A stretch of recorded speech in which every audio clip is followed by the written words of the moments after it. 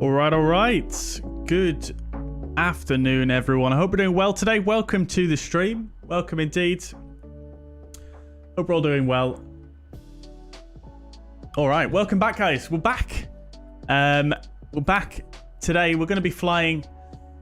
Continuing on from the last stream, we're going to be flying from LAX to San Diego. Looking forward to this. We're going to be on the PilotEdge network once again. And we're doing it in the PMDG 737. So really looking forward to this. Yeah, I think my nerves from being on PilotEdge the first time have somewhat dissipated now. As you guys may have noticed last stream, I was a little bit all over the place, really. New network, new people, new stuff to know. Obviously, flying in the US is not something we do quite that often online. So, yeah. Nerves have dissipated. I'm looking forwards to it today. Looking forwards to it indeed. It should be great fun. All right. So, before we go any further, shout outs as per usual to my gold and silver members on the channel. Thank you very much for your support. We've got the commentator Andy Ivy, Naughty, and Schutz. Thank you guys for your continued support, and of course, a big shout out to my silver members as well. Appreciate you all. Thank you very much for being a member on the channel. Right, guys, who have we got in the chat then? So we've got the commentator. Welcome. Hope you're doing well. Welcome indeed. Erin on PC. Welcome to the chat. Hope you're doing well. We've got AG. Says Embraer.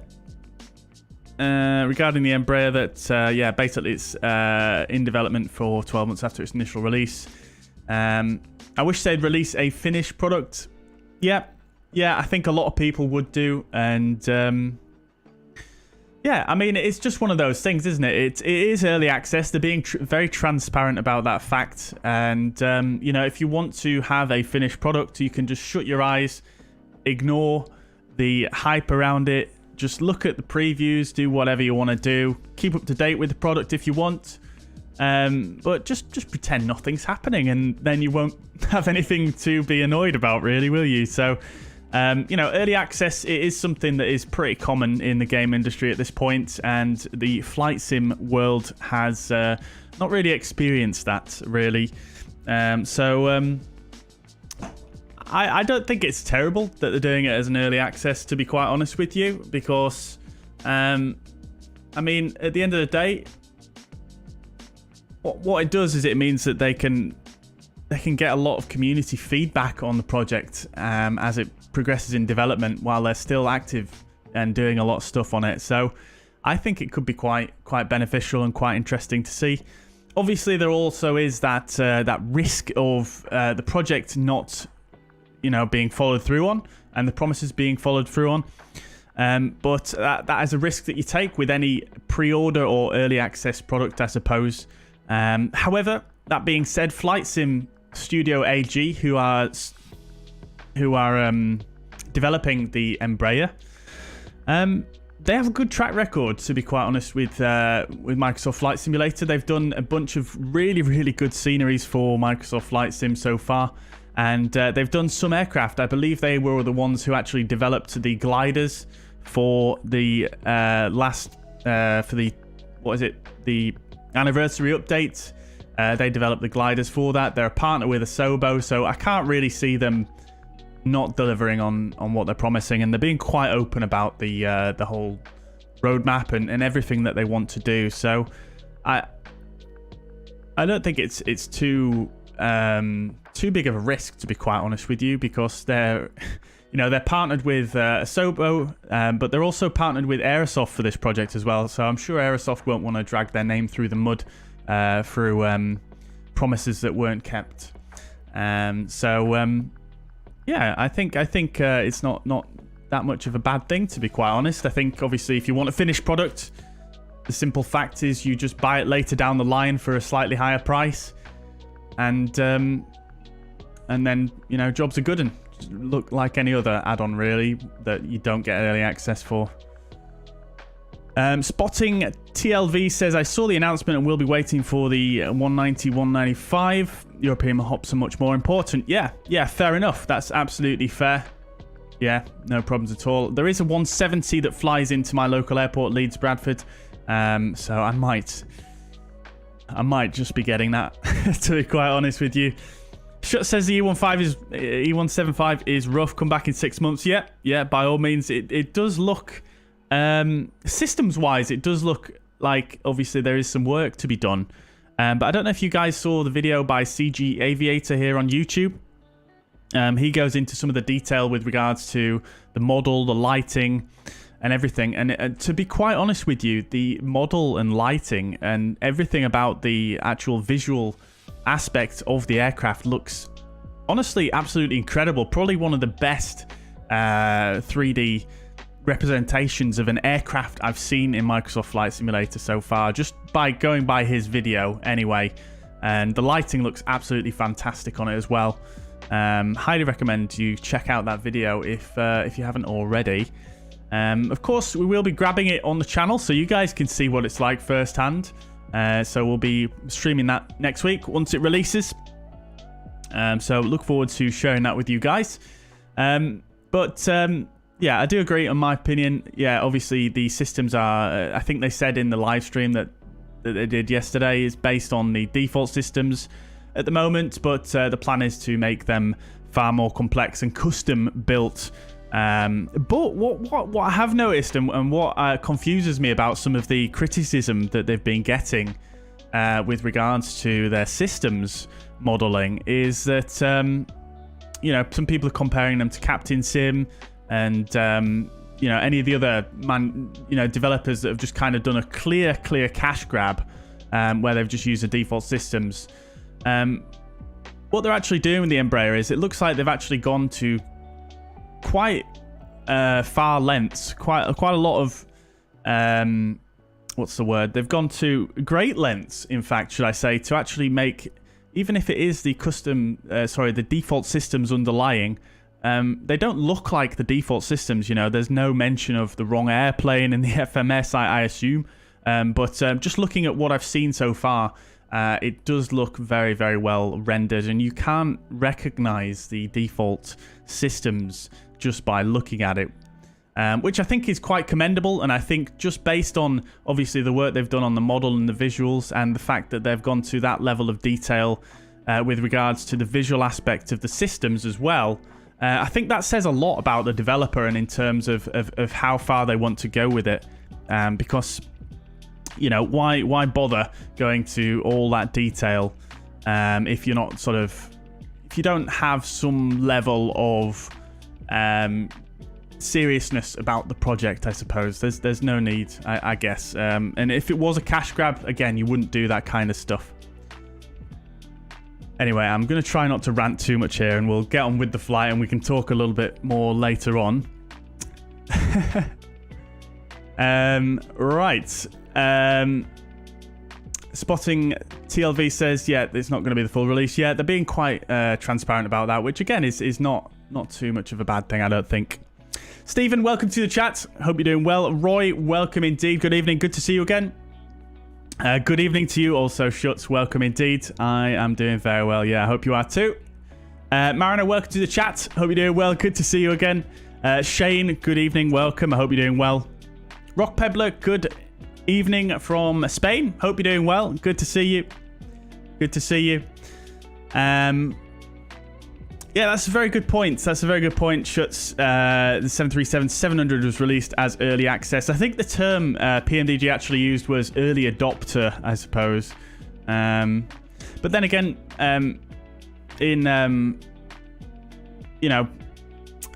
what was I going to say? PMDG obviously had a lot of the code base already from their prepared versions of the aircraft, so I suppose they're able to perhaps take things a little bit further than someone who's starting from scratch. But yes, I see exactly what you're saying, and it is a bit of a stretch that Flight Sim Studio AG are going to have to go to get it to a high level. That's for sure. But I suppose that's up to us to decide whether we can put up with that or not. Really, at the end of the day, being quite transparent that it's early access, and obviously you don't have to get it if you don't want. I suppose that's the thing with early access, isn't it? It's whether you want to take that gamble, I guess. Mariner, welcome to the chats. Let's say I'll be on in 20 minutes. Come with you. Amazing, dude. Amazing. And a 170 flies into Humberside as well. Very good, Mariner. Nice. Some nice local hops then. Is that KLM, Mariner? Scandinavian, good evening and Happy New Year to you too. Welcome. Thank you very much. And let 2023 be the year of quality airliners for Microsoft Flight Sim. Yeah, let's hope so, Scandinavian. Really hoping for that PMDG 777 this year. Roy says it is a nice add-on, but I'll stick with the free A320neo. They also are using the default systems, not mention the A380.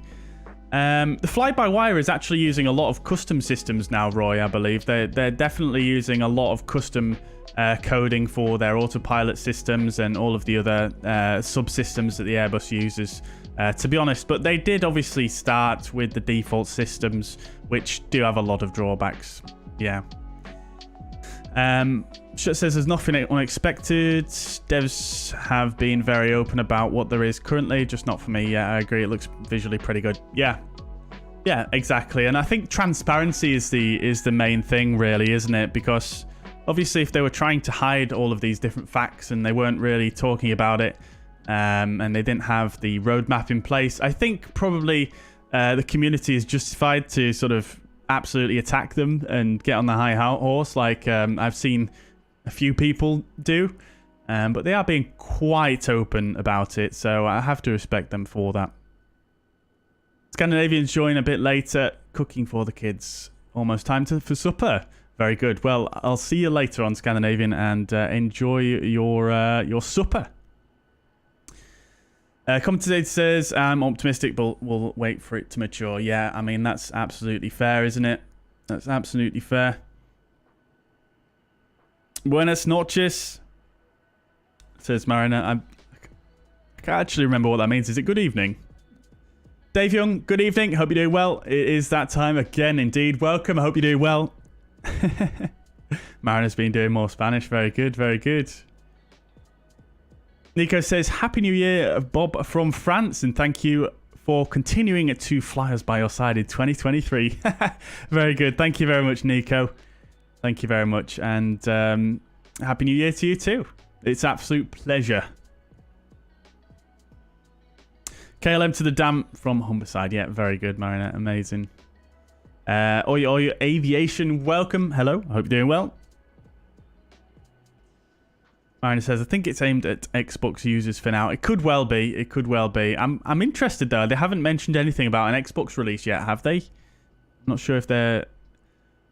Oh, no, they have, actually. They have submitted it to the marketplace, haven't they? I think I did read that. So, yeah, I guess it's going to be on there. I guess it's probably going to be quite a big seller, I imagine. Yeah. Right. Guys, okay, so... You know what we're doing? We're flying on PilotEdge once again.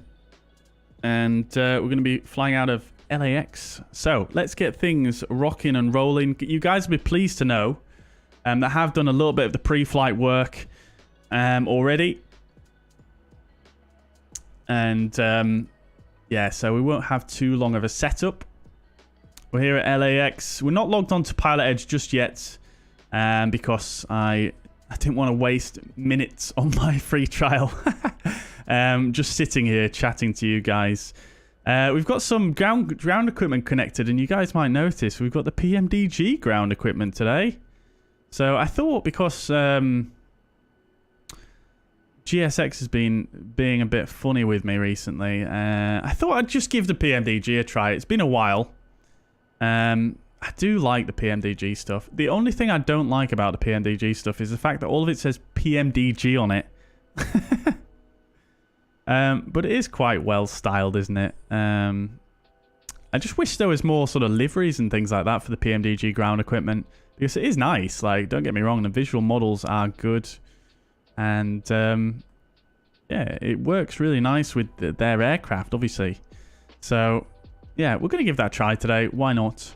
I figured because we're using the jetway, we're not going to see the passengers, and there's very, very small amount of cargo to load, so I didn't want to wait for the whole time that GSX takes in loading the cargo when there's very minimal cargo to go on. So then, right, we are ready to rock and roll then. Let's just do a bit of this right here. Bit of this, bit of that, bit of this. There we go. Lovely stuff. Oh, bit of bokeh. Lovely. Right.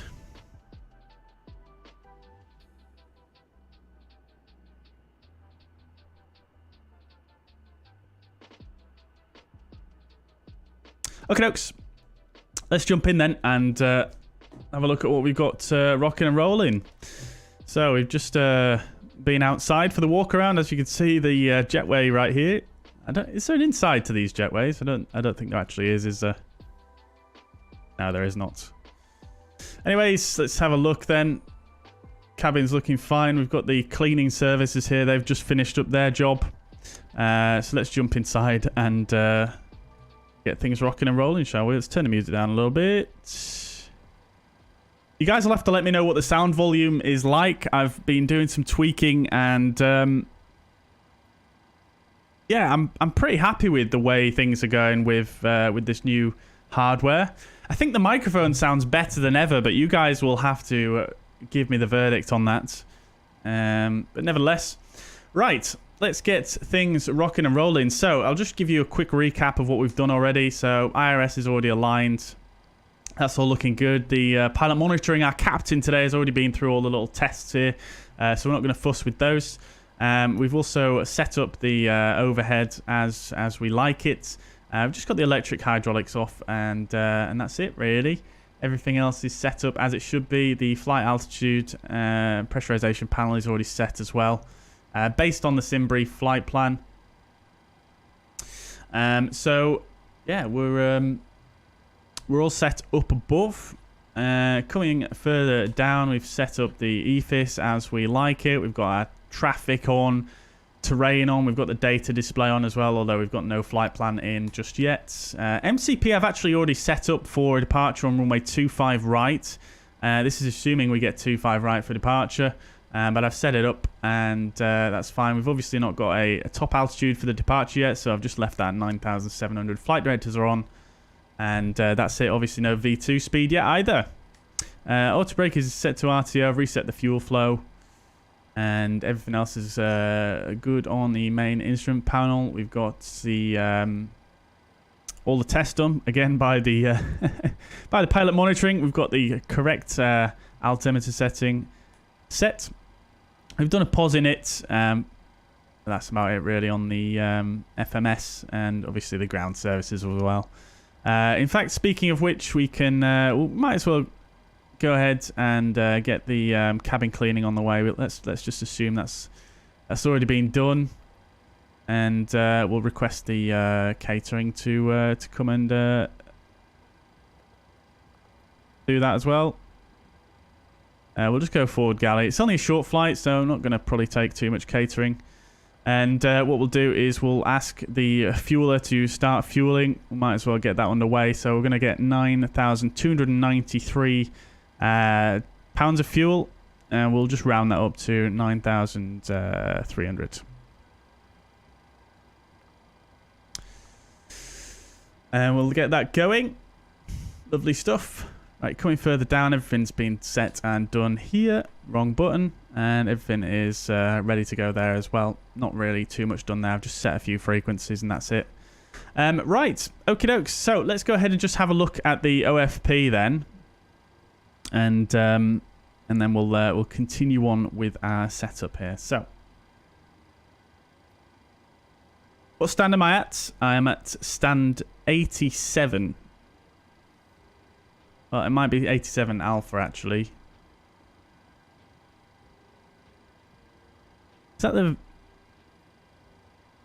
GSX BDGS or the one that's built in? I can't decide. It's not showing any information. It's not saying chock on either, so I assume it's just the... Sorry, we're at 86 Alpha, Mariner. Can't see the sign here. 86 Alpha, though, is the stand we're at.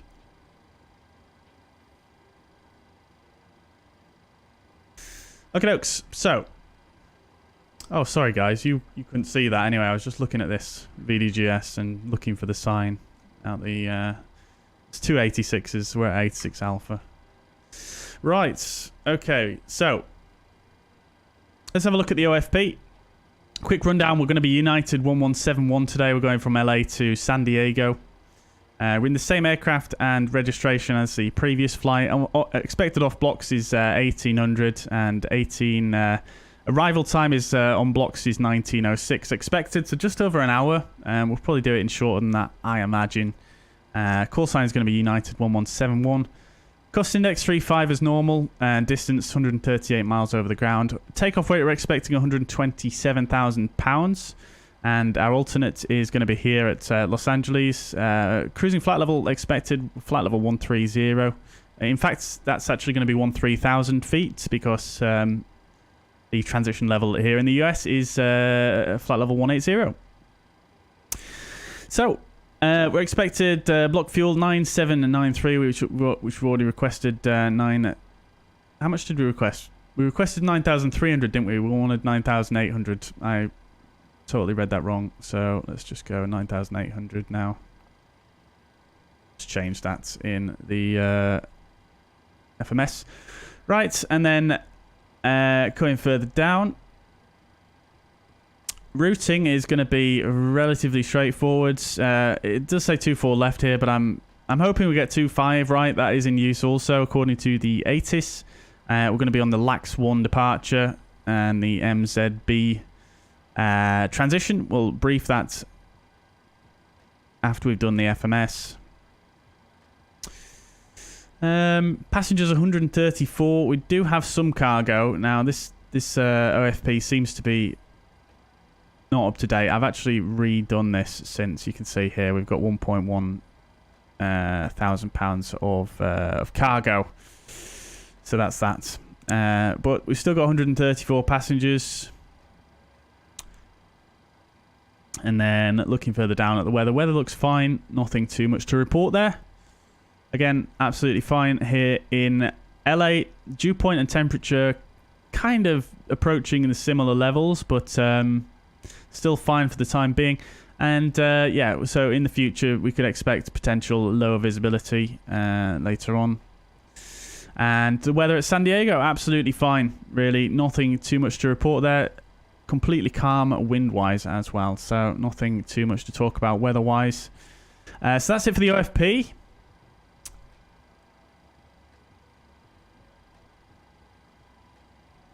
I just wondered if it showed the PilotEdge ATIS here. It doesn't, does it?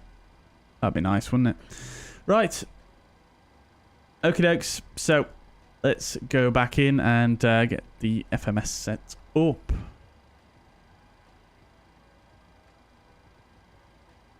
Oi Oi Aviation says, I'm going to be training on VATSIM at Lisbon Ground ATC in 1 hour. Very good, Oi Oi. Very good. I unfortunately can't join you today. Otherwise, I would. I'd love flying out of Lisbon. Roy's curious about the Fokker 27. Very good. Is that, yeah. Is it the 28, actually, I think, that JustFlight are doing? Or the 27? I can't remember. But we will be covering that on the channel as well. I am in contact with JustFlight about some various projects. Andy says, how are your frames so smooth at Los Angeles? It's one of those airports where it's a big frame hog for me. Let's see what I'm at. I mean, it's not too bad. I don't have any AI traffic at the moment. I'm just sat here on my own, so maybe that's something to consider. But it's not super smooth. It's not super bad either. But I don't know. I suppose maybe my graphic settings. Maybe I don't really know. Mariner says you can get custom liveries, but you have to change the core files. Yes, I've seen that, but there's really not too many options.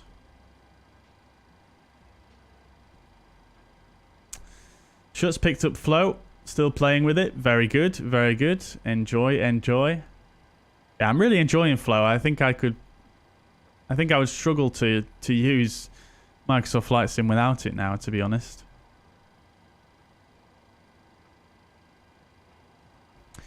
It's just so much better than having to move your mouse up here every time. In fact, I usually have that disabled as well, so let's just do that. There we go.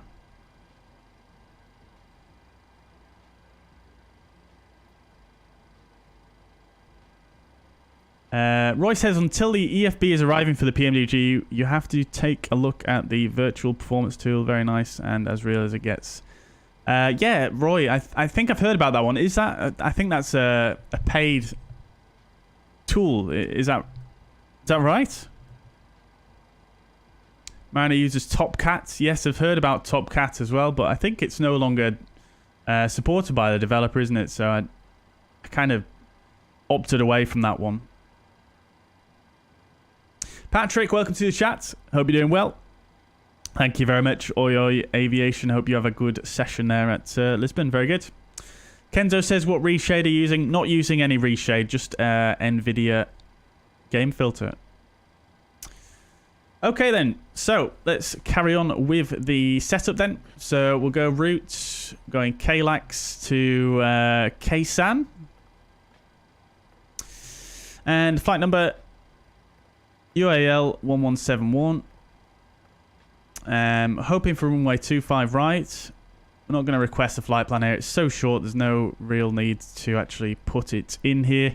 Before we go any further, actually, I do want to connect to the PilotEdge network and just request my clearance.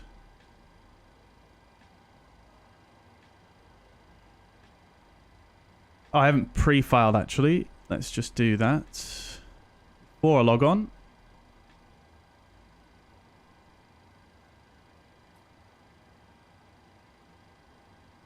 So we're going to request our clearance via CPDLC today. I just wanted to give that a try on PilotEdge as well, whilst I've still got the trial running. The trial running, should I say?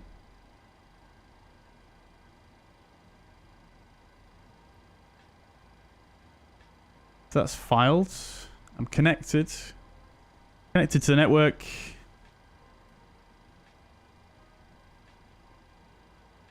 Cool. Okay, so we're connected, and then what we can do for our CPDLC is use this little system here. Now, supposed to wait probably it said about 5 or 10 minutes for my flight plan to be processed by the ATC before I actually log on here. So I'm just going to wait a little while before I actually do that. So we'll continue on anyway with the routing. So we'll go to. I didn't mean to click off that. On our route, we're just going to stick in our en route waypoint, which is the Mike Zulu Bravo VOR. That's it. Our departure is going to be 25 right and the LAX 1 departure. Now, difficult to know what our transition will be. It's probably going to be, it's going to be Mike Z Bravo, isn't it? Well, that's what we anticipate. It might not be that. The departure, as you'll see in a minute, is... It's basically you depart on a heading and you'll get vectored onto a fix, an en route fix. So we'll see. He might change our flight plan completely. We'll see what happens. Mike Zulu Bravo is very close into San Diego, so we might not get that necessarily. So we'll see how it goes, but it's not too much to change if that is required. Alternate, we'll stick in KLAX. Sounds like a laxative. I always think that whenever I say KLAX. Maybe I should just say LAX. Right. So we'll do our perf inits, 35 cost index. And what we'll do as well, whilst we're here, is fuel is done. We've got 9801 pounds. We'll release a fuel truck. And what we'll also do is we'll start the boarding, shall we? So passenger-wise, we're going to get 134 passengers on. So we'll go and do that. Boarding start will not work for some reason. That's because I need to toggle the jetway through here first, even though the jetway is already connected.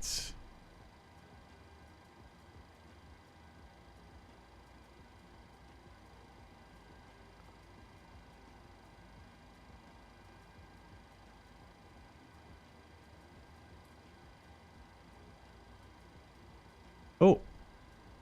Keybind stopped working for a second then. I think this Navigraph panel is still interfering with some keybinds, unfortunately.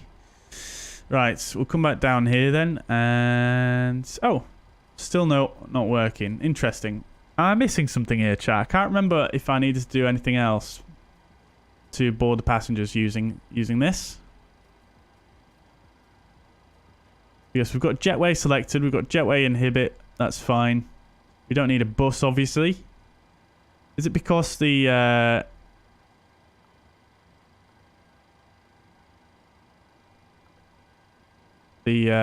catering is not done yet? Maybe? I'm not sure. I don't think it works that way. Anyway, we'll do the baggage. So we've got £1,100. So we'll put 700 in the back and 400 in the front. I really wish there was a way just to plonk the figure in and for it to work it out itself, because it's not really something you would choose as a pilot, those figures. Is there an animation on that as well? I'm interested, because I've never actually... There isn't, no.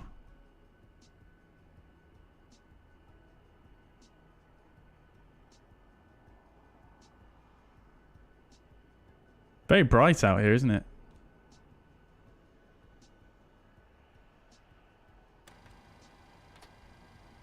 Oh, flap sleever's moving. Okay. Baggage is done at the front. Let's release those guys. Let's watch the animation here, shall we, chat? Because why not? Personally, I really enjoy the way the fuel truck looks on the PMDG. This guy here is a part of the scenery, so obviously he's going to drive through that.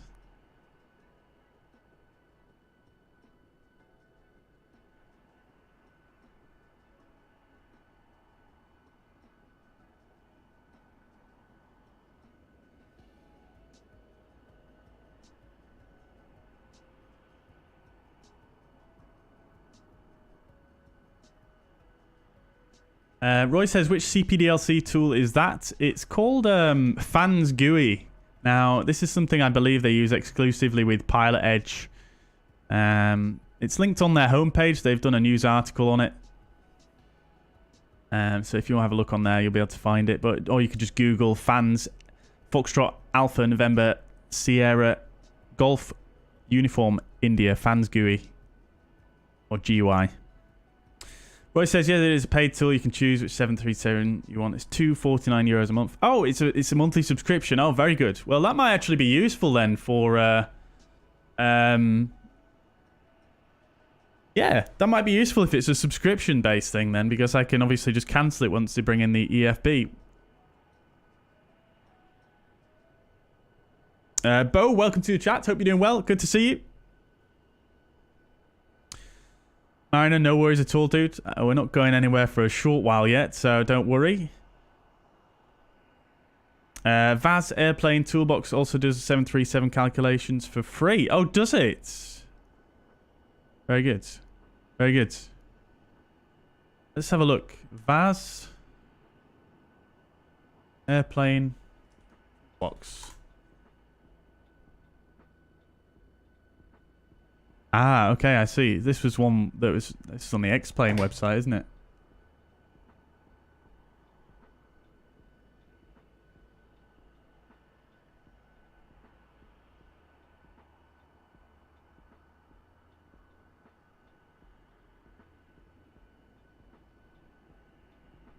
Should I give it a try?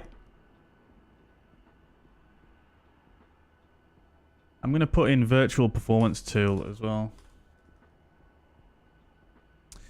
Just to... Oh, there's a demo. Oh, that's good, though. That looks real nice. Just show you guys. This is the Virtual Performance Tool. This is a demo. Oh, it's restricted to the following airports. Oh, it doesn't include... I thought it was going to include Los Angeles then, because it had a couple of the major US. Oh, that's cool, though. That looks exactly like what I've seen that Boeing pilots use. That's very good. So what have we got here then on the... Hang on a moment. Let me just do this.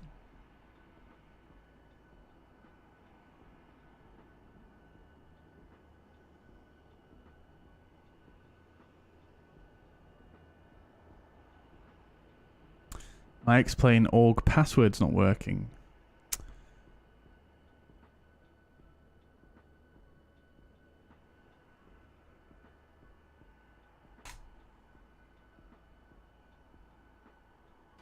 I imagine it's done loading the front now as well. Let's do that.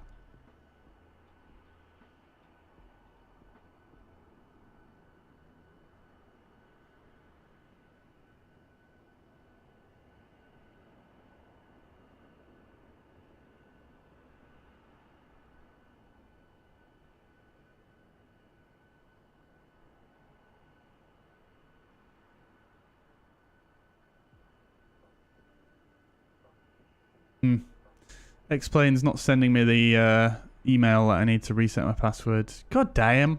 I wanted to give that a try, but I don't want to have to wait, keep you guys waiting for ages for the email to arrive.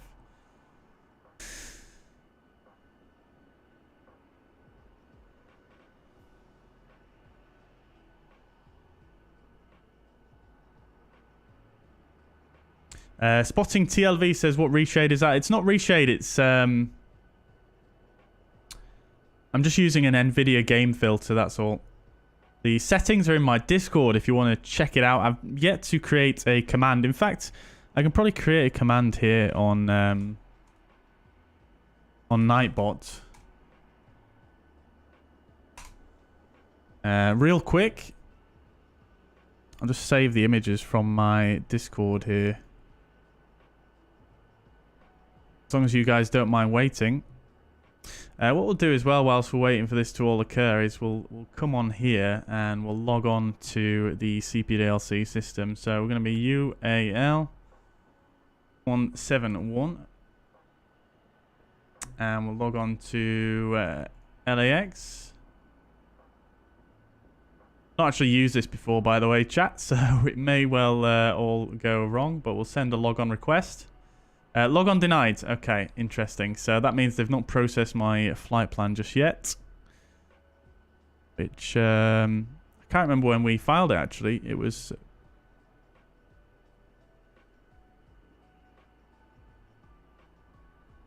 Not that... Probably about 10 minutes ago now, right? Wait a little longer.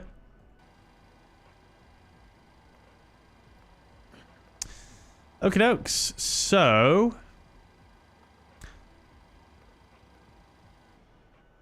Still not letting me board the passengers, guys. Does anyone have any ideas on that?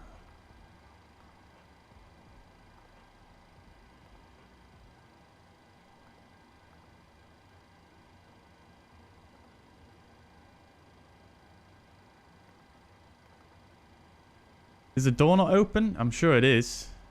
Oh, it is not open. Okay, interesting. I thought when you connected the... I thought it was open. Oh, it's just my camera angle that's deceiving me there. Okay, fine. That would probably explain it, wouldn't it, chats? You would have thought it would trigger the door opening automatically when you toggle the jetway, but hey-ho. That would probably be it, though, won't it? There we go. Lovely. Right, so we wanted 134 passengers, didn't we?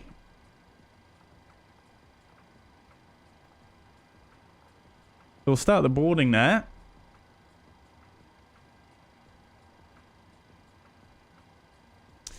And I'll just make this command as well whilst we wait for the boarding to happen. Flight sim chats, pinned messages, and I'll save that one. Oops. And I'll save that one.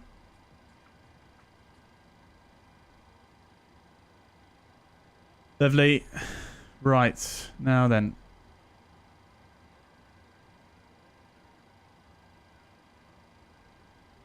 Add command, exclamation point.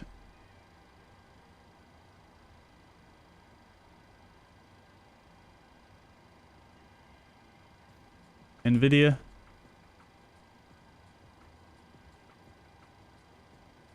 And I will drop them on an Imgur link.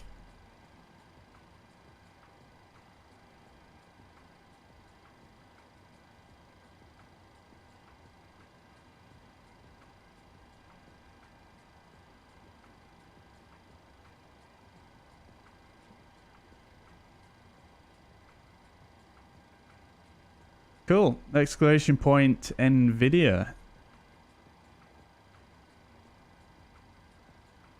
Right.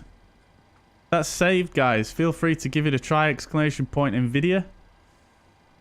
Right. Have I got the email from Xplane.org?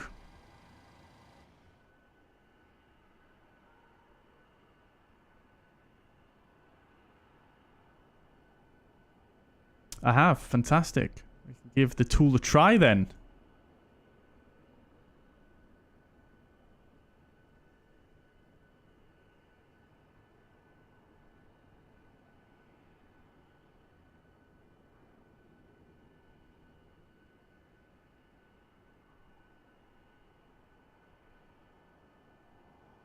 Is it really difficult to is it difficult to get started with though? Because if it's going to take me ages to work it out, then that's going to be problematic.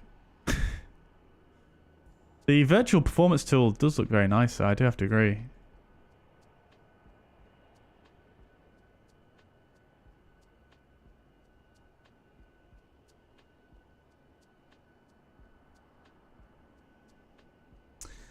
Right, lovely. Command works. Love to see it. Sean says, in all honesty, I don't see what's so complicated about building an EFB. It's not even new technology. Yeah, I mean, neither do I, to be honest, but I'm not a flight sim developer. Obviously, there's a lot more to it than what your average person realizes, and I think, obviously, PMDG hold themselves to quite a high standard, which I do respect them for, so that's possibly related. Let's see if we can log on now. Log on denied.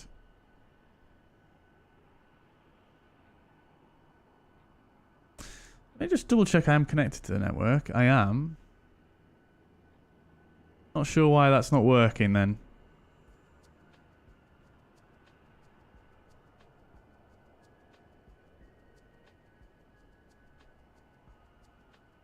Bear with me one moment.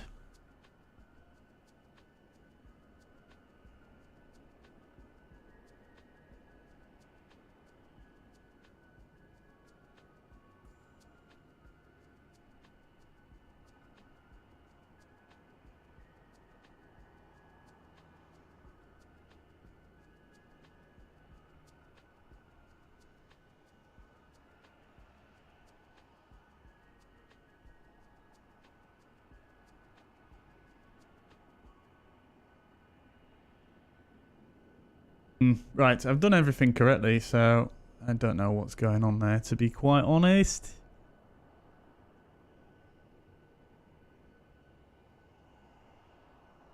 Right, we've got Vaz.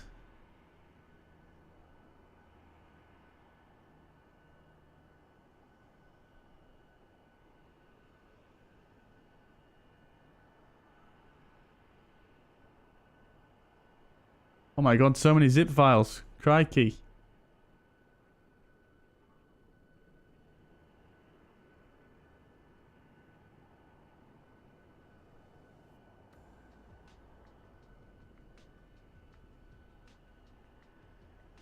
There's a batch file to run.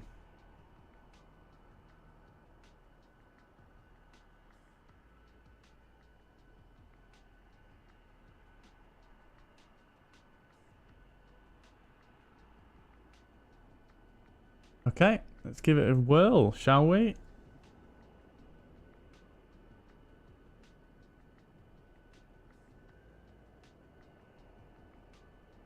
Right. Here she comes. Vaz Airplane Toolbox. Okay, it's doing some loading. I won't bore you guys with that.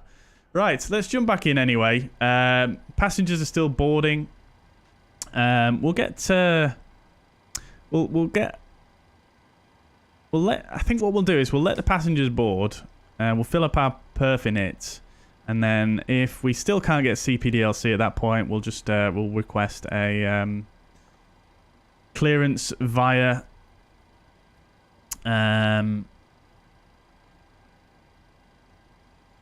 Clearance via voice. Okie dokes. So we're still loading here, but we're anticipating a zero fuel weight of 118.6. Planned fuel is correct. That's all in and no problems. Cruising flight level 120 is what we're expecting. 130 even. Wind at the top of climb is going to be 2901 at 17, so light. And the temperature up there, -7 degrees.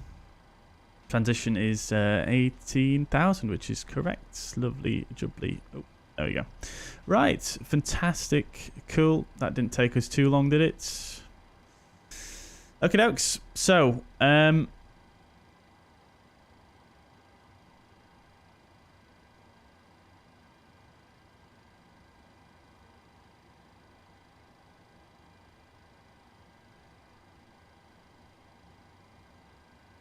right, we've got VAS Airplane Toolbox.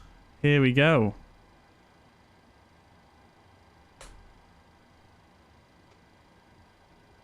(737-800). Oh, these weights. I don't know if they're going to match the PMDG. They should do. Let's just load it. Right. Menu. ACARS. Very good. Takeoff. Select an airport. KLAX. We don't know which runway we're going to use yet. We'll say 25 right. Anti-ice is going to be off. Bleeds are on. Flaps optimum. Everything else optimum. It's preloaded the weather for me, which is very nice. Not sure that QNH is quite correct, though. Oops. So we've got 3024 at the moment. So we'll adjust that.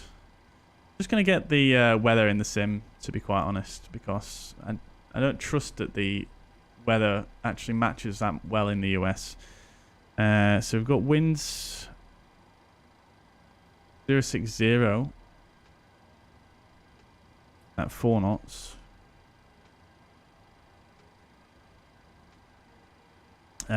Temperature is 12. Dry. Okay. Lovely. Calculate. Oh, we haven't put the weights in, have we?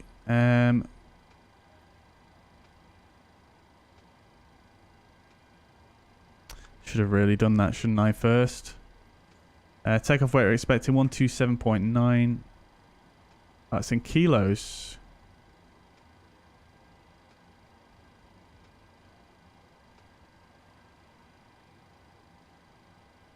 There we go. We're just going to copy and paste that. Calculate. Lovely. Okay, that's great. We're going to give that a try once we're fully loaded anyway. We'll give that a... we'll put that on the sidelines for now. Very nice. Thanks for the recommendation there. Schutz. But yeah, good point with that, Andy, regarding the EFB. They're trying to make it with all current and future planes. Yeah, it's going to be a universal tablet, isn't it?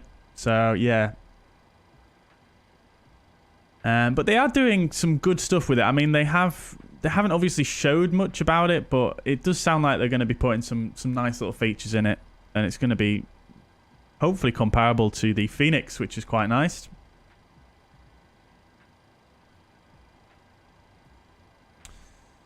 You can import SimBrief. Oh, I can import SimBrief on this tool that I'm using.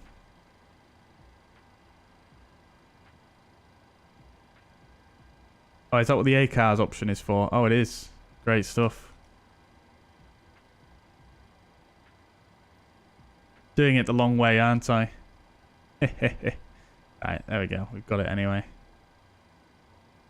Okay, cool. So let's just check our weights anyway. So we're on 119.6, which is what we... Oh no. 048, 119.6. 700, 400, 1,100, and... Oh, I tell you what my issue is. I keep looking at the wrong OFP because for whatever reason, SimToolkitPro didn't load the right stuff. So we're actually £100 lighter than what we expected. That's fine. And 129 or 120 is the gross weight. So yeah. We're about there. It looks like we're a bit heavier. I think the PMDG actually doesn't load the exact figures that you asked for, I think. In terms of the fuel, I know it loaded a tiny bit more fuel than what we expected, but that's fine. It's near enough. I'm not going to fuss too much about that. Right. So we'll just make sure that the airplane toolbox has the correct weights in there. 129, 120.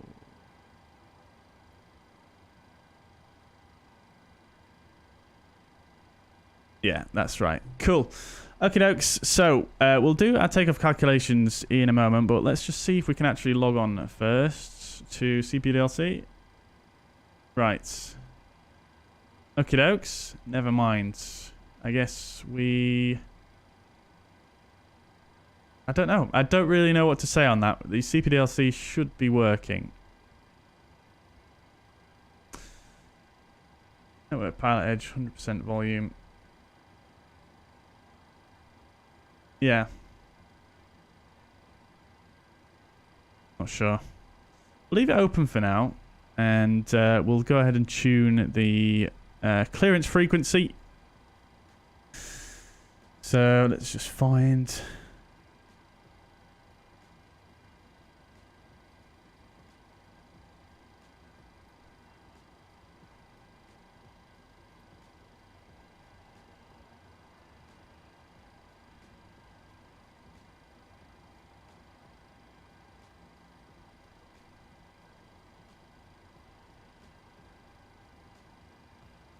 clearance frequency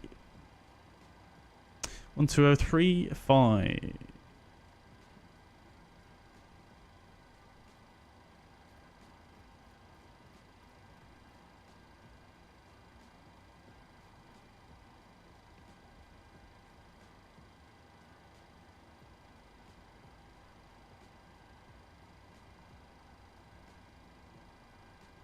Very quiet on the clearance frequency.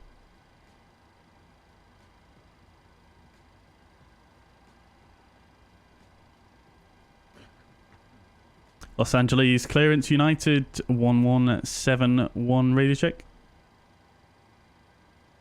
Las Vegas departure, good morning. Kodiak 90281 Romeo is currently 4,300. Looking for the Gypsum 1 departure, transition to Bravo to Perkins. 90281 Romeo, departure frequency is 135.1. Now let's approach 135.1. 135.1, Kodiak 90281 Romeo, thanks. Argo 150 Los Angeles clearance, stand by. 75, American 150. Right. I had it muted, that's why I couldn't hear anyone.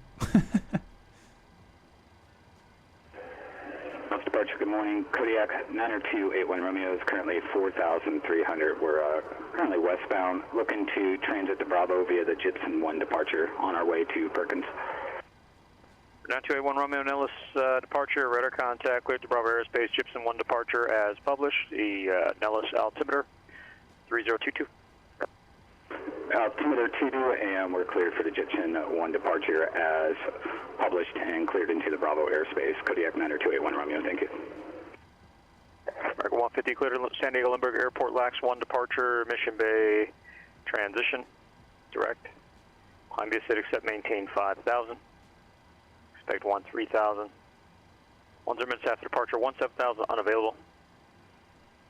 And departure frequency 125.2. Squawk 20384. Right. It's going to be very similar clearance to what I'm going to get, so I just wrote that down. 150, frequency, cleared San Diego, LAX 1, departure, mission bay transition, then direct. Climb by the SID, maintain 5,000, expect 130, 170 is unavailable, 125.2 and 2034, American 150. Read back, correct. LA clearance, good afternoon. United 1171, request clearance to San Diego. And 1171 Los Angeles clearance, go to San Diego Lindbergh Airport. LAX 1 departure, mission bay transition, direct. Climb via SID, except maintain 5,000. Expect 13,000 minutes after departure. Departure frequency 125.2. Squawk 5342. Cleared to San Diego, LAX 1 departure and mission bay transition. Direct, climb via SID to 5,000, expect 13,000. Departure frequency 125.2, squawk 5342, United 1171. 1171, read back, correct. Right, cool. There we go, chats. 89 Alpha, flighting 310, vectors Burbank Airport. Advise when you have the ATIS. Right, 1171. 310, vectoring us to Burbank, and we are information Zulu today. 89 Alpha, thank you for Zulu. Contact SoCal. That's my call sign. I need I need 5342. What am I doing? 53 134.2 for 89 Alpha. 42. There we go. Lovely. Delta 45, contact Los Angeles. Correction, contact Bakersfield approach 118.8. Okay, dokes. And then we're going to go to ground next on 12175.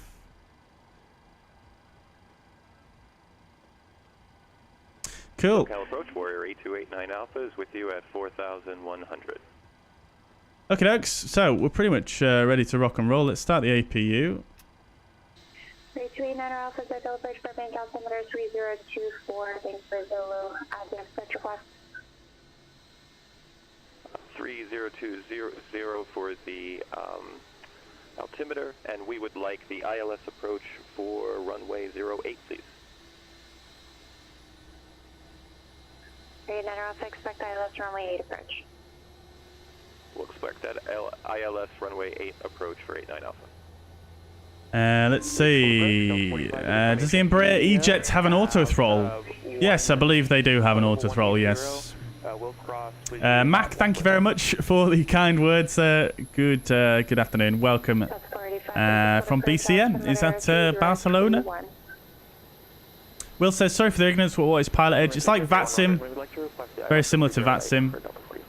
But a little bit different in a few ways. Mac, thank you very much for the subscription. Expect ILS runway 30 right approach and advise you have weather. Expect runway 30 right ILS approach, and we have information India for Delta 45.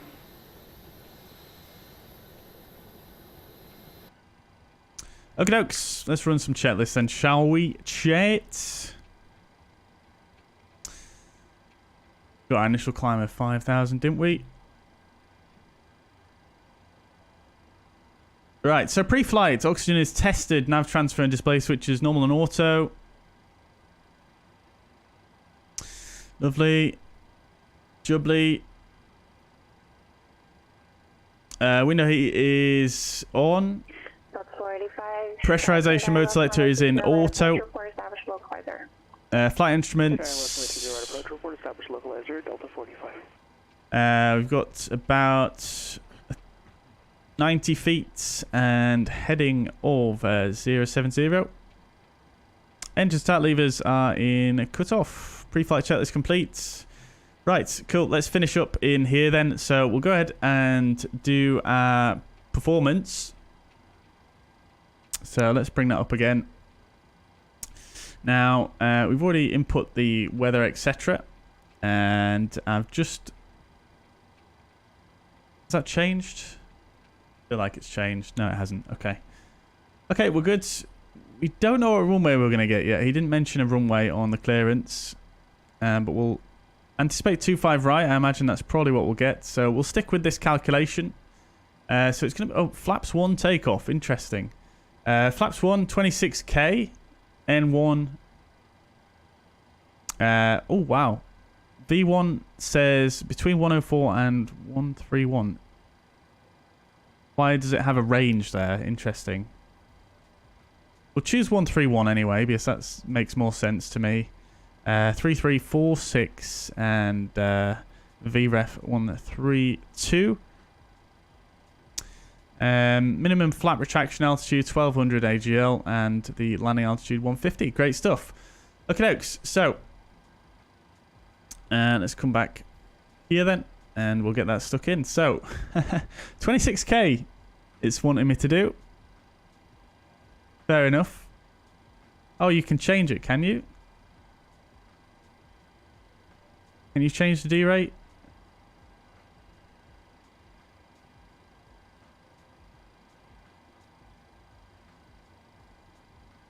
The 4 number Alpha taxi to parking via Charlie Alpha. Have a wonderful day.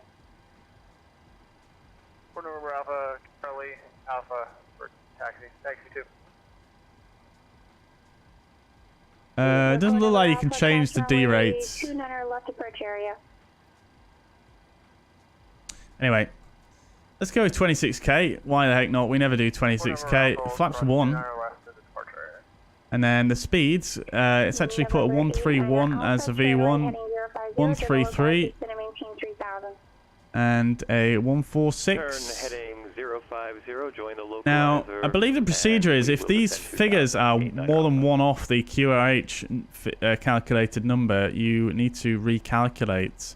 As you can see, we've got 133 here. These two figures are fine, but 133 here, the V1 is 131.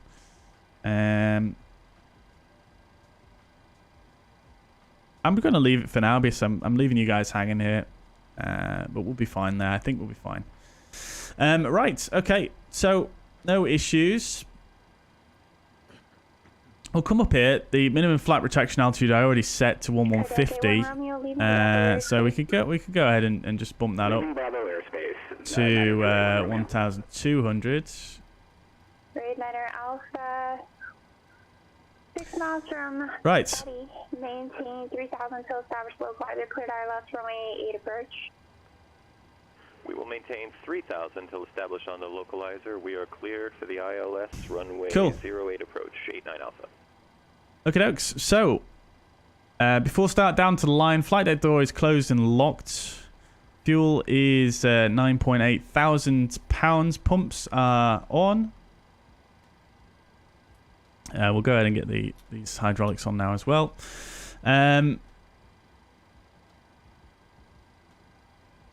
Set the V2 as well, just before I finish this checklist. 146. Right. And for the departure, let me just check what it's put in here, actually, before we go any further. Yeah, so it's got the initial right turn in there, which is good. So we'll use LNAV on departure, but it does have a vector leg, so it's going to revert to flying a vector. So we'll have to switch to heading mode once we're actually flying that left turn there. So we'll engage LNAV for departure. That's fine. Right, so carrying on with the checklist, MCP is V2 of 146, heading is 251, and altitude 5,000 feet. Auto brake RTO is selected. Takeoff speeds 3133 and 46. Auto brake, CDO pre-flight is complete. Parking brake is set, and the rudder and aileron trim are 3 and 0. Taxi and takeoff briefing we are going to do in just a second. Yeah, you should be okay. I'll be switching you to Los Angeles Center here in about 11 miles or so. But if you feel like you're losing comms, just climb and you should be fine. Okay, roger that. Checking in on that. 9281 Romeo, thank you. Let me just check the departure here, just make sure that we've got this in correctly. So it's at or above 3,000. Okay, that's fine. No worries.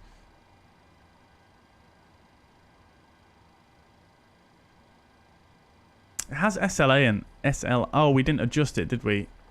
We didn't adjust the transition. Good thing I checked that. So LAX 1 and the it was the mission bay transition.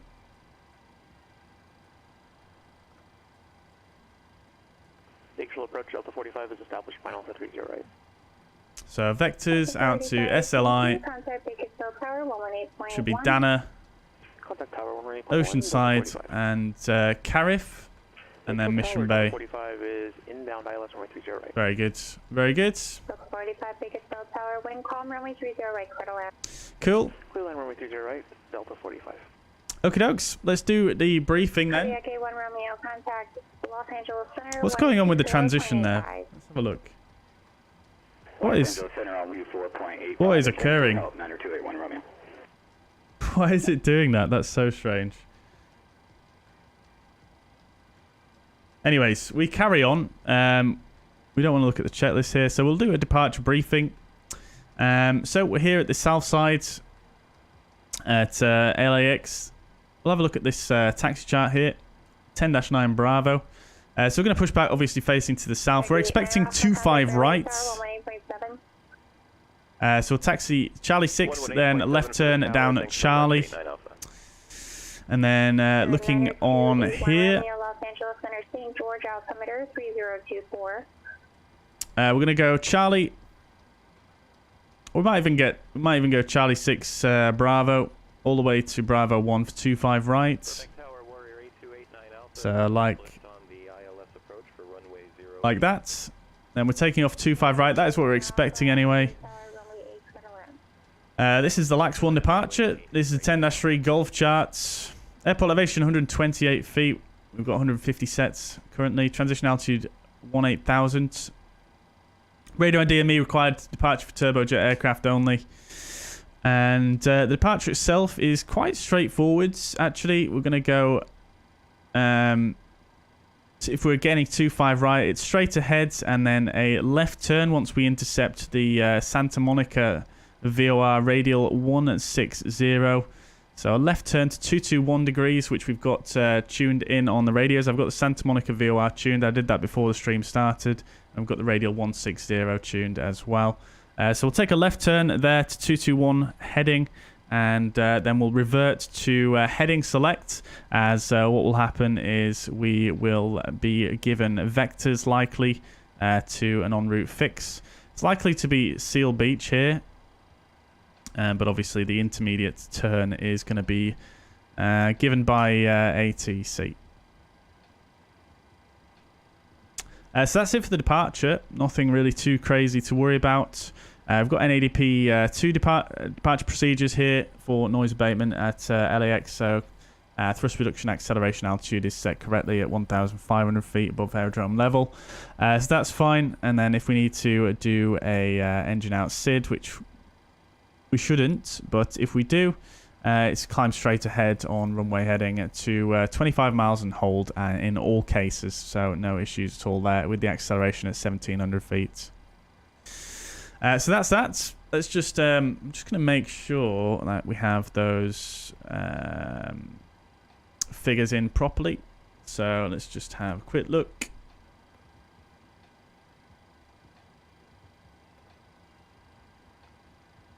What was I looking for again?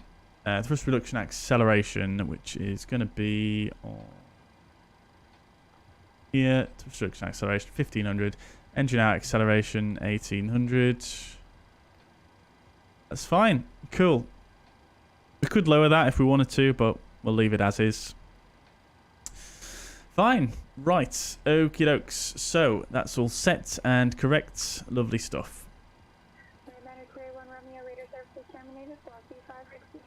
Now, do correct me if I'm wrong.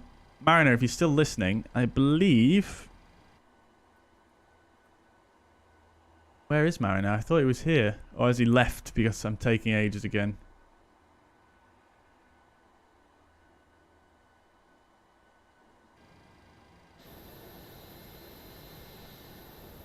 Would not surprise me. I can hear another aircraft though, so... Oh, there's an American over there. Very good. That's probably him. Okie dokes. Right. So, Oh, as you can see here as well, chat, the radial there all nicely lines up with the FMS data, which is lovely to see. Fantastic. Okie dokes. So, the question was, pushback is at, is it a pilot discretion? At, at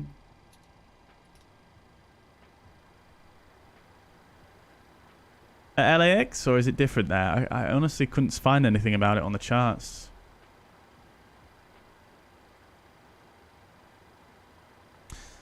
Let's go and close the doors, and we'll get the jetway disconnected as well.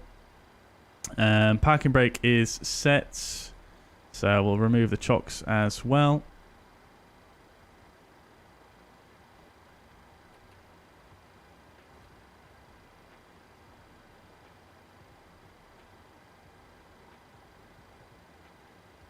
We do have low pressure on the hydraulics there, but not an issue because we don't have the engine started. Dual bleed, but right, okay, we're fine. Right.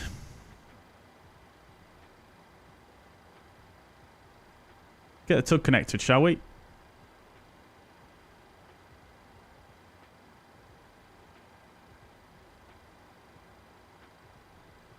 Usually push and taxi are controlled. Is that at LAX? Hello, Captain. We're ready for pushback.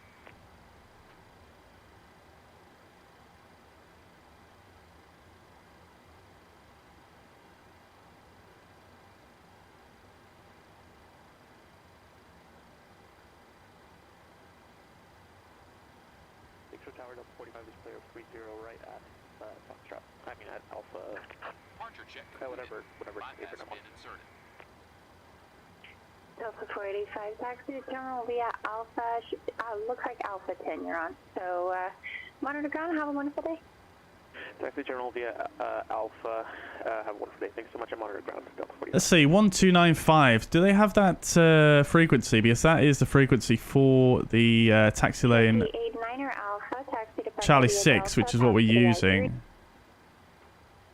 So let's just try that. 1295. Locking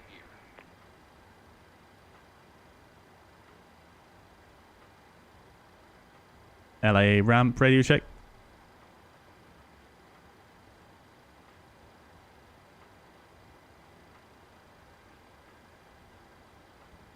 Yeah, it doesn't look like they operate the ramp frequencies, to be quite honest, on PilotEdge. Which leads me to believe, much like in Las Vegas yesterday, it is a case of just doing whatever you want.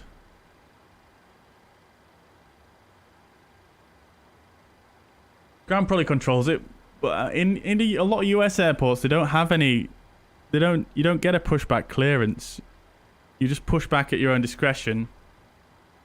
Obviously, you would communicate with the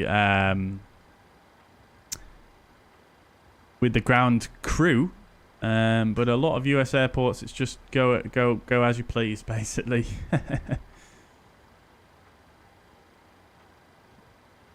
Southwest 2305 Los Angeles Center. Good afternoon. Descend via cocktail to arrival. We'll push to number 3 anyway, and we'll request taxi from there. Looks like Mariner's going, it sounds like. Yes, he is. He didn't request clearance either, so that's fine. We'll push to 3. As that looks like it's an outbound ramp control rather than an inbound. Yeah, I'm not sure why these triangles are pointing in different directions either. But we'll push to 3 anyway. And we'll take it from there. So before start, below the line, fasten seatbelt signs are on. Beacon light is on. And the parking brake will release once we get the instruction from ground crew.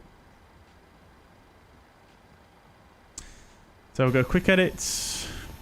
And we shall push back to 3, so we'll bring it this way yonder.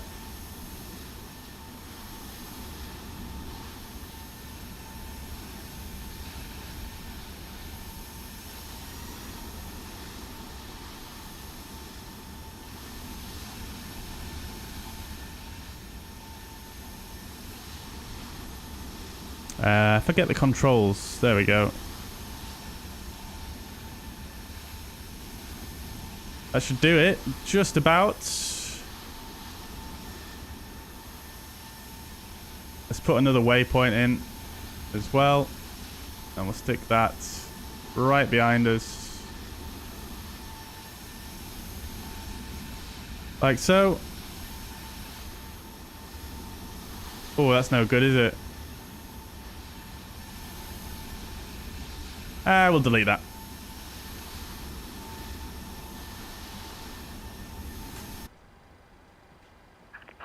Release parking brakes. Cool. Parking brake released. Engine push. All engines clear. Start at will. Off we go.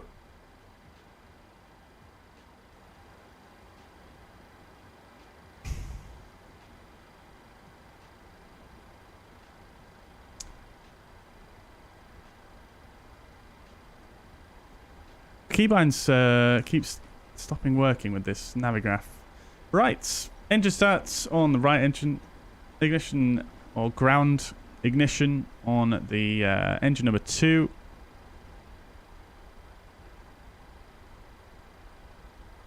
EGT is flashing here, interesting. Never noticed that before.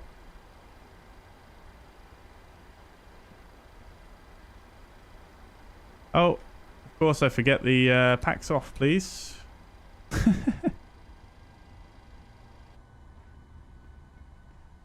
We are getting some serious stutters now, though, aren't we?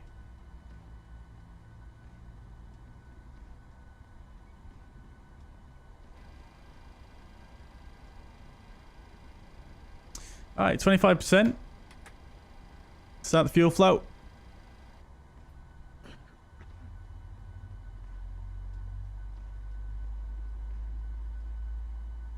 Turn the music down.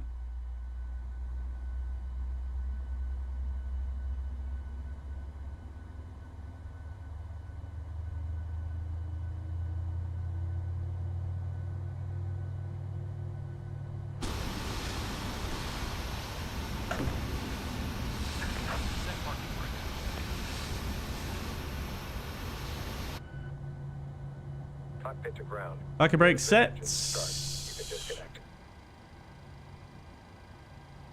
Engine is stable. Start to cut out as well. Let's go for an engine start on number 1. San Luis ground, Warrior 8346 Hotel is at the ramp, requesting taxi to the active runway with information Sierra departing to the south. 25%. Start the fuel flow. 3346 Hotel San Luis ground, and where you parked? Unlocking gear.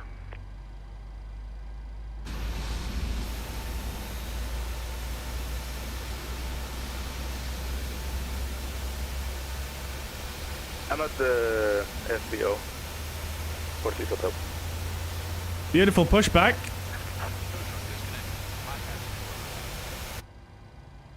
Sir, 8346 Hotel, runway 29er, taxi via Echo Alpha, cross runway 29er at Echo. Start to cut out. Lovely job. Set the flaps to 1.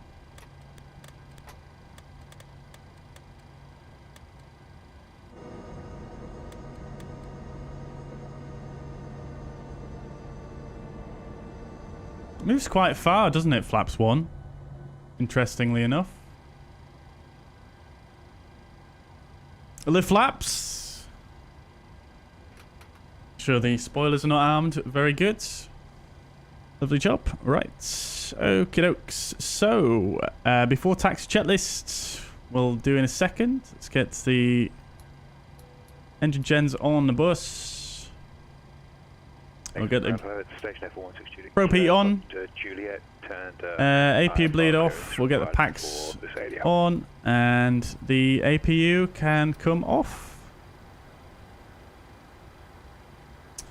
Lovely stuff. Okie dokes. So, before taxi checklist, generators are on. Anti-ice is not required. APU is off. Engine start switches continuous.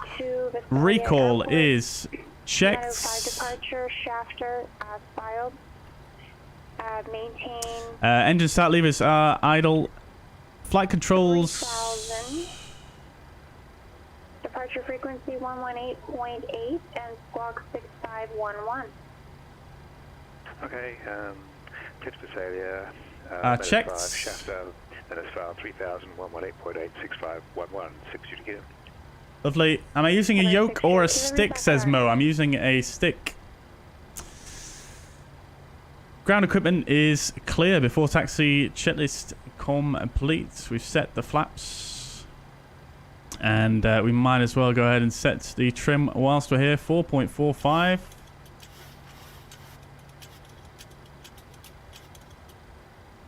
Cool.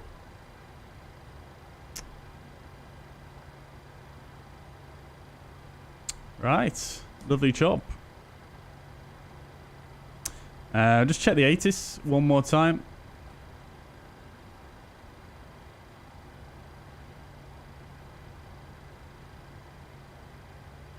LA ground, good afternoon. United 1171, we're at spot 3. Information uniform, request taxi.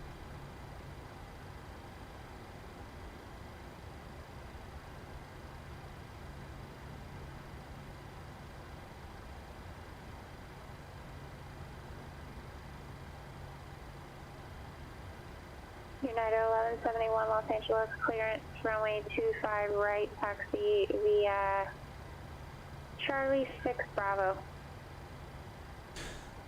Taxi 25 right, Charlie 6 Bravo, United 1171. Right, that's the taxi instruction we expected, chat. Very good indeed. Let's release the parking brake now. Holding it on the tow brakes. Let's just get the lights on and we're underway. Only 30 minutes late today, chat. Only.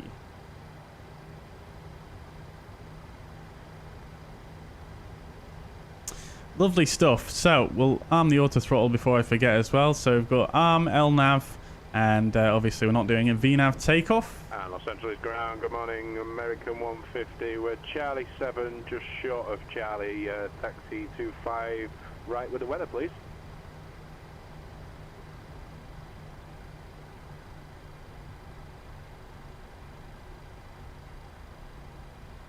Oh, do you request a runway? Is that how it's done in the US? American 150, Los Angeles ground, runway 25 right, taxi via Charlie 7 Bravo. El Pepino, welcome to the chat from France. Hope you're doing well. Cheese and wine, love to see it. 7, Bravo, Actually, I had cheese and wine on New Year's Eve.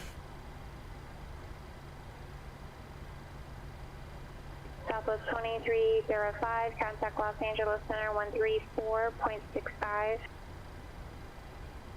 Okie dokes then, chat. So, we're going to go to tower next.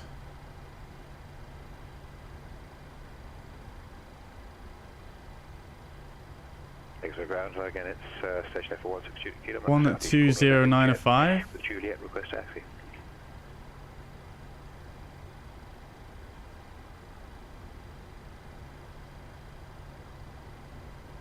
Southwest 2305, Los Angeles Center, Las Vegas altimeter 3025, runway 26 left. Gotta remember before I take off to set the departure frequency. So we're going left onto Bravo, which is left here. I love this airport scenery. It's absolutely stunning. There's Mariner. Look at that. Going a bit quicker than us though. Let's speed up a bit so we don't delay him. American 150, as you turn on to Bravo, you'll see United Boeing 737 joining Bravo at Charlie 6. Give way to him. Roger, visual of the traffic and we'll give way, American 150. Giving way. Love to see it. Thank you, Mariner, for giving way to your slow colleague here. Right then. We're good to go, chats. Before takeoff, checklist is complete. Flaps are 1, green lights. Stabilizer trim is 4.45 units set. And that is the before takeoff checklist complete. So let's get some fuzz checks in the chat. He's at the east side ramp, requesting taxi to the active runway, departing to the south with information Sierra. Joe says your last stream got me to give P a go with a free trial, despite being able to rely on the frequency spot on the chart's really nice, but the steep pricing remains a concern. Yes, I feel you. I feel you. Like I said, I think at the end of the last stream, I think it really is a bit more of a training tool rather than a something for flight sim enthusiasts, really. But I suppose it depends how much money you've got in the bank. Taking a lot of thrust to get going here. There we go. Hey, Nightbot, what are you doing? Oh, I see. Sorry about that, Andy. I can see your messages, but clearly Nightbot thinks you're spamming. So sorry about that. But I see the messages. I have the ATIS. Yes, the ATIS usually just says which runways, but you'll notice on the ATIS for Los Angeles, it's there's 2 runways, and you don't get a runway on your departure clearance in the US, so that's why I still a little bit unclear on that, but not a big deal. Some crazy bumps on Charlie. Yeah, there are a few bumps in this airport. Rather strange. Linus says, is it VATSIM? It's not. It's PilotEdge. Linus. Welcome to the stream, nevertheless. Hope you're doing well.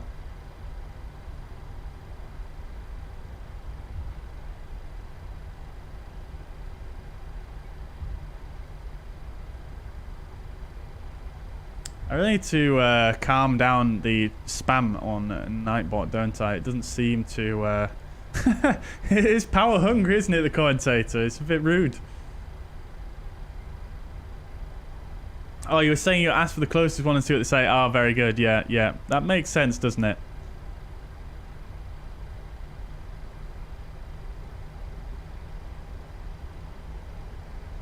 Let's speed up so we're not holding Mariner up too much here. Departure frequency is 125.2 or 0.2. We're in the US.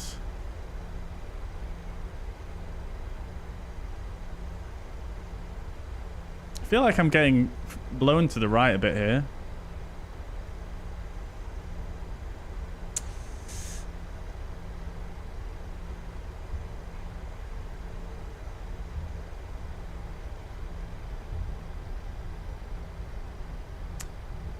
Just going to give my rudder pedals a wiggle just in case they're not fully centered. Kilo contact, figure for departure.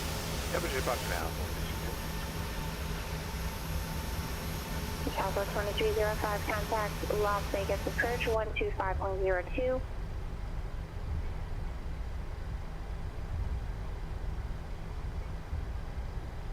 Exit departure, hello, it's station Air 416 Kilo, just off of Bakersfield 1400. Not dragging a start car. Hopefully not. Air 416 Juliet Kilo, Bakersfield departure, radar contact. Doesn't look like it. Vegas approach, Southwest 2305, information whiskey, passing 17,800, descending ready cocktail 2. Southwest 2305, Las Vegas, approach altimeter 3025, thanks for whiskey, expect special approach runway 26 off. Expect ILS to question, confirm ILS. Departures monitor 120.905 now. 2305. Southwest 2305, currently running visuals. If you prefer the ILS, we can do that. As you can see there. Southwest 2205. It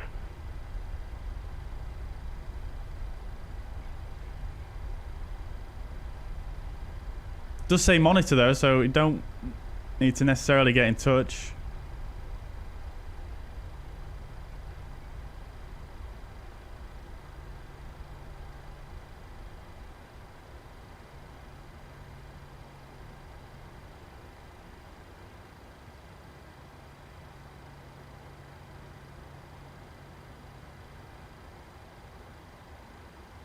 This ground, weather 8346 Hotel. I forgot to mention that I'm performing the CAT for rating.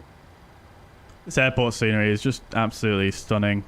I'll give her a couple of minutes to respond to see if she gets in touch, but if not, then shall crack on. 46 Hotel, flight time must be on file for all ratings.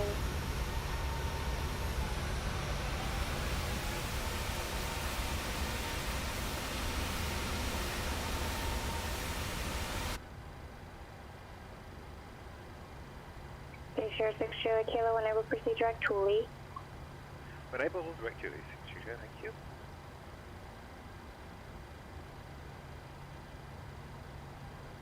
Sunday Tower, Water 8346 Hotel is holding short runway 29 and ready for departure. Okay, dokes. Alright, 8346 Hotel, Sunday Tower, runway 29er, clear for takeoff, on course approved. Clear for takeoff. I'll contact her now. On course approved for 6 Hotel. LA Tower United 1171, holding 25 right Bravo 1. Southwest 2305, join the runway 26 left localizer. Join the localizer for 26 left Southwest 2305. United 1171, Los Angeles Tower, runway 25 right, clear for takeoff. 25 right, cleared for takeoff, United 1171. Right, we're cleared for takeoff, chats. TCAS can come on. We'll set our departure frequency. I remembered, thank God. 1252.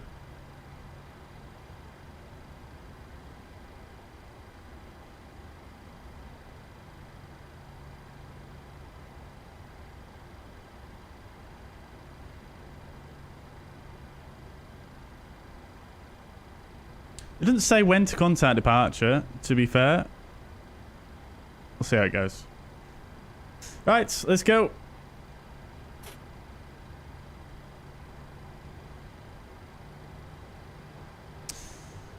Landing lights are set.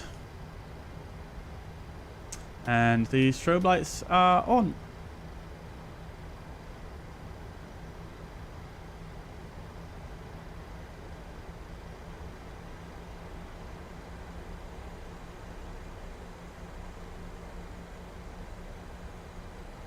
Hello? Wow, that took a lot of thrust to get moving. Crikey. See if we can see Mariner out this side window as we turn. We can.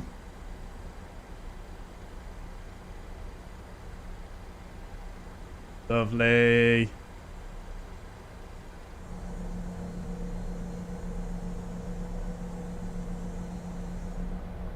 Hello. Are you in the Fenix, Mariner?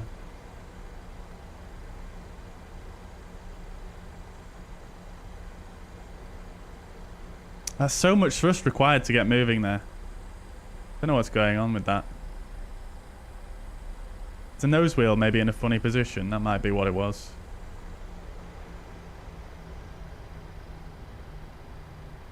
Alfie, welcome.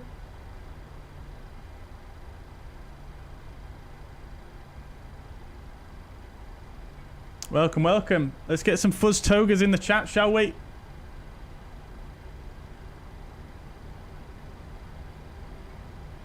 Okie dokes.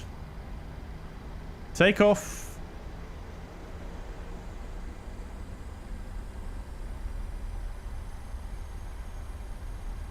Engines are stable. Toga. N1 Toga. LNAV is armed. Airspeed alive. 80 knots. 80 knots is checked.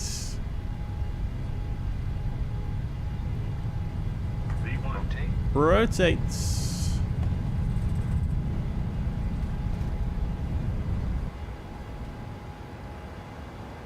Positive rate of climb. Positive rates. Get her up. LNAV.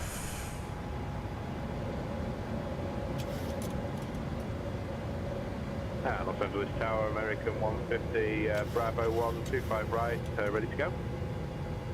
Yeah, 1171, contact departure. Go to departure United 1171. American 150, Los Angeles Tower, runway 25 right, line up and wait. Line up and wait, 25 right, American 150. Let's go Command B just so I can manage the radios. And we'll bug up.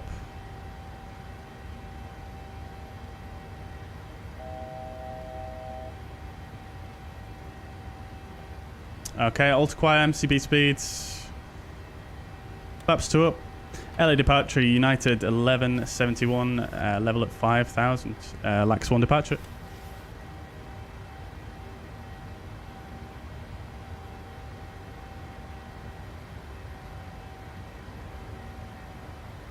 United 1171, SoCal departure, radar contact, climb and maintain 13,000. Climb maintain 13,000, United 1171.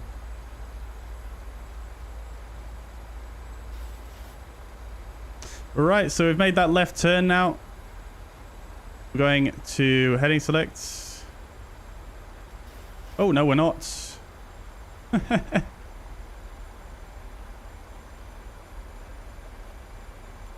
There we go. Right, level change. 250 knots.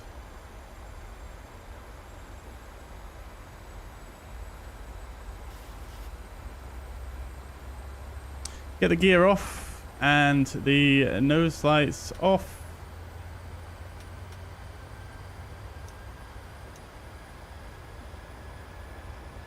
We've got off-schedule descent there, but we're just going to ignore that for now. American 150, runway 25 right, clear for takeoff.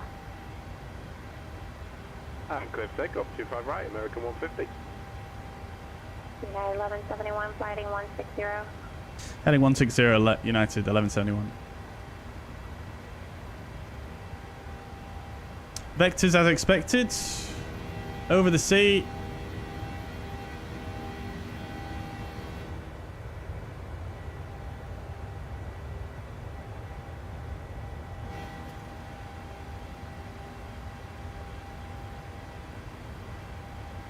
Climb so quick on this thrust setting. I don't like it.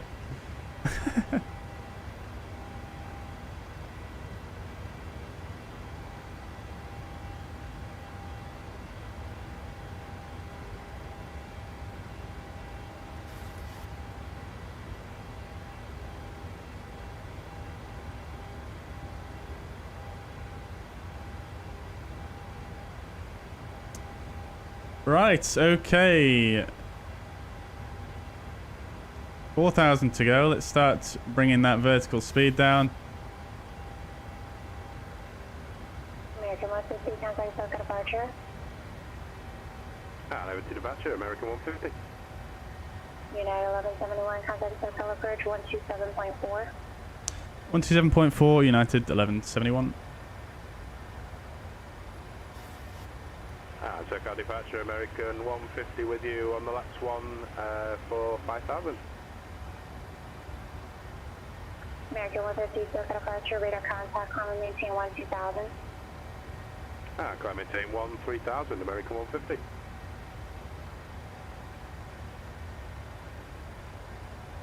Who am I on with now? SoCal approach, United 1171, climbing to 13,000. LAX 1 departure, heading 160. Yeah, 1171, SoCal bridge, Catalina altimeter 3024. And turn left, heading 110, vector mission bay. Say again for United 1171. United 1171, flighting 100, Victor Mission Bay. Heading 100, Vector Mission Bay, United 1171. Yeah, last part, what she said there, just... Southwest 2305, as it just, returning I couldn't hear it, it just cut off. 9 o'clock and 13 miles, report in sight. Altimeter 3024, that is set. Southwest 2305, Cleavage approach, runway 26 left. I love this departure though, this is super nice. 2305.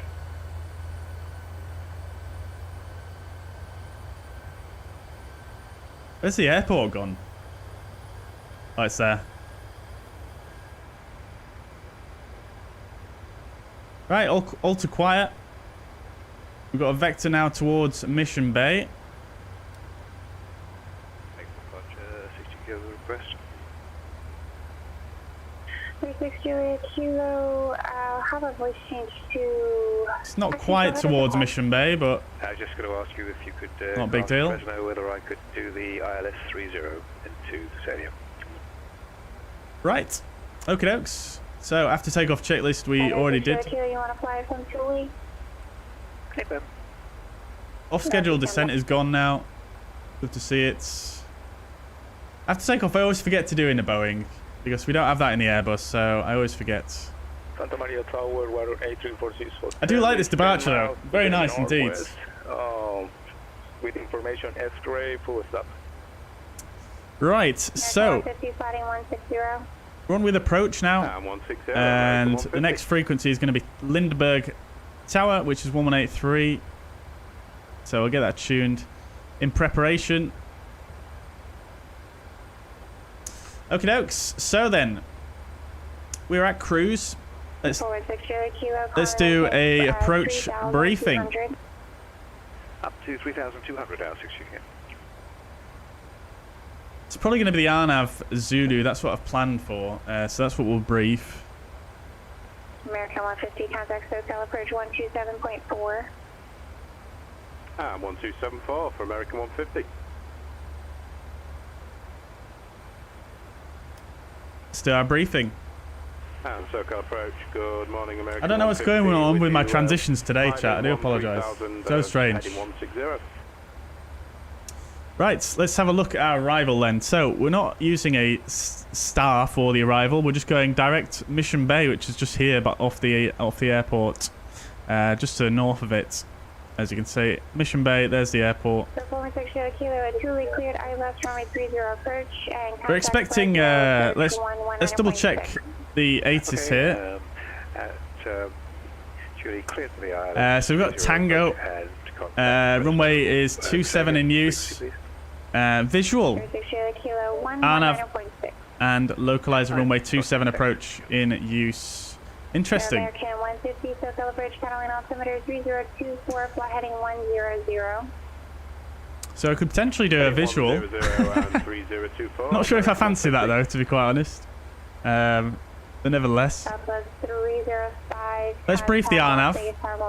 Obviously, if we decide to do a visual, it all goes out the window. We just fly visually. But nevertheless, this is the Arnav Zulu. In fact, did it say there was an ILS? Yeah, there's localizer approach, but it's probably more likely to be the Arnav approach, right? Than the localizer, I imagine. So we'll go for the Arnav. This is 12-20. This is an Arnav approach. Final approach course 275 degrees. Final approach fix at Rebo, 2,000 feet. Airport elevation and touchdown zone is the same, 17 feet. MSA 5,400 feet. And if we're doing the Arnav, we're going to come in at Cloman. And we're basically going to take a right turn onto the final approach course. And it's a 3.5 degree glide path angle.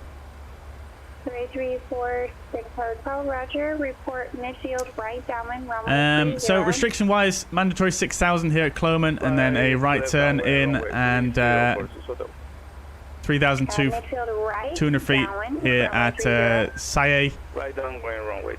Minimums 617 feet.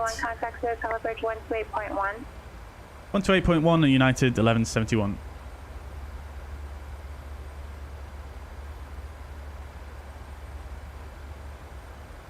Santa Maria ground, Cessna 735 Delta Hotel Cardinal, with you with Mike. Would like to have flight. We'll continue that in a moment. VOR and then right over to Fresno. Altitude 7,500 feet. Oh wow, look at that. What was the call sign? 735 Delta Hotel, Cessna Cardinal.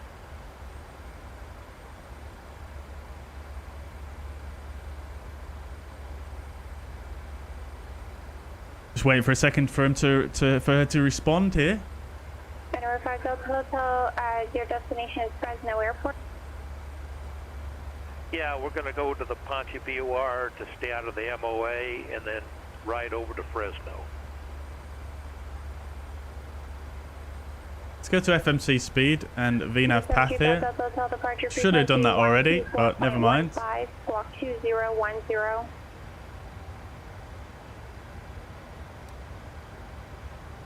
24.5 on the frequency, and that was 2010 on the squawk. Air 5 Delta Hotel, the frequency 124.15. Is that correct? 2415, 735 Delta Hotel. SoCal approach United 1171 13,000 heading 100.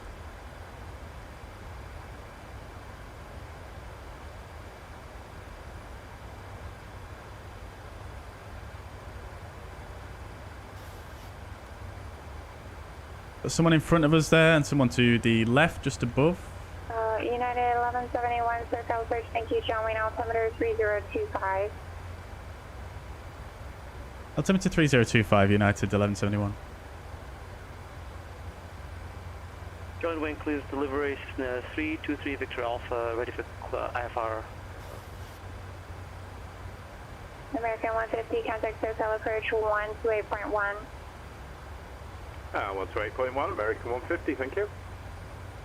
Southwest 2305, taxi to terminal via Alpha 5, Bravo 5, Charlie, cross runway 26, right at Alpha 5, monitor ground point 1. Alpha 5, Bravo 5, Charlie to the terminal. We'll continue with the briefing in just a moment. 5, monitor ground, Southwest 2305. 23 Victor Alpha, John Link, clearance, standby. Right, so as we were, 3.50 down, glide path angle, 617 feet is the decision height, decision altitude. Pappy to the right of the runway. We need to go around straight ahead to 2,500 feet to SARGs and hold. That's it. Taxi briefing, we're going to come in 27. We'll basically just run to the end here and we'll request stand 42, which is on the end here. United 1171, you're clear direct to Karis, join the departure, contact SoCal approach 119.6. Say again, United 1171. United 1171, clear direct Karis, join the departure, contact SoCal approach 119.6. Karis, Charlie Alpha, Romeo, India, Foxtrot. Direct Karev, join the departure, contact approach on 1196, United 1171. Right. Cleared direct to ground, Cessna 735 Delta Hotel. We're Karev. with you at the south ramp with the information mic, or excuse me, the east ramp. Karev is not on the departure here. 05 Delta Hotel, runway 30, taxi via Alpha. Runway 30, oh, it's KLAX, isn't it? Taxi via Alpha, 735 Delta Hotel. Huh.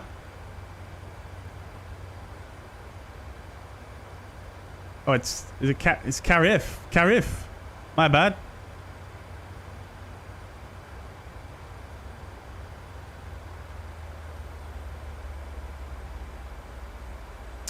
Okay, and then we're going to 1196. Santa Maria Tower, Rider 8346 Hotel is right downway and runway 30.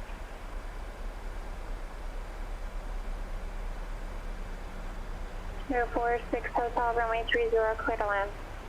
Clear to land, runway 30 for this hotel.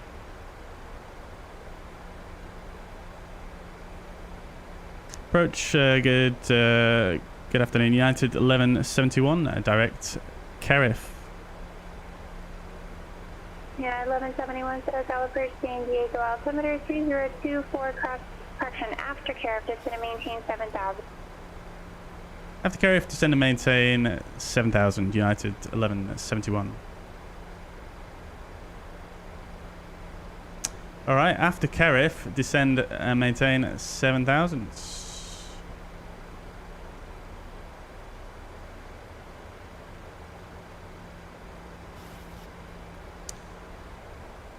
I'm going to speed into vent here because the aircraft is trying to slow us down.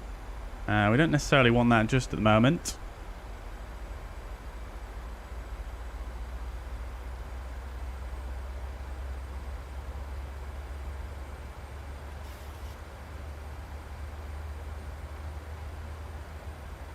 And approach, which approach can we expect at San Diego, United 1171? Yeah, 1171, they're currently running visuals. runway 27 Insignia. Okay, that's fine. Thank you, United 1171. Yeah, 1171, say your speed. SB 240 knots, United 1171. American 150, clear direct Kara, join the departure, contact SoCal approach 119.6. Direct to Karav, and can you just repeat the frequency one more, please? 119. We've got someone flying underneath us. Can we see them? 119.6, thank you. You're A346 Hotel. Did you get a landing clearance? Say it again, please. Did you receive a landing clearance? Yes. Can't see them. You clear me to land. Look at this though. Amazing views. Okay, just want to confirm you did receive a landing clearance, but I... Right, looks like we're doing a visual chats. Let's get the visual minima. Roger that. For this hotel. Number 323 Victor Alpha, clear to John Wayne Airport. After departure, fly heading 230, radar vector Soul Beach direct, maintain 2000, expect 3000, 10 minutes after departure. Departure frequency 128.1, 840. 2066. 232 Victor Alpha. 323 Victor Alpha is cleared to John Wayne. On departure heading 230, radar vectors to It's going to be fun. Sierra Lima, India. Maintain 2000, expect 3000, 10 minutes after departure. Frequency 128. Alright, let's just set up something to help us out a little bit. So we'll take we'll put arrival in runway 27. Put a 10-mile extension Circle approach, good morning, American on there. 150 with you, direct to Carriff. Still not at Carriff, so we can't descend 7,000 yet.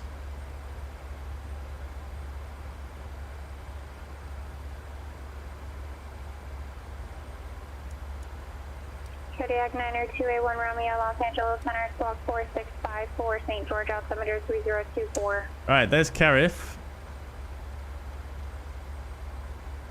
We'll do level change. Air 902A1 Romeo, 4654. Okay, so we'll take runway 27. We'll go on the fixed page. We'll put a 10-mile. Oh. Going to maintain 4,000. We'll go. Runway heading. We have an incorrect request if that's okay. 275. Is that going to work that way? In the altitude after Carriff is going to maintain. No, it's not. We'll need to put the reciprocal. And maintain 230 knots or less. 095. Yeah, we was going to request the Arnav Zulu from Clom, if that's okay. And he said to maintain 7,000 and... So basically we've got a 10-mile ring and a 3-mile ring. So at 10 miles we obviously need to be at 3,000 feet. 3 miles we need to be at 1,000 feet. After Carriff, I have your request for the Arnav Zulu runway 27 approach. Right. And say again, you've just spoken over there. American 150, the descent is after Carriff. Expect Arnav Zulu, runway 27 approach. And after Carriff, expect runway 27 approach, American 150. Right, let's do some 90281 Romeo calculations. Radar contact 30. Landing weight is already filled out for us. Weather is looking fine. Contact Las Vegas approach 125.6.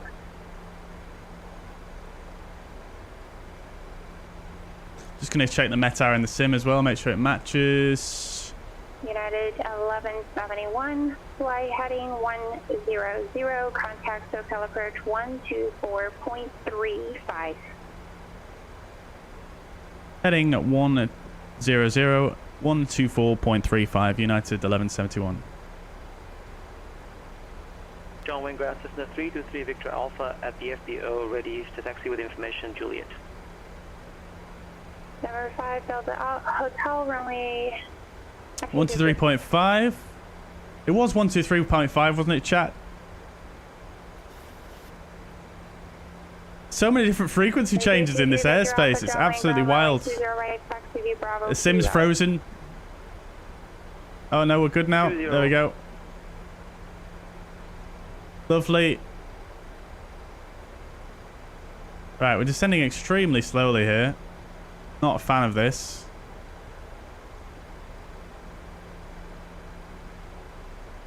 Let's get a bit of drag out. And back to the landing perf. So landing weight is in. Entry bleeds are on. I'm not going to go too crazy with this. Weather is looking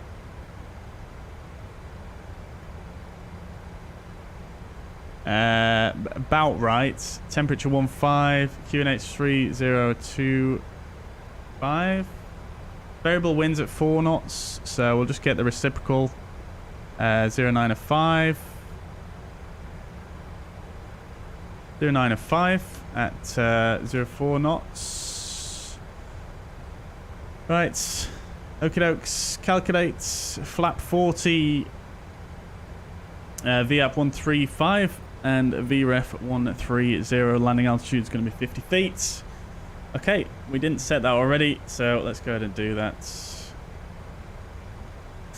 Right, landing altitude and the VREF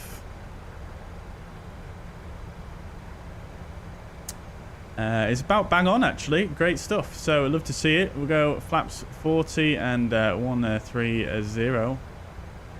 And we shall go ahead and do the descent. Oh, I haven't spoke to approach yet, have I?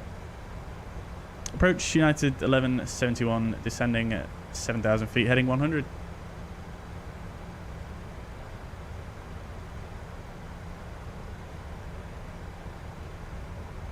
I may have got the wrong frequency.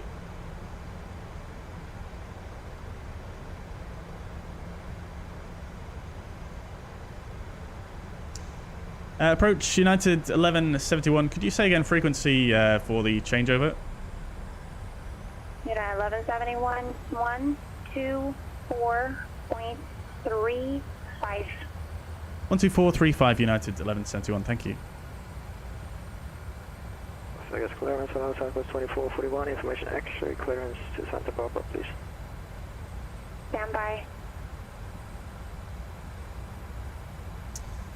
Approach United 1171, level at 7,000, heading 100. Speed 220 and down to 7,000. To check in at the same time. I guess American, go first. Beautiful. We're heading 090, speed 220 and down to 7,000. American 150, so calibrated San Diego altimeter 3024, cleared direct Clone, cross Clone 6,000, cleared Arnab Zulu runway 27 approach, resume normal speed. Direct Clone, cross direct Clone at 6,000 and cleared Arnab Zulu approach 27. Resume looking for the airport here.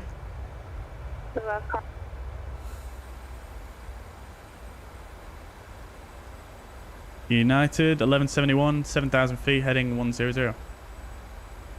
Yeah, 1171, so calibrated San Diego altimeter 3024, set to maintain 5,000, safe approach request. Set to maintain 4,000, altimeter 3025, and say again the final instruction, United 1171. United 1171, altitude 5,000. Say approach request. Approach request, visual 27, United 1171.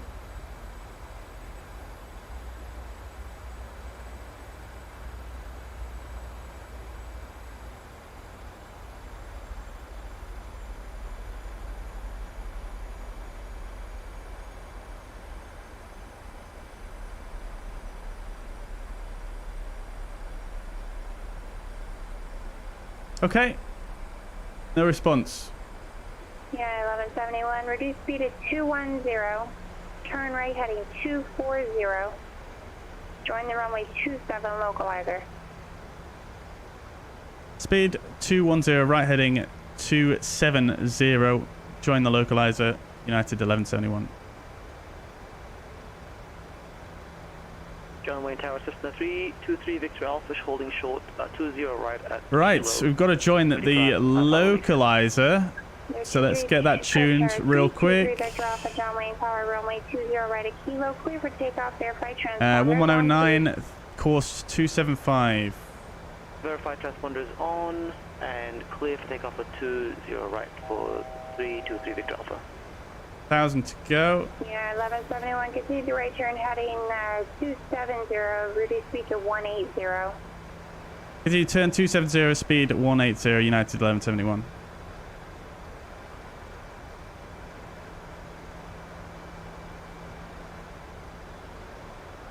Get some speed brake out so we can slow down.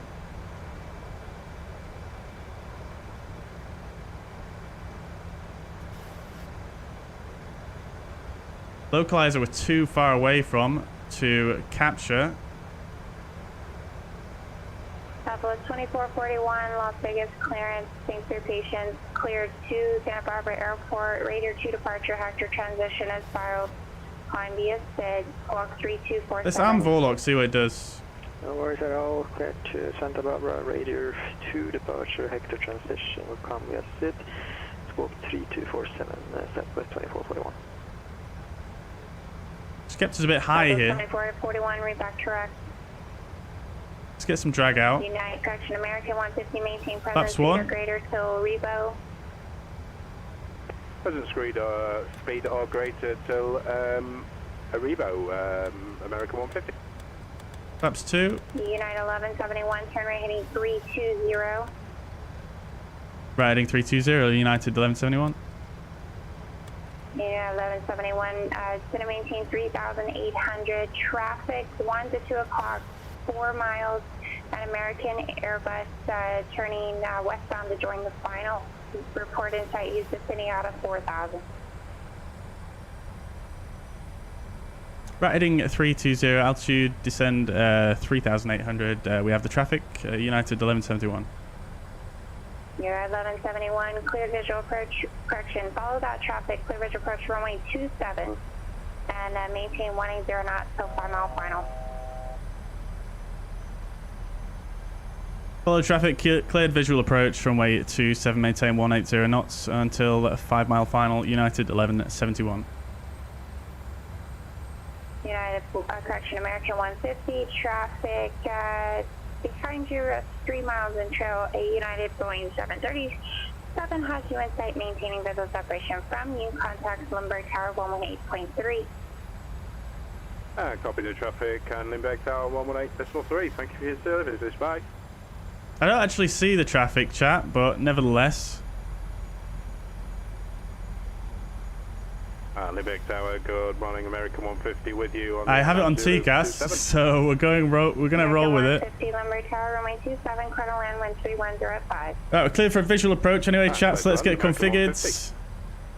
United 1171 at 5 mile final, contact Limburg Tower 118.3. At 5 mile final, contact Tower 183, United 1171. Right. 3 Victor Alpha, contact SoCal departure.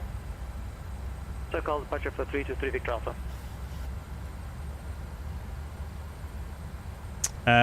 Okay, let's keep going down, chat. Clear through Las Vegas Bravo airspace via Jimson 1, arrival Las Vegas, altimeter 3025. We need to maintain 180 knots though, which is rather high. Let's drop the gear. Altimeter 25, Kodiak 9281 Romeo, thank you.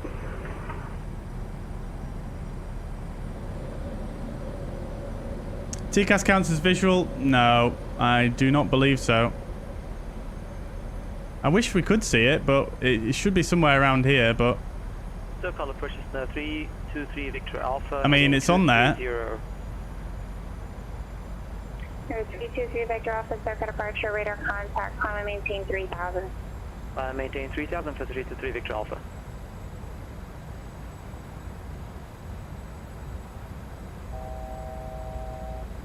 Santa Monica Tower, 735 Delta Hotel, climbing through 4,700 feet. There's 735 Delta Hotel, contact Santa Barbara departure. Thank you. Alright, that's 5 miles. Departure. Santa Barbara departure, Cessna 735 Delta Hotel, passing through 4,900 feet, and we're with you. 735 Delta Hotel, Santa Barbara departure, radar contact. Radar contact, 9 Delta Hotel. I'm just going to go set the final approach speed now. I'm going to drop the flaps as quickly as possible because we don't have really much time here. We need to be at 1,000 feet momentarily, so we're going to increase that rate of descent. Tower United 1171, we are 5 miles out. Visual approach 27. 1171 Lindbergh Tower, runway 27, clear to land. Traffic's over the threshold. Clear to land 27 United 1171, we have the traffic.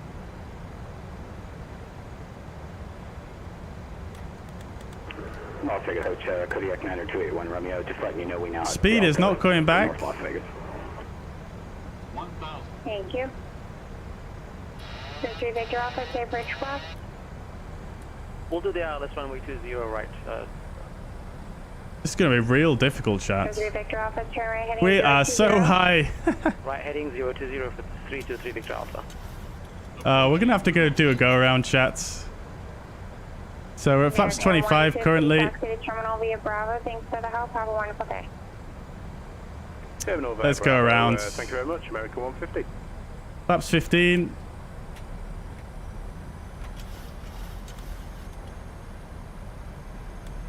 No 3 Victor Alpha, confirm you're looking for vectors to find. Say again, 363 Victor Alpha. As confirm, are you looking for full approach or vectors to final? The full approach for 323 Victor Alpha, please. Good. United 1171 going around.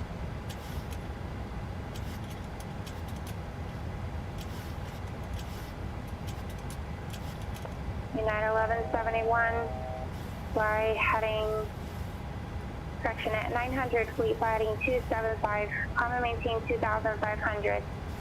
Contact SoCal approach 119.6. Flighting 275, alt climb 2,500, and say again frequency 1171. 119.6. 119.6, United 1171. Ground Southwest 2441 at the terminal short of Charlotte, request taxi with information. X-ray. Southwest 2441 Las Vegas ground runway 26. Auto thrust is off. God damn it. Charlie Bravo to 26 right, Southwest 2441. Chat, this is so much to manage. This is mad. Oh god. Christ. Right.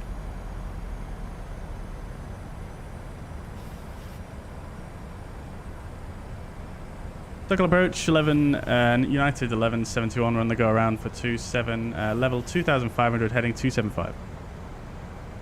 Yeah, 1171 SoCal approach radar contact the intentions.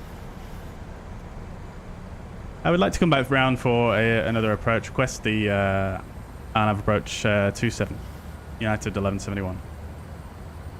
1171 Roger, common maintain 5,000. There's RNAV and Yankee. Which one you looking for? RNAV Zulu will be fine. United 1171. Yeah, 1171 turn right heading 090. Common maintain 6,000. Expect RNAV Zulu runway 27 approach. Would you want the approach from Plum or Lundy? From Clom would be good. Thank you.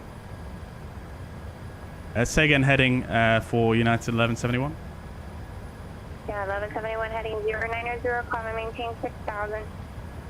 090, climb maintain 6,000, United 1171. Christ! John Wayne delivery, Twin Cessna Hotel Alpha Delta Christ! Juliet, IFR 2 Santa Barbara with Kilo. Yeah, I definitely did some things wrong there in terms of the procedure there, chat. I still have the gear down, of course. I was so task saturated there. That was so difficult, man. That was so difficult. Right, let's set up for an approach on to... 1 Romeo leaving Bravo airspace, VFR descent approved. Onto the RNAV. Leaving Bravo airspace, and did you say a descent approach approved? 81 Romeo? 1 Romeo affirmative, VFR descent approved. VFR descent approved, I appreciate that. 81 Romeo. 0323 Vector Alpha, where are you heading? Steel Beach VOR and then to setting up for Vector to final. 03 Vector Alpha, you said you wanted Vector to final. I gave you a Vector. Why are you flying to Steel Beach? This is so busy, this airport. What is going on? There's so much traffic here. 323 Vector Alpha. We're using reserve fuel. Vector Alpha confirmed. Do you want radar vectors to the final approach course? Or guys, I'm just going to do an instrument approach. I don't want to naff up another visual approach. This controller's probably already lost a shit with me multiple times. 3 Vector Alpha, turn right, heading 050 Vector ILS, runway 20 right approach. Right, guys. Right, 050. Holy moly. United 1171, contact SoCal approach 124.35. 12435 United 1171. So I guess tower southwest 2441, short of 26 right up, Bravo ready for departure. Southwest 2441, Las Vegas power runway 26 right, clear for takeoff. Clear takeoff 26 right, southwest 2441. SoCal approach United 1171 level at 6000 heading 090. United 1171, SoCal approach, you have cleared direct Clome, cross Clome 6000, cleared RNAV Zulu runway 27 approach, report established final. Direct Clom, cross Clom at 6000, cleared RNAV approach Zulu runway 27, report established on final United 1171. Taxi Vector Alpha, stay altitude. Okay. 2,900 Victor Alpha. Chat. Oh my days. Downwind altimeter 3024 radar. How come I can't see the other planes though? That's so strange. There should be 2 aircraft next to me, quite close, coming towards me. 3 Victor Alpha, say altimeter setting again, please. Only 1,600 feet below. Scenery is absolutely amazing though in this area, I have to say. For 323 Victor Alpha. 9281 Romeo. Right, chat. Zoom on navigation and change the advisory frequency of cruise block VFR. Change CFR and change frequency approved for 81 Romeo. And thanks for your help. Would it be good if I armed LNAV for that direct as well? HADAJ, clear to Santa Barbara Airport. After departure, fly heading 210. Radar vector still beach as filed. Maintain 2000, expect 6000, 10 minutes after departure. Departure frequency 128.1, squawk 4642. So many aircraft around me. Clear Santa Barbara, departure flight heading 210, radar vector Seal Beach, then as follows, initially 2, then 6 after 10 minutes, 28.1, squawk 4642, until after the Right, okay, so my go-around procedure there, chat, wasn't great. It wasn't great. readback correct. And the calculator didn't give me an auto-brake setting, so we're just going to go with 3. Kodiak 90281 Romeo, overhead. We are going to be a bit lighter on the landing now. So I'm just going to go with the FMS speeds, because it was basically the same, so that's fine with me. November 90281 Romeo, North Las Vegas, power, report midfield left downwind, runway 30 left. Report midfield left downwind for 30 left. Right, here we go, chats. Let's try again. Is it that sim event? No, it's not. This is PilotEdge. There's 735 Delta Hotel, contact Oakland Center, 128.75. Correction. I feel like I should be able to see the airport right here, but I just cannot. Am I blind? Right. Anyways, chat, we're cleared for the approach. Let's set VNAV and bring our altitude down. Let's bring it down to 2,000 initially at the final approach fix. Correction, 28.7, 735 Delta Hotel. Thank you. I've still got the speed brakes out. Oh my days, chat. My head is all over the shop. Right. One day we'll get a nice clean flight in the 737.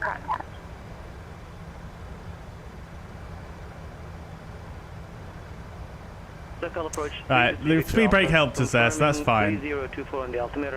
Right, speed brake is now stowed. We're going to flaps 1. 3 Victor Alpha, that is correct, and I do see 3000. Thank you.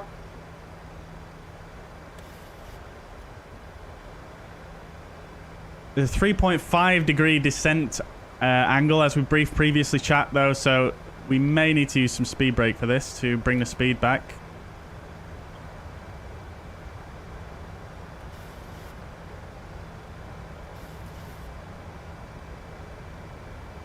Unfortunately, I don't have time to check any of the FMS at the moment, but it does look correct.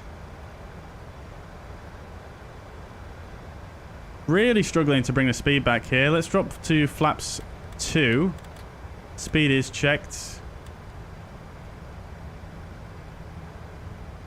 North Las Vegas, Air Kodiak 90281 Romeo, approaching midfield, entering the left downwind 30 left.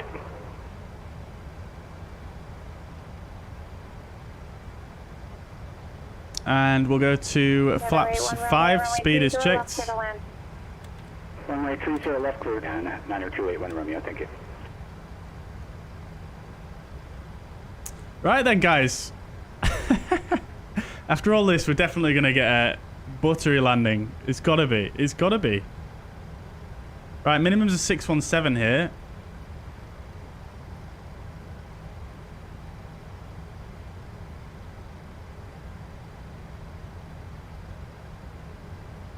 Still got the speed brakes out. Very much struggling to slow down here. Let's drop the gear. United 1171 established final runway 27.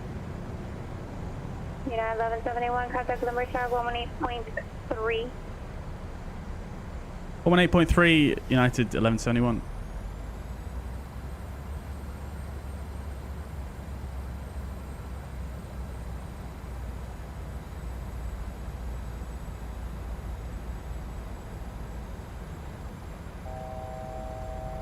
Set the minimums.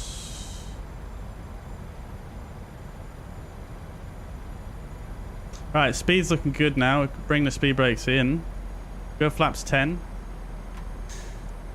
Tower, very good afternoon. United 1171, Anav Zulu 27.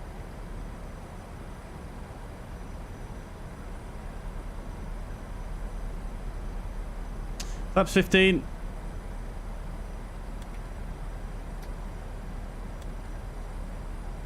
Yeah, 1171, number 5, runway 27, clear to land. 27 clear to land, United 1171. Southwest 2441, contact Los Angeles Center 13. Send checklist was complete. Approach checklist is complete. Landing checklist. Engine start switch is continuous. Speed brake is armed. Landing gear is down. Flaps are going to be 40 green lights. Let's keep coming down here. And we'll go to flaps 25. Speed is checked. I will set the ref speed of 135. Southwest 2441 Los Angeles Center, climb and maintain flight level 340. Flaps 30. Speed is checked. Runway in sight.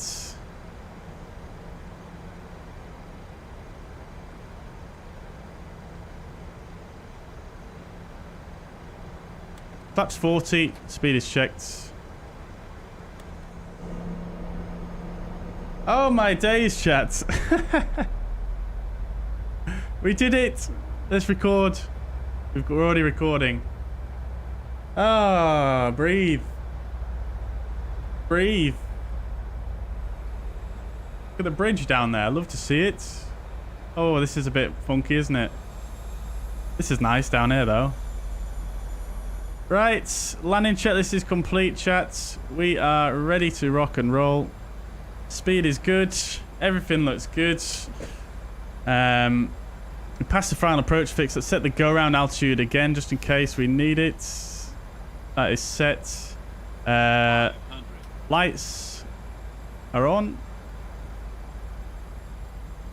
We're good to go. Let's land this sucker, shall we? Autopilot disconnect. Auto thrust disconnect. Vegas Tower, Kodiak 90281 Romeo, vacated 30 left at hotel, parking. Difficult to see the pappies. 2 whites, 2 reds. Minimums continue. 3 Victor Alpha, turn right heading 170, join the runway 20 right, localizer. Recycle the flight directors. Oh no, I've not turned them back on. Let's hope we don't have to go around. Via Bravo, and have a wonderful day. Taxi to parking via Bravo, and you have a great day too. Thank you. 90281 Romeo. 3 Victor Alpha, do you copy? Negative 3 to 3 Victor Alpha. 3 Victor Alpha, turn right heading 180, join the runway 20 right, localizer. 30. Right heading 180, joining the runway 20 right, localizer for 3 Victor Alpha. Center 3 Victor Alpha, traffic 9 o'clock, 2 miles southbound, altitude indicates 2,500, type them. Reverses aren't going in. Speed brakes. Victor Alpha is looking for traffic. Manual braking. Showing ground, Twin Cessna Alpha Delta Alpha Juliet to West Ramp, ready taxi with Kilo. Reverses stowed. JDAJ, downwind ground, runway 20 right, taxi via Bravo, Kilo. That wasn't that great, was it? That was okay. I was a bit late on the touchdown there. 1171, exit left enable, taxi terminal via Bravo, and just for my information, what was the reason for the miss? Taxi terminal via Bravo. Reason for the miss was we were too high on approach. United 1171. Roger. Right. 3 Victor Alpha, 2 miles from Snake. Maintain 3,000 till established localizer. Cleared ILS, runway 20 right approach. Maintain 3,000 until established. Clear for the ILS, runway 20 okay. right, 323 Victor Alpha. 3 Victor Alpha, you're on top of the localizer now. Just confirm you are intercepting. Right, where are we going, chat? Confirm for 323 Victor Alpha.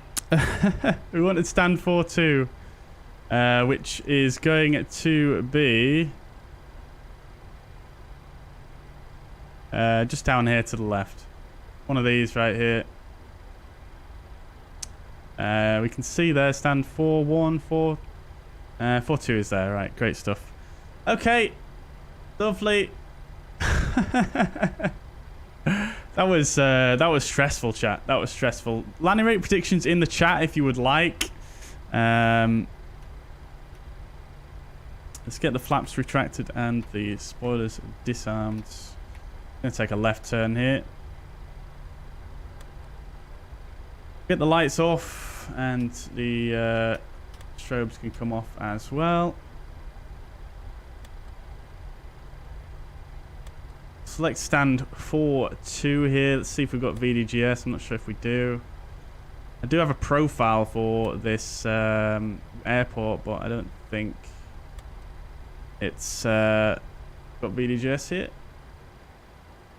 Oh, where is stand 42? Oh, it's just around the corner here. Wait, what? I can't see where the line in is. Wait, have I missed it? What is going on? I'm so confused. I thought this was stand 42. Turns out the line goes in that way. How did I miss that? Right, stand 43 it is.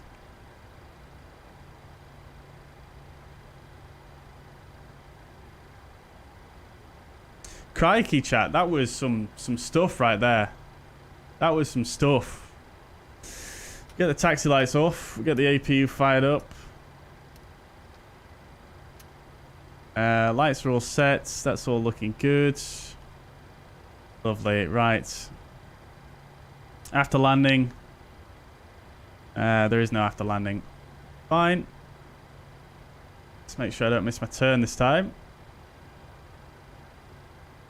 There's no lines coming in from the main taxiway here, so it's a little bit crazy. Wait, what? Wait, I've missed 4-3 as well. What? Come on now. How have I done that?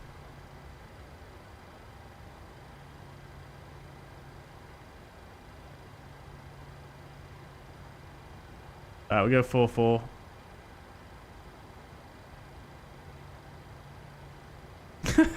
Conway Tower, Manchester Delta, Delta Jet, holding short 20 right at Kilo.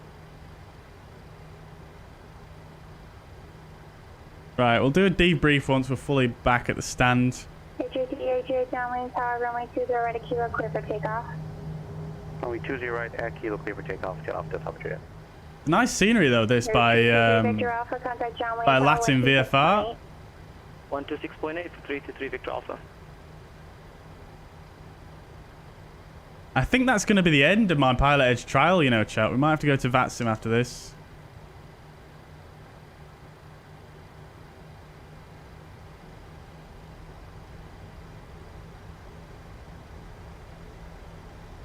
Pulling a ye old marshaller. He says go to the right, but I'm sure we need to go to the left a bit here.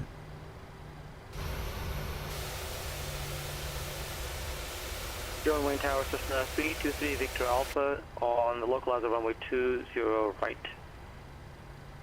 We need to come out this way. Tower, 1 departure prior to arrival, 27 departing, runway 20 right, clear to land. 0 right, clear to land. We'll be looking for traffic for 323 Victor Alpha. There we go. Parking brake is set. Okie dokes. APU should be fired up now. It is. Great stuff. Let's get it on the bus. APU bleed can come on now and we'll shut down both the engines. Right. Lovely. Emma Watson as a marshaller. Yeah, love to see it. Maybe an older version. Let me just let the cat out. One sec.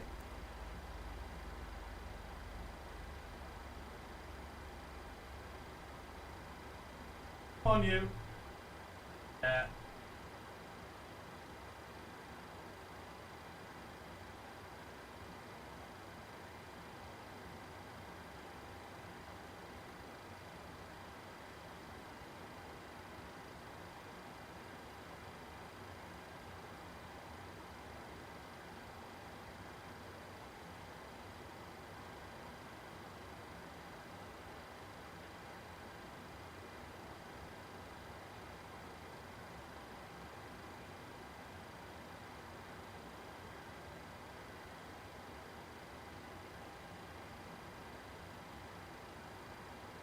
Right. Van Nuys clearance, TBM 901, 6 Golf.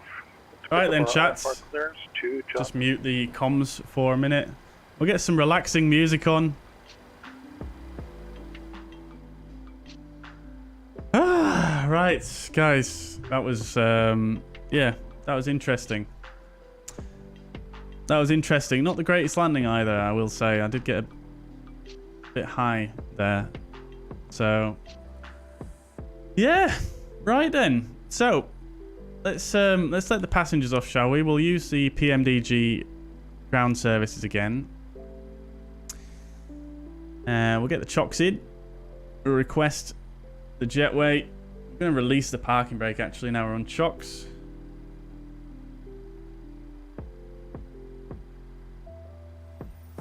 We'll get the fuel truck to come in. We're just going to do another leg here. And we'll also come back. We'll get the doors open. And we'll also get the bags off, shall we?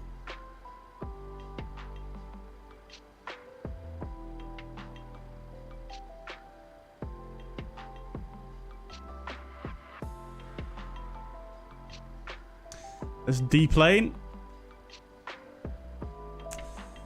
Okie dokes.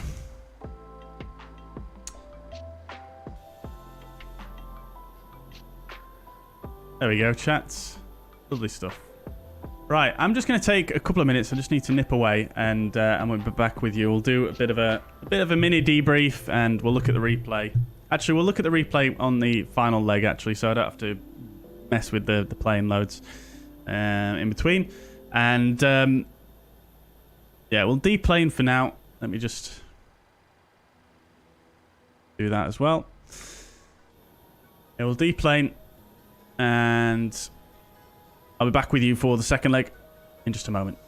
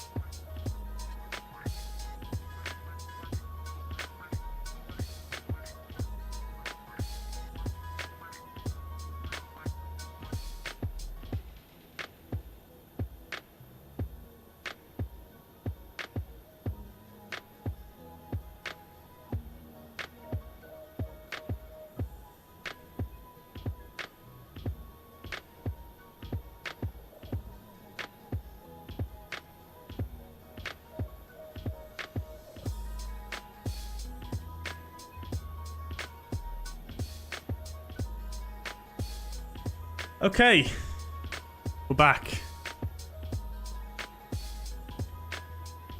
Right, we're at San Diego, yes. Octopi.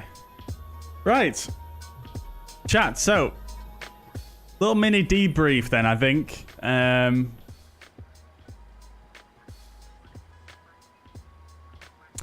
Let's just tell them to unload as well.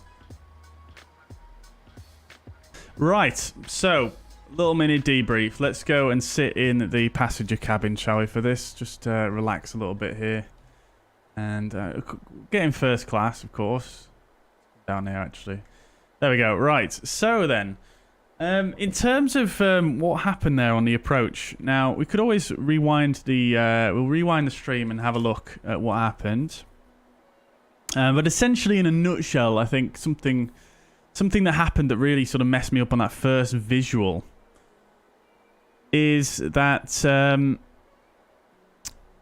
she did... The controller gave me instruction to hold 180 knots until 5 miles. At least that's what I remember.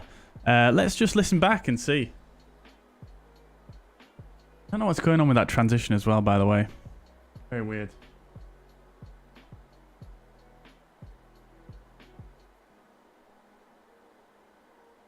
You guys won't be able to hear this. Let me just fix that.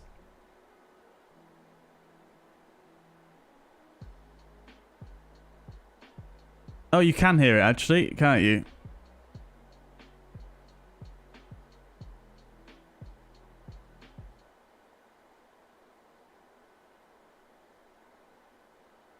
Can you hear it?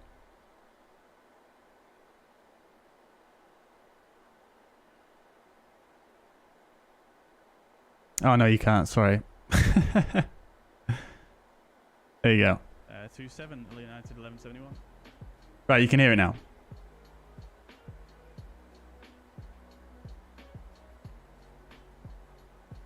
Look at the focus. Look at the focus here.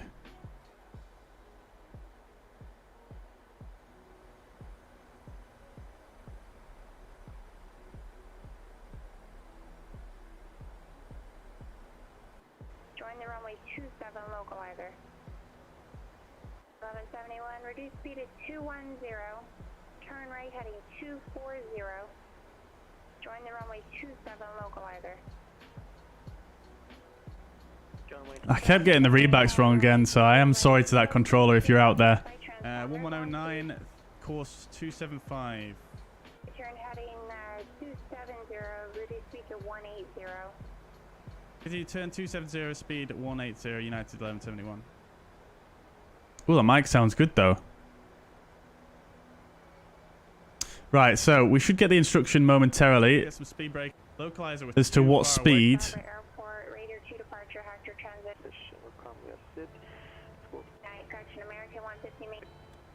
Flaps 2. It's going to maintain 3,800 traffic. Clock 4 miles. 0, United 1171. Riding 320, United 1171. 100 traffic, 1 to 2 o'clock, 4 miles. An American Airbus turning westbound to join the final. Report insight use vicinity out of 4,000. Riding 320, altitude descend 3,800. We have the traffic, United 1171. You're at 1171, clear visual approach, correction. Follow that traffic, clear visual approach runway 27, and maintain 180 knots till 5 mile final. Yep. Maintain 180 till 5 mile final. So that's that. So now this is obviously not the controller's fault. At that point, I should have said to her, unable. Because 180 knots to 5 miles in a 737. Obviously, she doesn't know necessarily, you know, the capabilities of the aircraft. And 180 knots, I mean, for any airliner, that's quick at 5 miles. Good rule of thumb I always use is 200 knots, 10 miles, 190 knots, 9 miles, 180 knots, 8 miles, and so on and so forth. So 180 knots at 5 miles is pretty quick. I should have said unable. So that's my fault. But the net result of that is essentially that... Let's see what happens. So we get established onto the localizer here. That's not too bad. That's not too bad. I am a bit high here. As you can see here, we've got my my range rings here.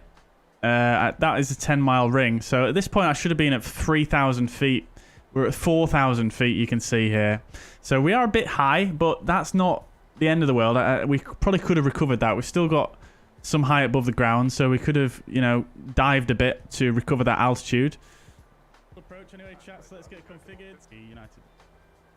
And at this point, I'm only flaps 5, which is also not that great for me. But because we're at 180 knots, what I'm doing is I'm trying not to put too much flap out because of the upper limit speeds of the following flap stages. So let me just refresh my memory here. So flaps 15 is to 200 knots. Flaps 25 is 190 knots. So I couldn't have gone any higher than flaps 25. Now, at the time, I overlooked that fact. I was far too task saturated to start looking at this placard here, which I should have done. So I should have really had a look at that and gone to flaps 25, which would have been safe for that speed. Now, that's obviously my mistake again. So this is definitely putting me too high here. I also need to maintain 180 knots.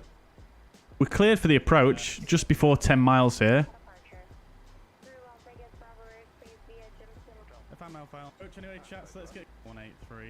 Yeah, so we're cleared for the approach here. We're 10 miles out. So at this point, I should have immediately dialed in a vertical speed going down just to get myself going down. Because I'm staying high here, which is not good. Although I didn't respond too late there. But I think the main difficulty really was just to recapture the altitude and get the flaps down in time. I think it was just it was probably just a bit. If I'd realised the placard speed for flaps 25, it might have been a bit of a better situation. We might have been able to descend a bit quicker, and we might have been able to keep the speed down. And once passing through 5 miles, it probably would have been easier for us to start reducing speed there. But as you can see, 2,000 feet at about 5 miles out, which yeah, it's not the greatest really. At 3 miles, we wanted to be at 1,000 feet, so we're still a bit high here.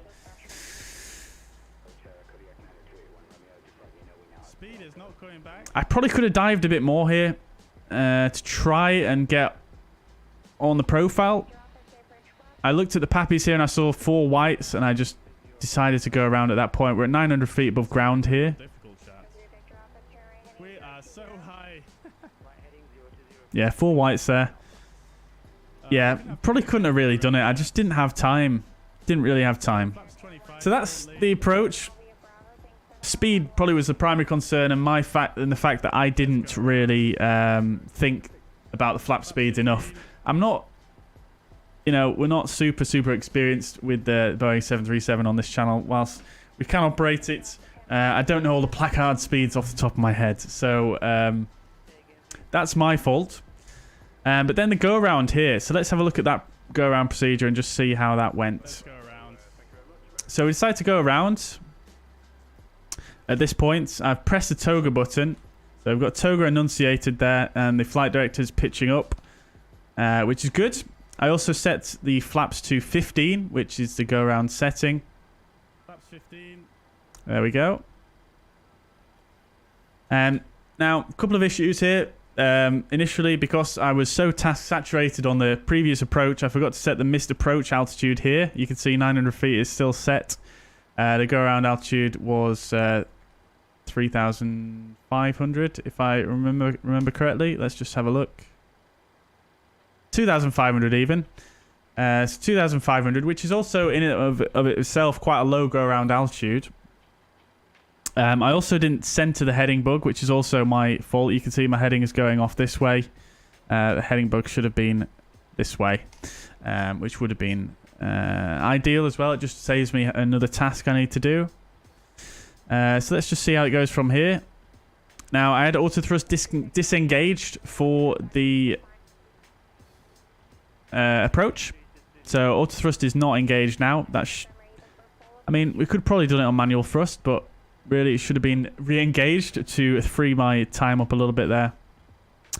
And as you can see here, I'm climbing out, and I'm getting a little bit flustered here, so I accidentally hit the toga button once again. No, sorry, that's not what happens. Because I've still got that low altitude set, we get alt acquire, like super early at 900 feet, which is not what we wanted. So I reset the altitude there and went toga again, which is not too bad. But then the controller's contacting me, and I'm just 1000% task saturated at this point. So yeah, basically from this point, essentially it's just a bit of a game of just trying to do stuff when I can, really. I'm being vectored. I'm trying to level off and bring the flaps in and speak on the radio all at the same time. And it's just too much. It's just too much for me at that point. The level of altitude, again, is quite low for a go-around. So I didn't have much time either to climb out and do all those things. And then whilst I'm accelerating here, yeah, it's just a bit of a mess, that go-around, really. Just had too much going on, to be honest, and too many mistakes made on the prior approach. So that's that. That's a debrief. Obviously, the Arnav approach went perfectly. Let's just have another little look at that final approach.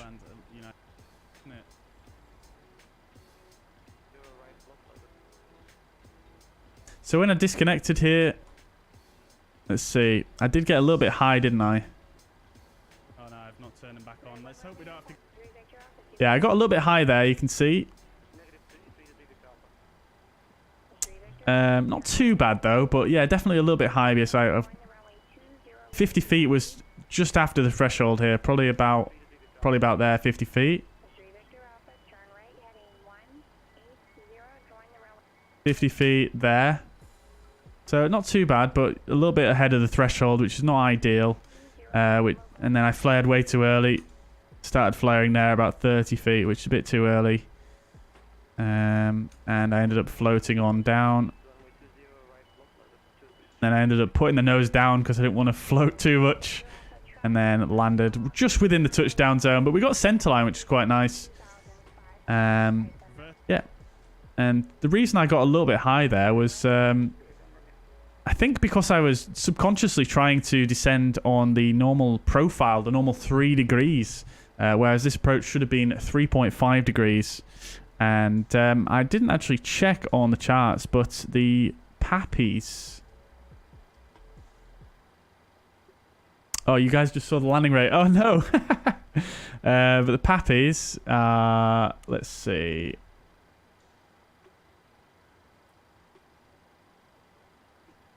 the PAPIs are calibrated to 3.5 degrees, actually. Yeah, so I think that's probably why I went a bit too high there. My mind just snapped to a 3 degree when it shouldn't have. So there you go. That's the debrief. I think I've covered about everything there. Let me know if you think I've missed anything. But there we go. Lovely stuff. Right, so I think, like I say, I think I'm at the end of my PilotEdge trial now. Let me just refresh. Yes, I am.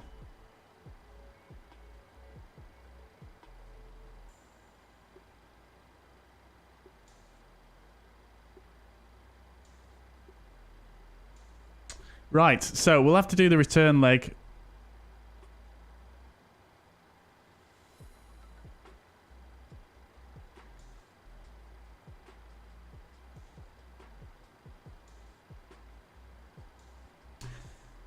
So I'll have to disconnect. PilotEdge disconnected. I'll have to disconnect from PilotEdge. Let's have a look on SimAware. See if any ATC's online on this area of the world. But we are going to do the return leg. Like I say, it's only a 40-minute flight, so we might as well. Oh, we do actually have ATC online. Fantastic. We've got ATC online at San Diego, and we've got ATC online at, well, we've got LA Center on, which obviously covers Los Angeles as well. Fantastico. DK, Lawrence, welcome to the chat. Hope you're doing well. Welcome indeed. Right, I'm going to catch up with the chat in just a moment. I'm going to just get my flight plan done and file it, and then I'll catch up with your messages. So apologies, I've been neglecting yourselves for a little bit here, but I'll just get this done, and then we'll reconvene. So bear with me. Only take a couple of minutes. So for this next flight, we're going to be United 1308. We're going KSAN, KLAX.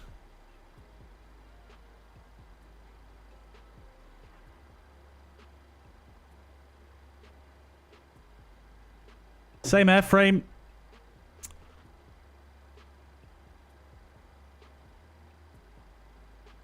And call sign UAL 1308.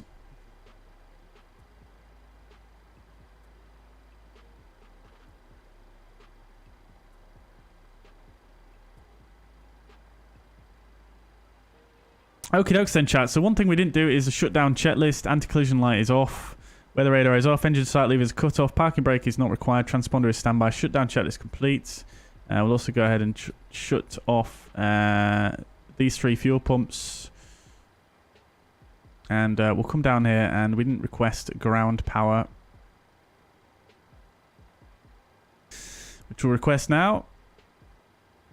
And we'll get that connected and get the APU off, so that's not blaring. So we're going to go on VATSIM for the next flight, chat. So let's get VPilot fired up. It's been a while. Feels like a while. It's probably not really.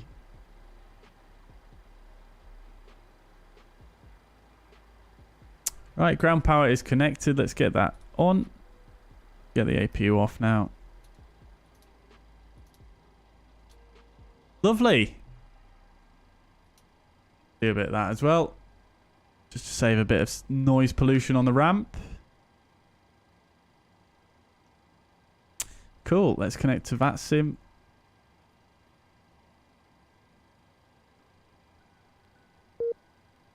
Too many clients connected. Christ.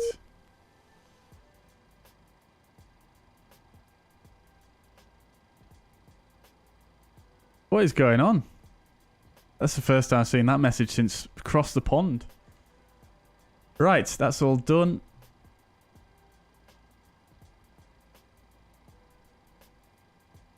I'm just going to load everything in here on my second screen so we can brief. And then I'll get back to your messages.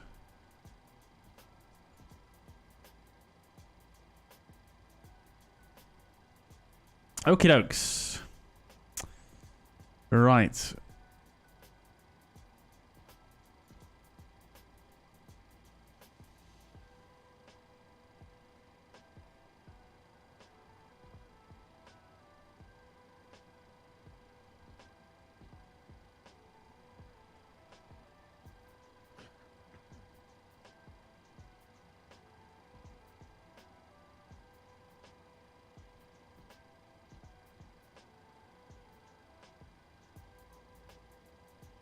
Okay, dokes.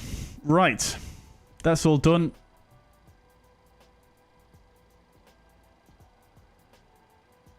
Let's close PilotEdge client as well. Cool. Right. Okay, dokes. Then chat. Are we connected to VATSIM? We are. Lovely. Got tower on. 1183. And approach. Very good. Let's get that tuned. 183 we've already got tuned. And approach 196. Yeah, Los Angeles airspace is just absolutely crazy with all those frequency changes. It's nuts for such a short flight. It's just, it makes no sense to me. It's so, oh, it's just so much. Right then, guys. Let's have a look. So, DK, or Laurid, welcome. Tried all the servers, no one works. I've just managed to connect now just to the UK server. I just reconnected for a second time after it didn't work first, and worked. Seemed to work absolutely, absolutely fine there.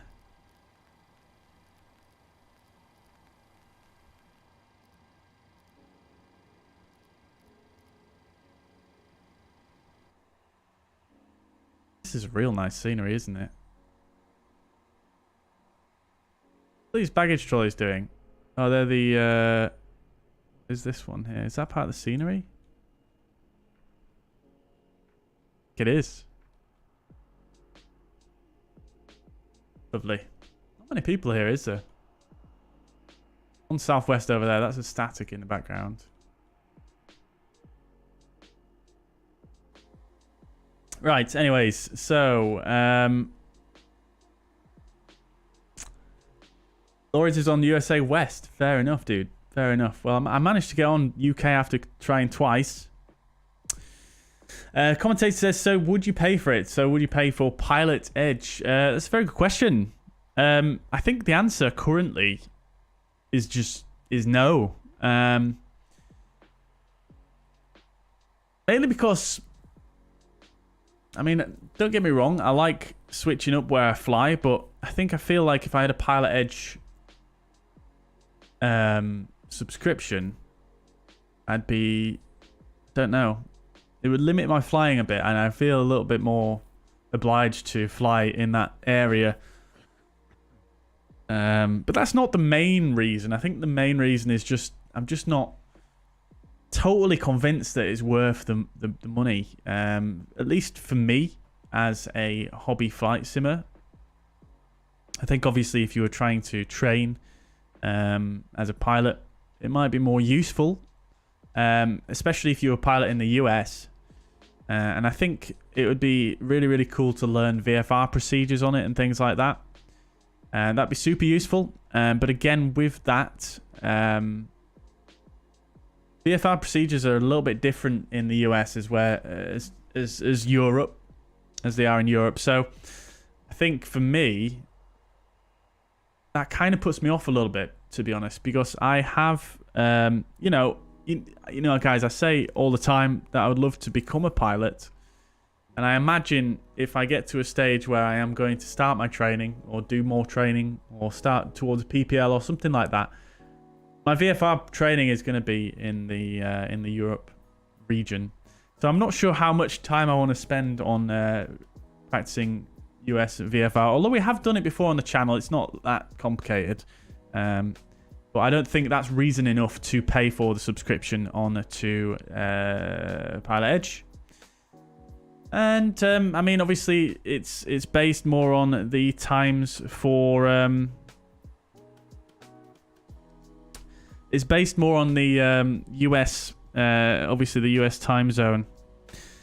So, you know, for me, obviously being in the UK, my evening time is more or less there, sort of morning, early afternoon. So that's also a little bit of a desync. You know, I don't get, when I fly on, if I was to fly on PilotEdge at those times, it's going to be really quiet. And one thing that I do not really like that much is the fact that you can hear other frequencies. So like when I was on tower, then I could still hear approach and stuff like that, which is, I mean, I don't mind hearing the same controller on each frequency, but the other traffic that's connected to other frequencies, I shouldn't be able to hear, surely. So yeah, that's a bit jarring. So there we go. That's it. It might be a little bit more worth it if you want to do sort of airliner flying in the US. It might be a bit more worth it if... so I'll just bring up the PilotEdge subscription page for you guys.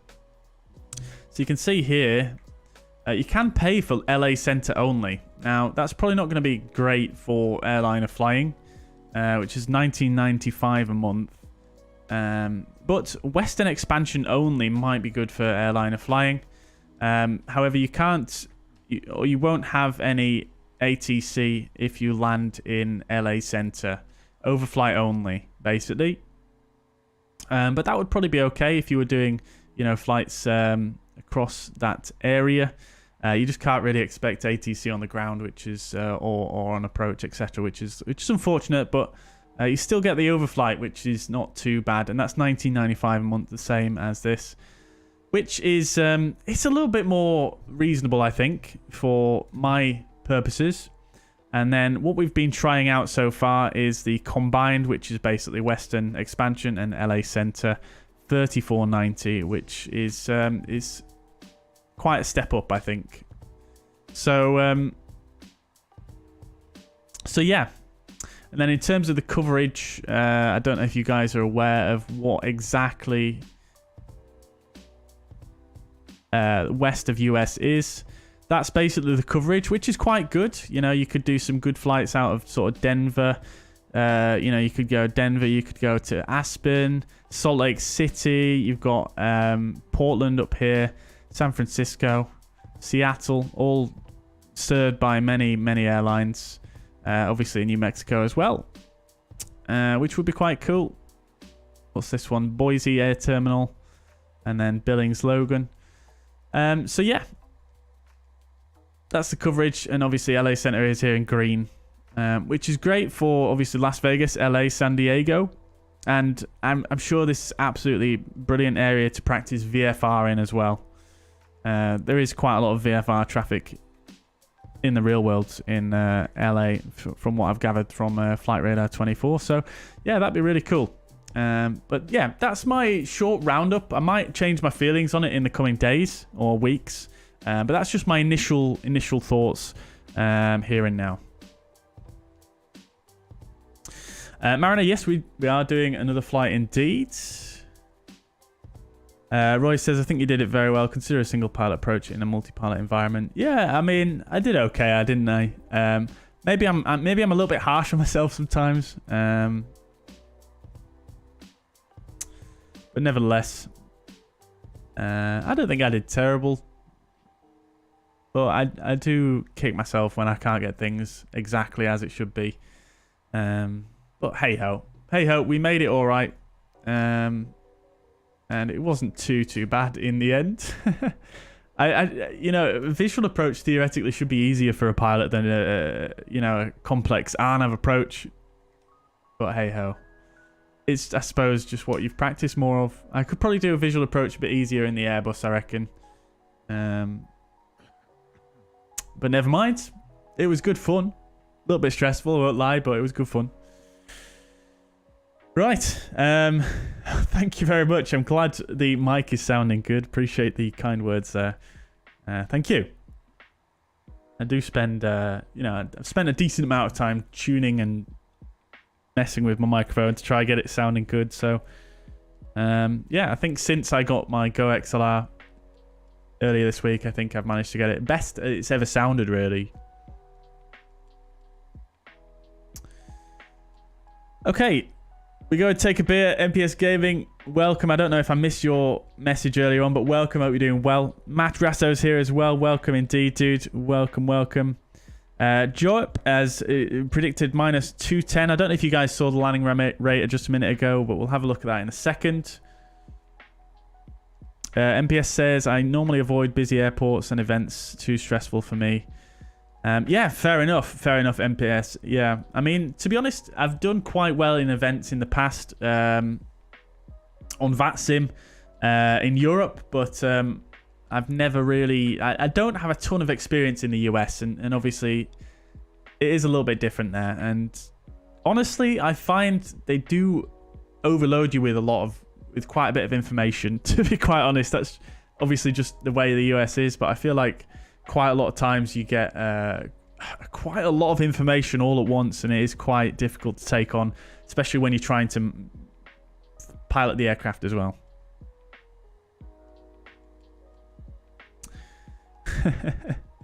Mariner had to drop the gear to get his speed back. Yeah, I don't blame you. I do not blame you. Respect for your courage. Appreciate that, Roy. Appreciate that. Yeah, we got there. Mariner didn't arm approach and had to hand fly it. Very good. How did that go? What was your landing like? Have you tried to fly a style like a Junkers 87 dive and then dive? No need to go around. Yes. Yeah, I probably could have done a big dive there, couldn't I? But I don't know whether that would have been worse or better than what I did. So I think it probably would have been worse, to be honest. So that's why I chose to go around. They're probably just under my nose. Yep, probably was, weren't they? Shots just did the visual into San Diego. It went okay. Very good. Well, as long as it went okay and not terribly. Stupid question, but did the PMDG 737 get a in-flight entertainment? I mean, it's got obviously the screens there, but it's just a static image. It doesn't actually operate or do anything like the A310. Got a Airbus over there. Has it got a livery on it? No, it doesn't. It's just white. Let's see what the call sign is, shall we?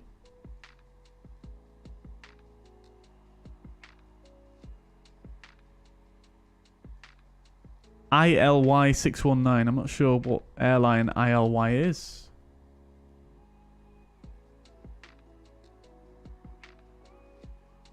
I don't think it is an airline. It might be a virtual airline. I don't know.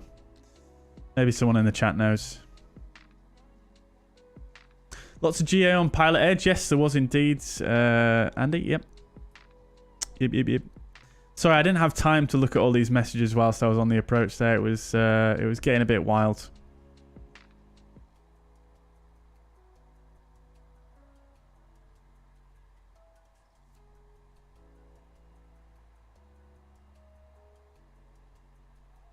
And MPS Gaming, just in case you didn't realise, we were on PilotEdge there, not VATSIM.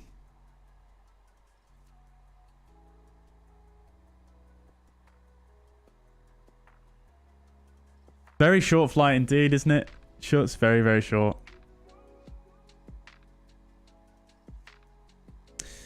Albran, what plane is this? This is a Boeing 737-800 by PMDG for Microsoft Flight Simulator.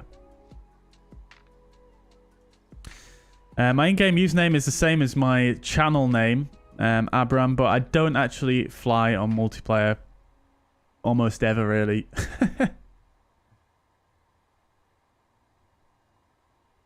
Right. I think that's all the messages caught up with.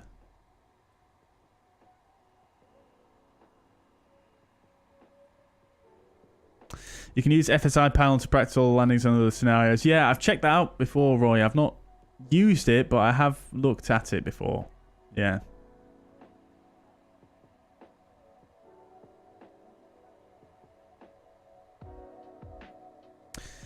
Shane, I've not seen you before in the chat, but glad you enjoyed. Hope you're doing well, and welcome back to the stream. Wait for some hardware and then chocks away. Have a good night. You too. Thank you very much, Shane. Thank you. What's the cruise altitude for the flight to LAX from there? Flight level 140 is what I'm going to use. Messi, welcome to the chat. Hope you're doing well. Welcome indeed. But yes, very busy indeed, MPS. Very, very busy. I missed so much stuff on the radios, I will admit. And I got a lot of stuff wrong as well. Right. Okay. So let's not spend forever here, otherwise we're going to lose all of our ATC on VATSIM. So let's go ahead and we'll just do a quick rundown of the OFP. And then we'll continue on. I'm going to just see if I can fix the issue that I'm having there with the tablet.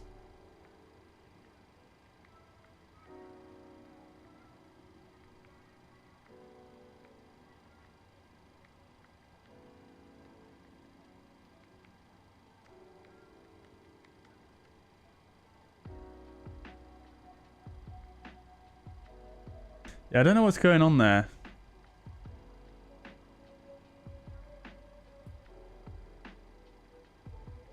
I think it's probably an OBS thing. I might need to just restart OBS to get it to work properly again. I don't know.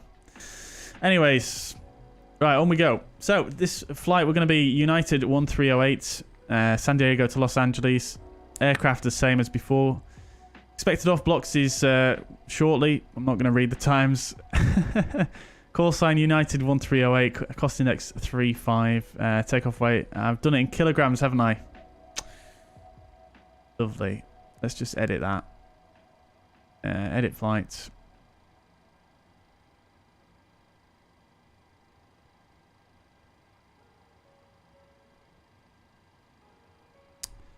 Cancel that.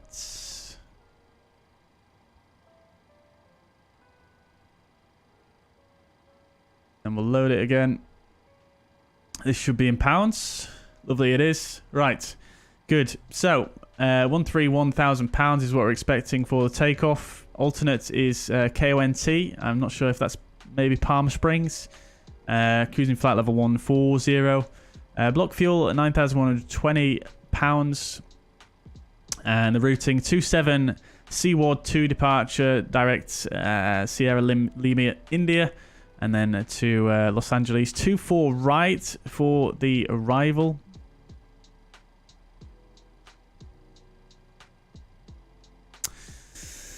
Okay. 154 passengers, 0.9 thousand tons, or 900 tons of 900 pounds even of cargo. And then looking at the weather, nothing too crazy. Everything looks good with the weather. Yeah, nothing to report. Ontario International is the alternate. Right. Let's get cracking then, shall we, chats? See if we can make this setup a little bit quicker.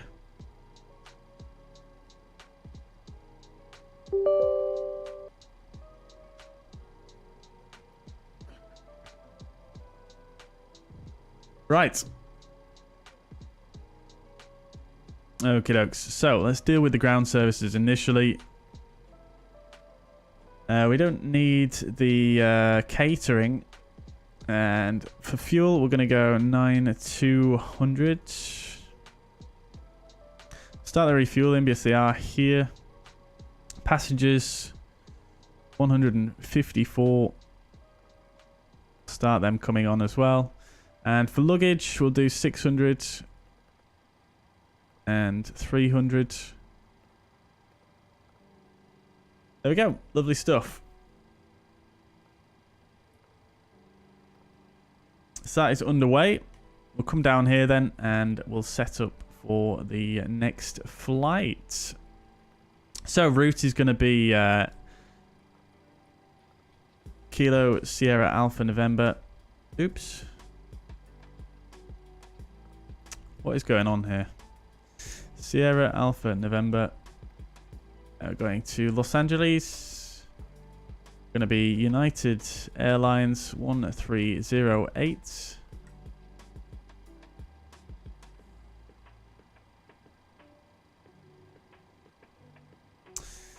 Expecting runway 27.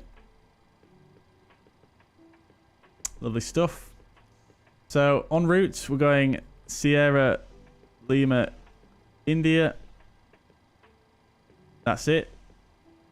Seal Beach, that's the correct one. And then departing 27 on the Seaward 2 departure, SLI transition. That's it for our routes. That's everything. So we'll activate and execute. Alternate is going to be KONT. And we'll just go ahead and have a quick look-sees here at the plan view. Make sure everything looks correct.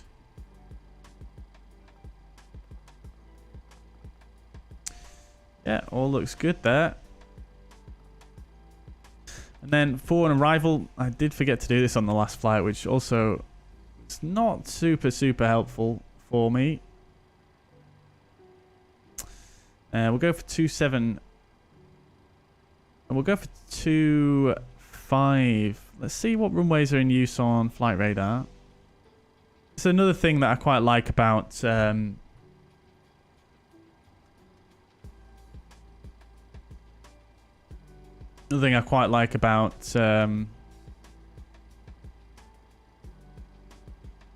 is that you can always check the ATIS no matter what, which is just brilliant.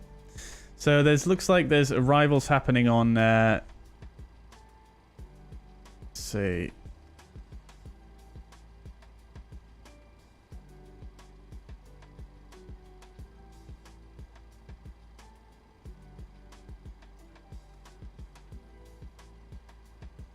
Arrivals on 25 left and 24. 24 somewhere. Oh, look, someone's just gone around. Oh, no, they haven't. They've just departed.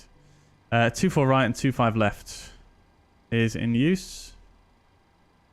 So we'll go 25 left is what we would like. Go for the ILS.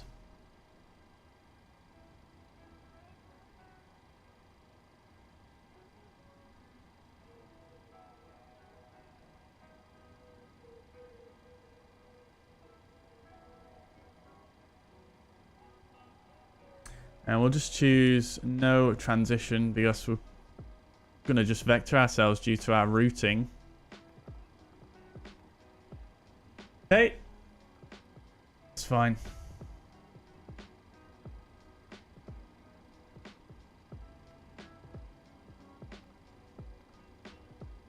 And we've got a disco there, that's fine. And then onto the ILS there. Fantastic stuff.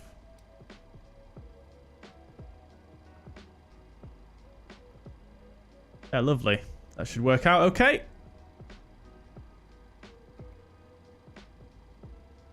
Lovely. Right. Perf inits. Cost index of 3.5. 4.3 thousand pounds of fuel for the reserve. Zero fuel weight expected 123.3, and the fuel is actually fully loaded now. We get the seatbelt signs on, they're already on. I got so bent out of shape by that last approach, guys. That was madness. Now, trip max altitude. Recommended altitude there is 133. We're going to go for 140. It's more or less there, isn't it? And then the wind 269er at 15.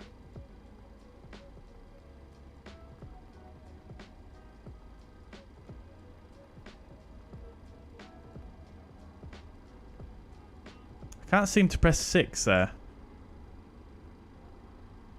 There we go. It's probably this. Oh, I don't know. I thought I had the Navigraph panel that was causing that issue, but seemed to be that. Anyway, right. Temperature -9. Everything else is looking okay. Great stuff. Execute that. Then we'll use the VAS airplane toolbox once again to figure out the departure performance. Just come over here a minute, see how we're doing on the boarding. These guys are done. Fuel truck's done. Oh, look at that. We've got more people now. We've got a couple of Deltas. I think someone just came in here as well. Delta as well. Is that 7? Oh, no, it's a 321. I thought it was a 757 for a second there.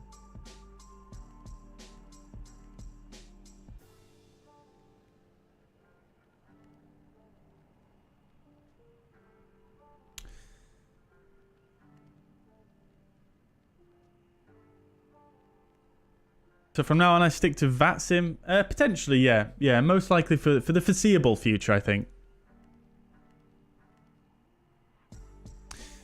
MPS Gaming says, I try build new PC now, move old parts, new case for stream PC. Very good. Enjoy MPS. I hope it goes okay for you.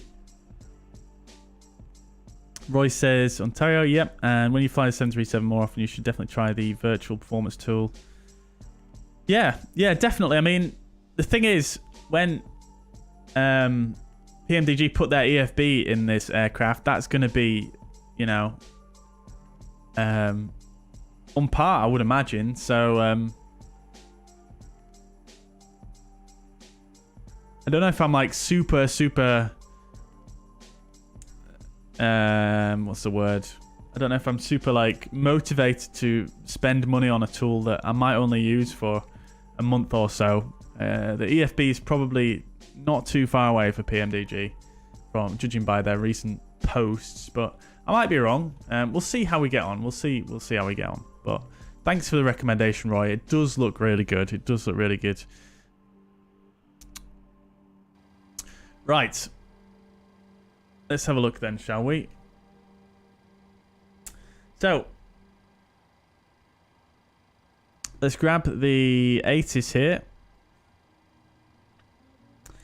So we've got information. Kilo, winds are 270 at 10.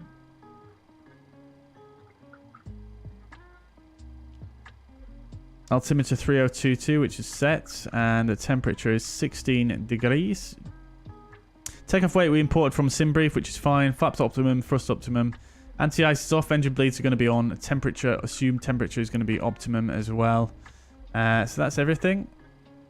Let's just put yes to an assumed temperature. And thrust.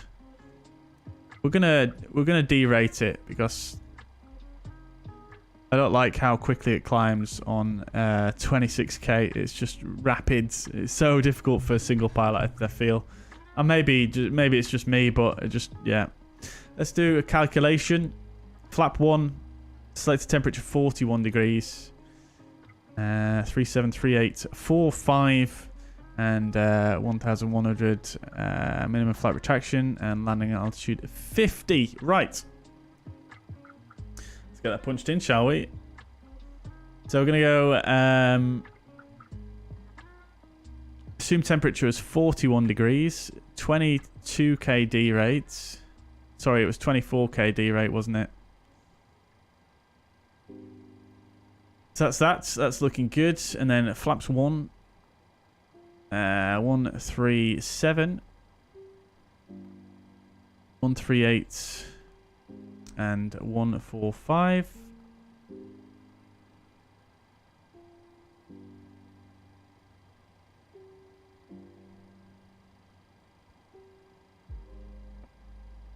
Right, let's just check the QRH speeds. They're close. Not quite there, but close. My takeoff weight is a little bit higher, though, than in the calculator. So let's just cross-check. Payload. Gross weight 132. Oh, it's different here. Everything's loaded up. Why is it gross weight different there?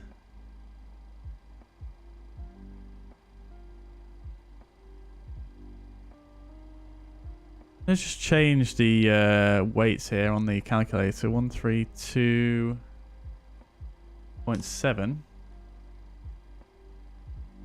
132.7. Let's see. Takeoff weights.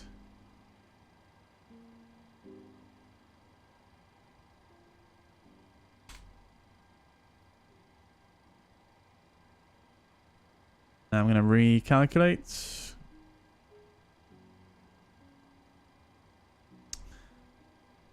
Okay. 138. 139. 46. That's bang on that. Lovely. Flaps 1 and 41 is still selected, and 24k. D rate. Great. Okay, okie dokes. This is all correct. Just going to double check.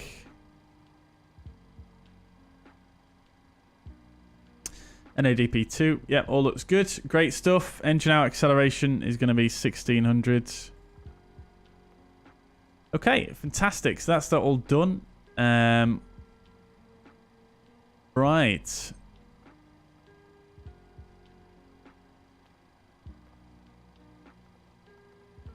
Fantastic. Right. Lovely.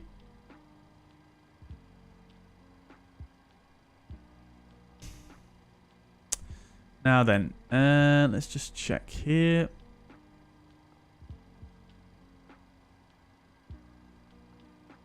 Can I select that there? No, I cannot. I want to put runway 27 for this airport in. But it doesn't let you copy it, does it? First fix is not the runway here.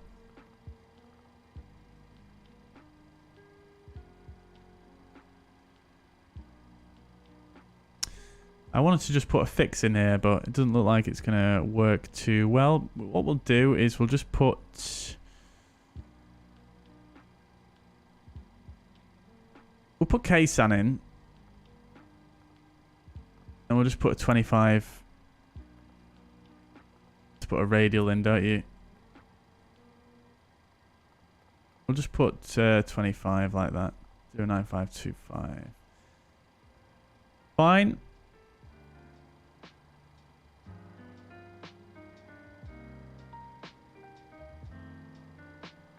Right, that should do it. Let's just turn the music down a bit there. It's getting a bit loud. Getting a bit loud. Radios are very... Oh, connection lost. Right. Radios are very quiet, though, at this airport, I feel. Unless the tower have gone offline now. 1183. No, they haven't.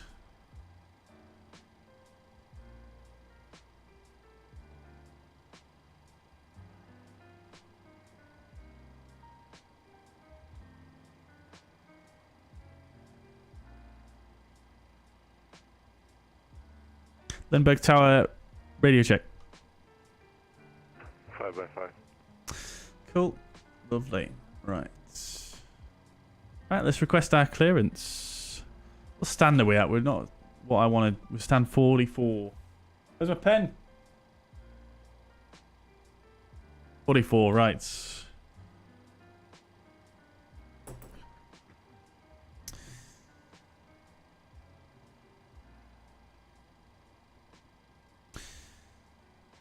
Limburg Tower, very good afternoon. United 1308, stand 44. We've got Kilo, request clearance to Los Angeles. Yeah, 1308, contact ground 123.9 for clearance. Apologies, didn't see they were online. Thank you, 123.90, United 1308. No problem, see you. Right. Ground, I didn't realise we're online. 123.9.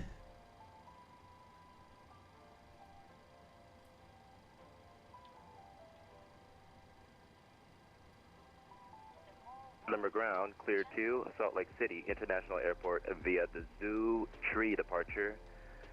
Meatball transition. Meatball transition. Filed. Climb via SID. Expect flight level 370, 5 minutes after departure.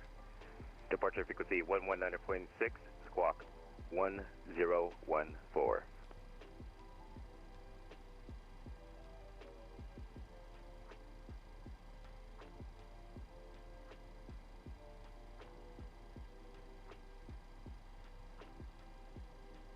Just waiting for a second to speak here, chats. It's filed climb via SID. Expect flight level 0370. Squawk code 1014. 119.6 Delta 265. Delta 265, readback is correct. Expect runway 27 for departure. And Commentator, enjoy the pub, dude. Thank you very much. Thank you. 27 Delta 265. Limburg Ground, very good afternoon. United 1308, stand 44. Request clearance to Los Angeles. We have Kilo. United 1308, Limburg Ground. Good morning. Clear to Los Angeles International Airport via the Seaward 2 departure. Seal Beach transition direct. Climb via SID, except maintain 10,000. Departure frequency 119.6, squawk 4634. Clear to Los Angeles via Seaward 2 departure. Seal Beach transition direct. Climb via SID and maintain 10,000. Departure frequency 119.6. Squawk 4634. United 1308. United 1308, readback is correct. Expect runway 27 for departure and call for push. Expect 27 for departure, call for push. United 1308. November 172 Sierra Papa, contact tower 118.3. Good day. Right, there we go, chat. And let's just actually stick this in here. I always forget about this one. November 172 Sierra Papa, contact tower 118.3. Good day. 1308. Right, okay, so squawk's going to be 4634. November 172 Sierra Papa, Limburg Ground. 4634. Great. November 172 Sierra Papa. Need to pay attention, sir. Contact tower 118.3. Good day. Contact 1.1. Okay, so everything else was as expected. 118. I'm just going to turn the music down a bit, chat. It's just a little bit loud. Right, let's set the MCP up. So, initial heading 275. Southwest 2211, runway 27, taxi via Bravo. 27 via Bravo, Southwest 2211. Initial climb is going to be 10,000.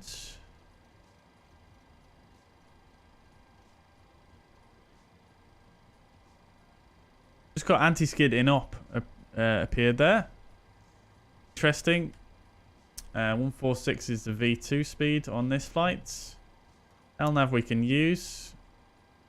Help if I turn the flight directors on. Let's see, does my keybind actually do that? It does, but it puts the master on the left side. There we go. Cool.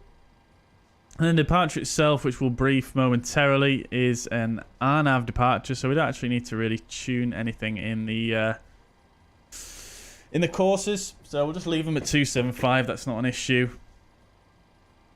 Right. Okie doke. So we've got a few constraints on the departure. Let me just double check we've got everything in correctly. We'll just unload this one. Southwest 2211, squawk 5730, please. So we've got heading 275 initially. 520 feet is a right turn out to Winfield. Gwyn is my 6,000 or above. That's in correctly. And Seaward below 12,000, which is in there. And then we're going Seal Beach transition, which is all there. Great stuff. That's all good. I forgot one thing. Do I hold short of runway 27? Cool. November 172 Sierra Papa. I told you to contact tower 118.3. Okay. Bye. Okay, dokes then, chat. Let's get prepared for the departure then. Passengers should all be on by now, I think. We'll check that in a moment. I forgot to turn the probe heat off as well, so let's just do that now. Let's not burn them out on the ground here. Hopefully that's not actually burnt them out, because I do have failures turned on. Right, let's just actually... Yeah, we'll see what happens when we turn them back on. Nah, they look good. They're fine. They're gravy. Right. Okay, dokes. We need to call for push at this airport. We'll do the cockpit prep. Pre-flight checklist. Oxygen is tested. Nav transfer and display switches are auto and normal. Or normal and auto. Window heat is on. Pressurization auto. And the flight instruments are... Southwest 2211, contact tower 118.3. 50 feet. Heading 0906. Cross-checked. That's all looking good. Altimeter. We haven't actually set to the local yet, but I should still be... There we go, 3024 set. Engine start levers are in cut-off. That's all good. Lovely. Right. Let's get the APU fired up then, shall we? Let's just check with the ground crew what the situation is.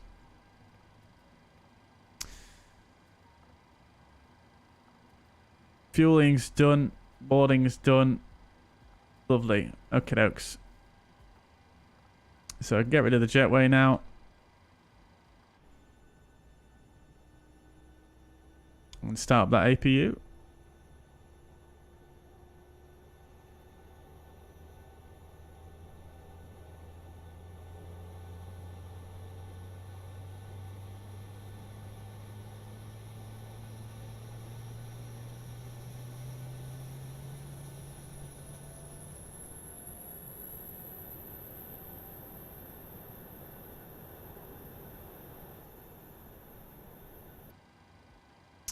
Okie dokes, let's set the parking brake as well. Lovely job. APU is fired up. And we'll put the APU on the bus. Get the APU bleed on. We'll get it cooled down a bit for the passengers. Door's still open. God damn it. Forgot to close that one before I did the jetway. Cabin crew not keeping up with us. I blame them. Right. Okie dokes. So, oh, the chocks as well. My bad.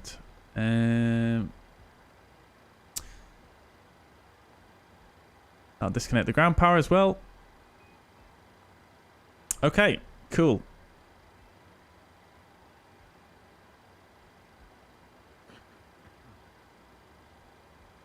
Alright, we're good. We're good. We're good.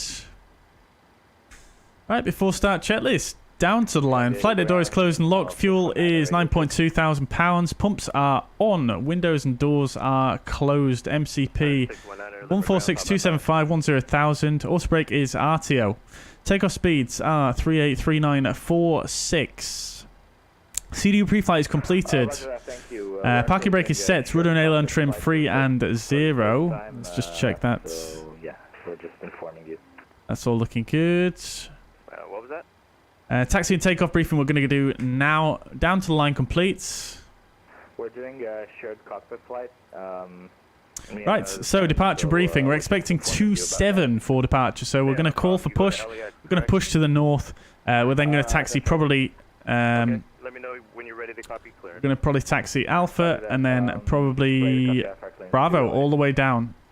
Bravo all the way down to 27. Clear to Los Angeles International Airport via the Seaward 2 departure. We're going to do the Seaward 2 departure. It sounds like someone else is doing the same route as us. Climb via SID. Except maintain 10,000. Departure frequency 119.6, squawk 4622. Cleared to Los Angeles International via the Seaward 2 departure. Climb via SID. Right, so the departure is going to be the Seaward 2. Transition altitude 18,000. Radar, DME, RNAV1. Turbojet and turboprop. All looking good. That's no problems. Departure 119.6 is our departure frequency. So we're going to head out. Initially, runway heading 275. Then we're going to take a right turn upon reaching 520 feet. Out to Winfield. Gwyn, minimum 6,000. Then out to Padders. Right turn seaward. Max altitude 12,000. We're only cleared up to 10,000 at the moment. Then on to Maddo and Seal Beach. So that's the departure, actually quite straightforward compared to the one in LA, and then we'll brief the arrival once we get up in the air. Not really any massive threats I can think of for this flight. Really, weather is good, aircraft is good, departure is pretty normal. Yeah, I can't really think of anything, so we're going to crack on, chat. Lovely. Right, alright. Check your trim. I usually do the trim after engine start. I thought that was the flow. I suppose you can set it now, I guess.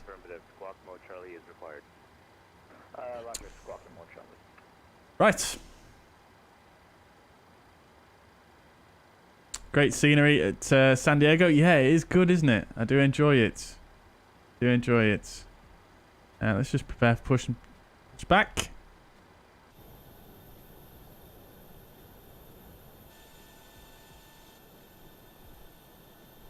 Push her back.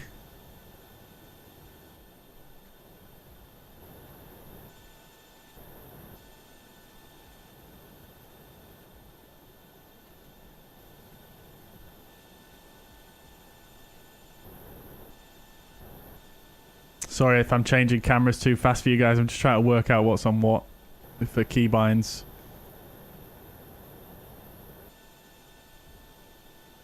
Right, got it.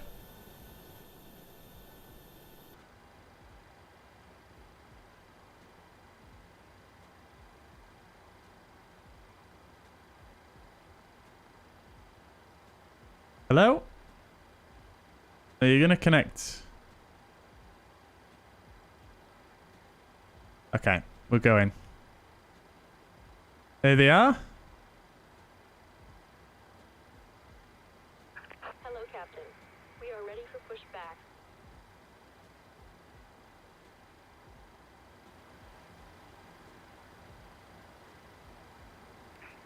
Get the music down now for ground Delta engine starts. 45, ready for pushback with information kilo. Delta 45, push onto Bravo's approved tail west. Advise ready to taxi. Departure checks completed. Tail west, Bypass pin well inserted. advised when ready. Delta 45. Okay, so before start, below the line, fasten seatbelt signs are on.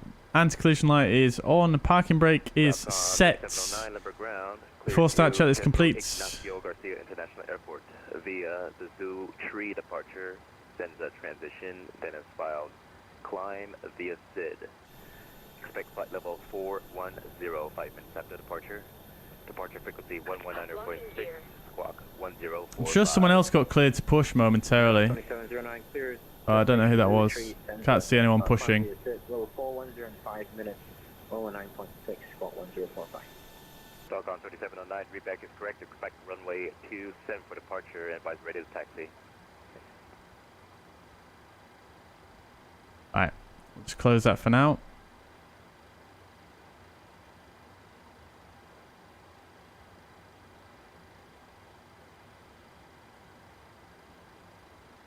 United 1308, stand 44, ready for push. United 1308, push onto the LOA's at your discretion, tail south, advise ready to taxi. Push at my discretion, tail south, advise when ready to taxi, United 1308. San Diego ground level 619er ready to push. Allow 619er, push into the LOA, your discretion, tail south, advise ready to taxi. Alright, then Push my chats. discretion, till south, all 619er.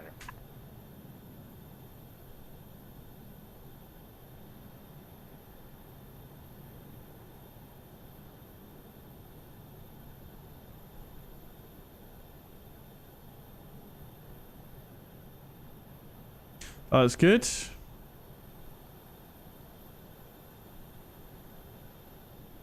For the job, and we'll go ahead and just. San Diego ground level 619er, could we be facing east when pushing?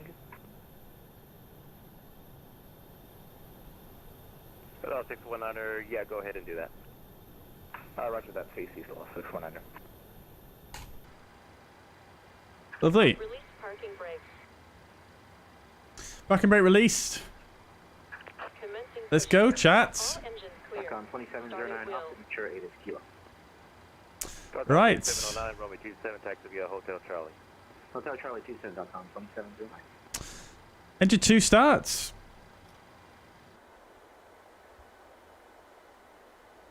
Tell you what I'm going to do for this one.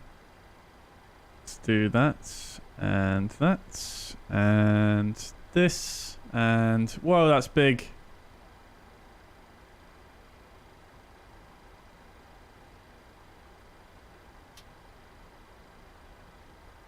God damn it. Can't. There we go. Right, packs are off. Engine 2 starts.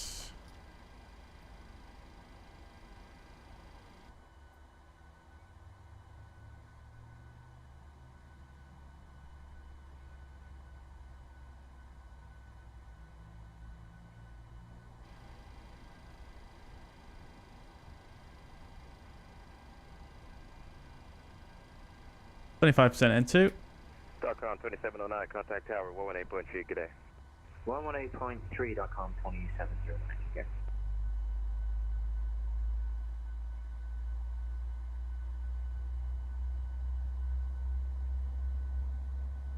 Love the bass. Love the bass.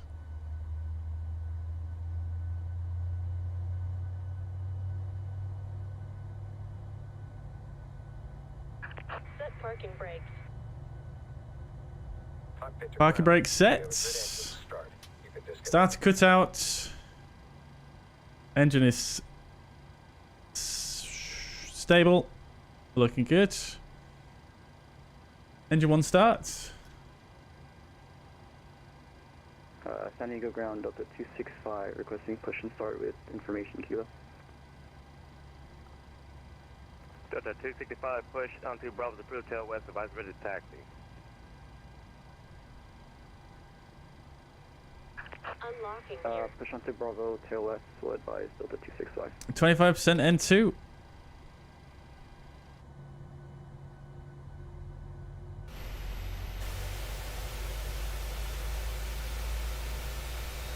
Oh, a little bit off the center line there. God damn it. Tow truck disconnected. Bypass pin removed. Left is clear. Right is clear.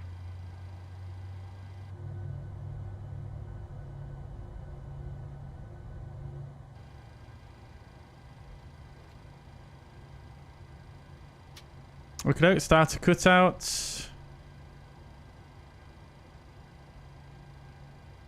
That's a good engine start. Oh, I forgot to start the chrono for that one. I thought I did. Never mind. Right, lovely. We'll blank that out. We'll get the generators on.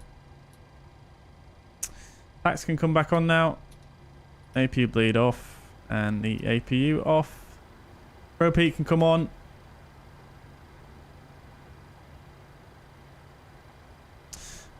Oh, I didn't do the CG, did I? I think that's might be what you meant by the trim situation. Trim 5 units will set now.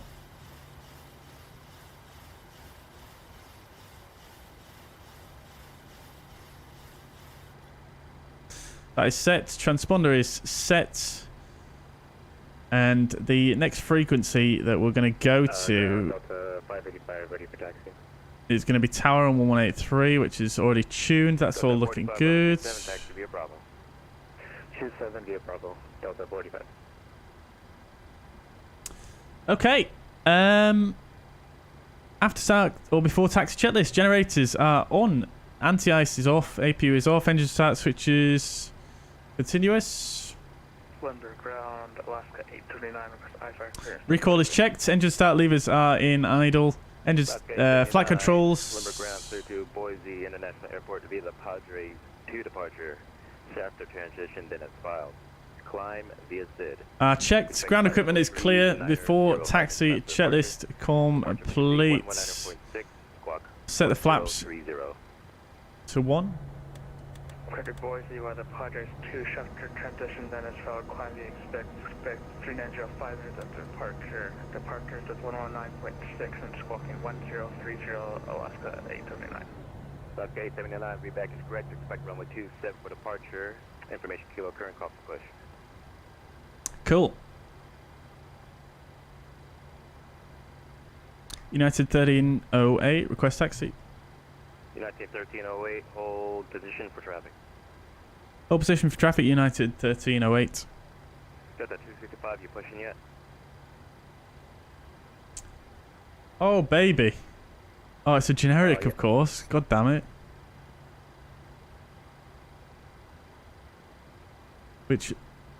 What should that be? Should be a November 172 Papa. It doesn't say the airline aircraft type. They've just put in random number. Interesting. Right, we're waiting for a Delta to push.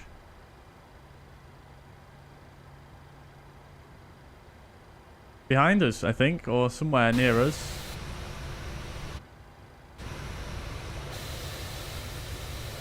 Is this the Delta? Surely they're not in my way. Oh, that's the Delta over there, my bad.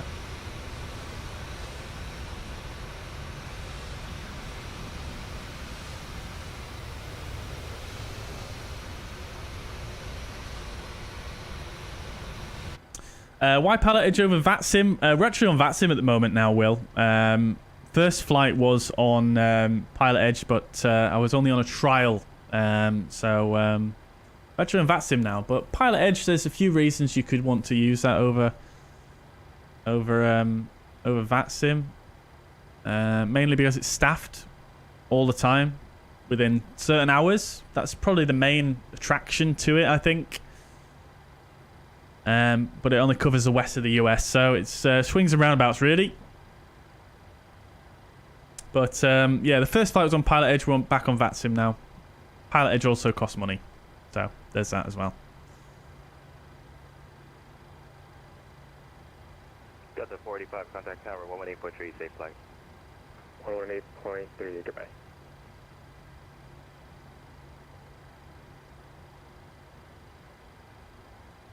No trolls. Yeah, that's also another consideration, isn't it, Andy? Yeah, thank you for that. I think we're waiting for this Delta to push, and then we'll be cleared for a taxi once he is. So we're just waiting on this colleague over here. Paul, welcome to the chat. Pushback, yeah, here we go. Here we go. Feeling a little bit more comfortable with this one, I think. Chat, oh look, there goes the Cessna. The scenery is really nice though by Latin VFR. I don't know if it's still on sale, chat, but I actually picked this scenery up for just under £8 British. So it's good for that price, I think. The gates look really, really good. 1308, runway 27, taxi via Bravo, follow Delta. Taxi via Bravo following the Delta United 1308. Right. Off we go, chats.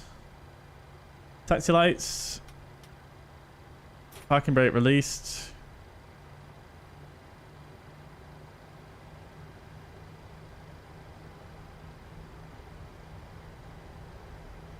Off we pop. Ground textures are really nice, and the ground markings at this airport, I do really like them. 619er will be raised taxi in a few short moments. Stand by. 619er, roger.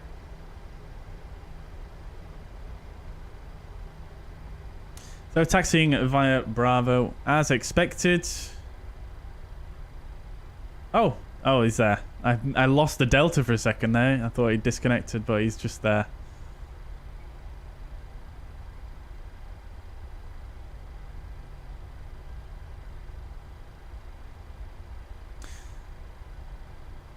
Will says, fair enough. For how much or out of interest per month? Yeah, so it depends. It depends on the coverage that you go for. If you just have Los Angeles Center or the west of the US, not including Los Angeles Center, it's $20 a month.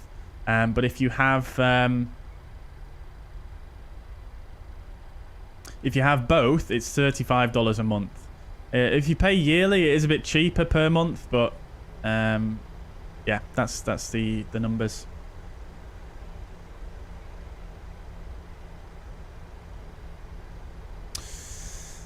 Okie dokes then, chat. So before takeoff, flaps 1 green light, stabilizer trim is set to 5 units. Before takeoff, checklist complete.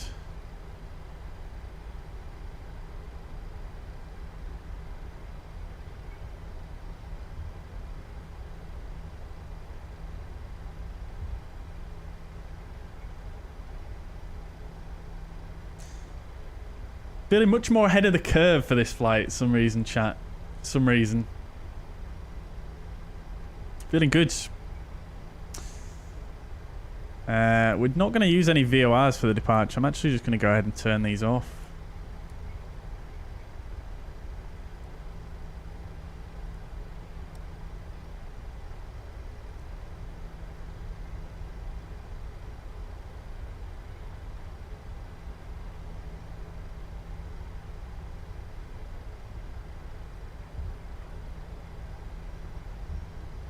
Other aircraft over there. Is that a white one again?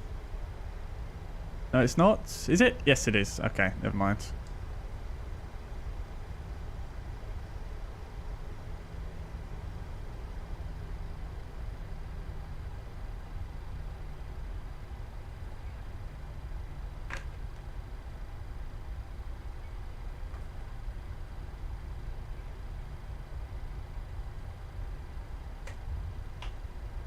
Catching this Delta here, so let's back off a bit, get on the brakes.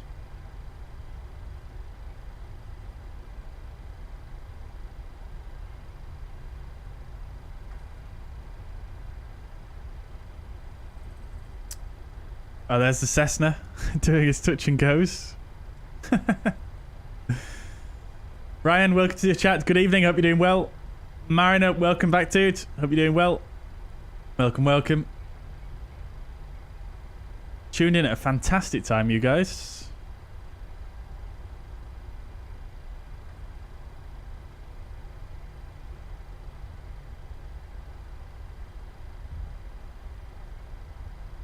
Oh, Mr. Delta, put your foot down. Lathe. I noticed in FSLTL some liveries are showing up solid white. Yes, they do, Andy. Yeah, it depends. Are you using the injector on VATSIM? Underground Alaska. On VATSIM, it's usually someone who's put in the wrong or a non-covered call sign. So, for example, if I bring up the aircraft list here at San Diego, you can see there's someone there which has got pay 1100, which I'm not sure what airline that is, if it even is an airline. But that's obviously going to show up as white there. You can see the ZZZZ.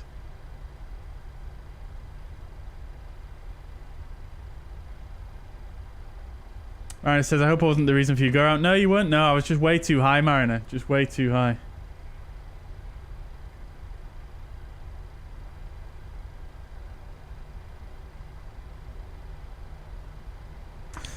Yeah, doing well, Ryan. How are you doing? Hello, 619, runway 27, taxi via Bravo. 27 via Bravo, 619er. Delta 265, contact tower, 118.3, good day. 118.3, good day. There's a few little creases in the ground, though, which is a bit funny about this scenery. But other than that, the scenery is absolutely 1000% worth £8. If it's currently on sale, guys, I highly recommend this scenery. It is super nice. Also, photogrammetry all around as well, so it does look really, really cool on the approach and hopefully on the departure as well, which we'll see.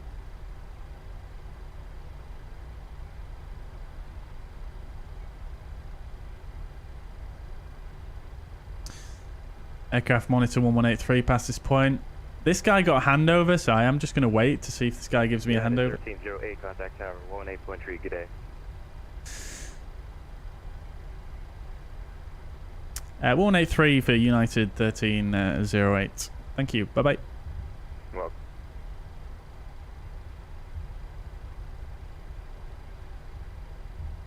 Libert Tower, very good afternoon. United 1308. We're on Taxiway Bravo for 27. Yeah, 1308 Libert Tower. Good afternoon. Delta 265, you want? 196 departure frequency. Attention all aircraft. Information Lima now current. Wind 290 at 9er. Altimeter 3020. 3020 is the altimeter. Let's see if that matches a sim. It does not. 3022. Los San Diego 1, it's KSAN.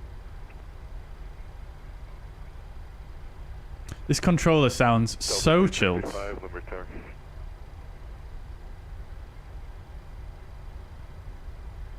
This guy's crossed the hold short there without prior authorization. Delta 265, wind 290 at 9er, runway 27, clear for takeoff. Clear for takeoff, Delta 65. Right now I have information, Lima.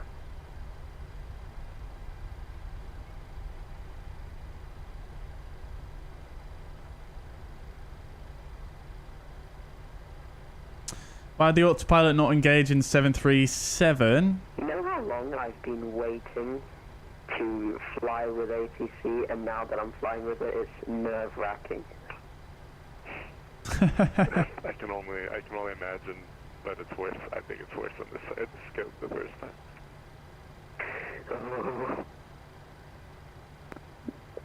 I'm responsible for the plane, but you're responsible for directing all the planes to get to where they're supposed to go. Basically, right. United 1308. Actually, disregard. Yeah, 1308, runway 27, line up and wait. Runway 27, line up and wait, United 1308. That's a 2 Sierra Papa, turn base. Oh, we've got someone turning base. I can no longer see the runway. Landing lights on. That's a 2 Sierra Papa, suggested heading 260. Strobe lights on. The airport's at your 2 o'clock, 5 miles. Right, 2 o'clock. I'll answer your question momentarily, Chris. Just got to get underway here. No, it's up to you. I mean, you can. It would be preferred. But break Delta 265, contact SoCal departure. Contact local departure to Delta 265. Lots of arms, so we've got arm, LNAV arms. Did I tell you to line up and wait? Correct, yes, United 1308. United 1308, traffic on a 3-mile final on Cessna. Traffic just departed, turns away, wind 290 at 9er, runway 27, cleared for takeoff. 27 clear for takeoff, United 1308. Right, we're clear for takeoff, chat. Let's get the taxi light back on. Let's get underway because there's traffic on final here. So, takeoff chats. Fuzz Toga's in the chat, please. Do you do this as a job or do you do this for fun? It's just a hobby. Cessna 2 Sierra Papa. N1 Toga. Boeing 737, caution wing turbulence. And Cessna 2 Sierra Papa. Checked. 290 at 9er, runway 27, cleared for the option. Checked. November 1, Thrust hold, thrust set. Sierra Papa, runway 27, clear for the option.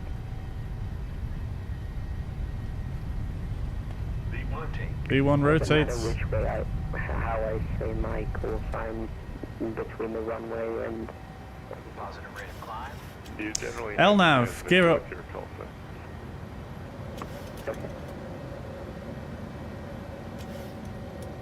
United 1308, contact SoCal departure 119.6. 1196, United 1308.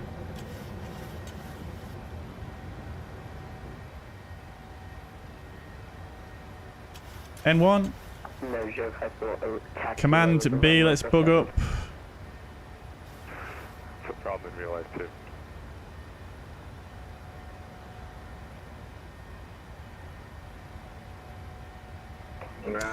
And flap set to up. 1100. Are you giving out PDCs or VNAV.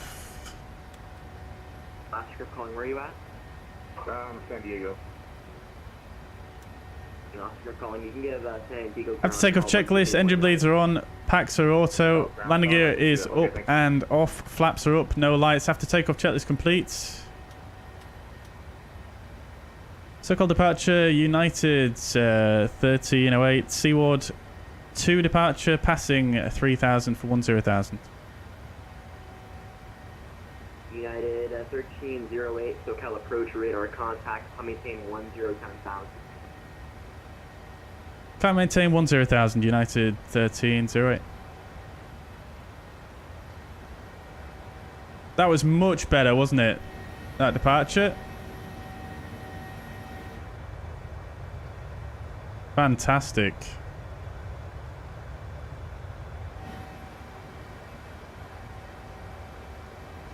We're off. We've got an aircraft off to our left, just above us. Oh! Oh, I thought that was an aircraft. It's a boat. It's a ship.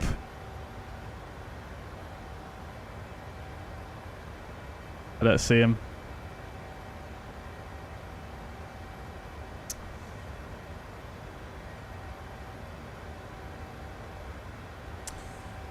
Alright, that was much better, wasn't it, chat? Getting the hang of this 737 thing, ain't I? Ain't I? We'll be converting soon from Airbus. Alright, vertical speeds. MCP speed VS 3000.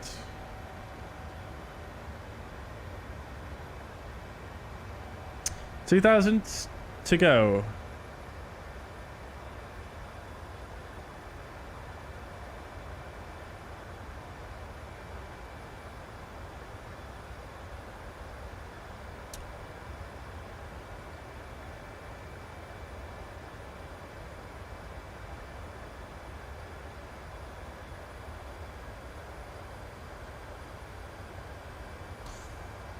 $1,000 to go.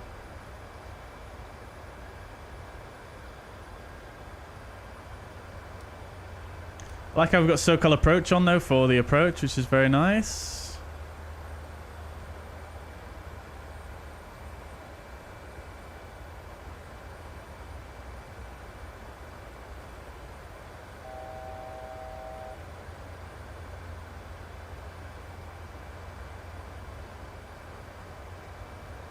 just waiting for a further climb clearance, really. I hope we get one.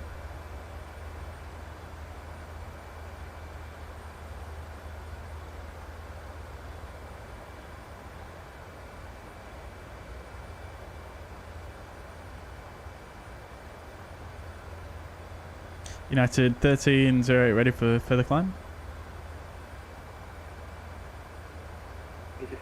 Sorry, who was that calling? United 1308. And a 1308, 10,000 will be your final today. Okay, no problem. Maintain 10,000 United 1308. Okay, that's fine. We take 10,000 then. And the lights can come off now. Engine start switches to off. Lovely stuff. Everything's looking good there. Lovely, lovely. We'll set the landing altitude for our landing 10,000. Our destination airports, all to quiet. And I did actually forget to set up the pressurization panel properly for this flight. We'll release the passengers and the cabin crew. We'll go back to VNAV.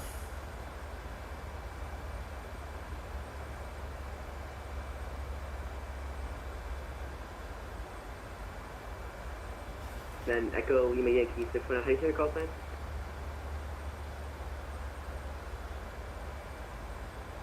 And what we'll do is we shall go ahead and set our cruise altitude to 10,000 now. San Diego departure radio check, call 619er. For 619er, SoCal approach radar contact. VNAV path. Right, lovely. And then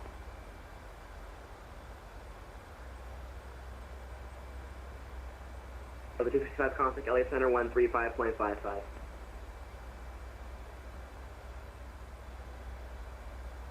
ELO 619 SoCal approach radar contact. So maintain 15,000. Right, let's see. I rolled back to the tape to listen. I didn't hear the control you tell you to line up and wait. ELO 619er. I'm fairly certain he did. I thought he did. I could have sworn he did. Would that be maintained 15,000? ELO 619. No. Yes. I am 100% convinced he asked me to line up there.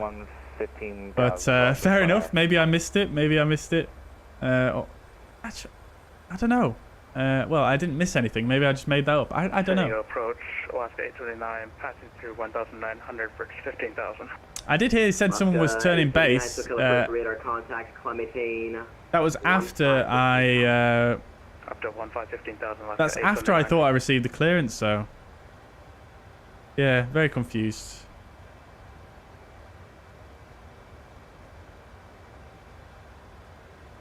I'm gonna have to watch that back because I'm convinced myself that I did. I was cleared. Convinced myself that I did. Not that I don't believe you, Andy, but I'm just so convinced.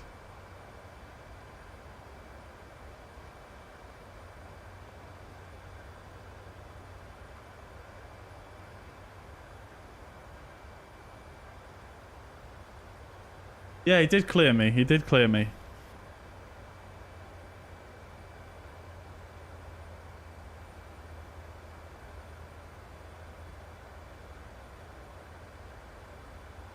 And at 1308, turn right, heading 130, vectors for boundary. Right heading 130, United 1308.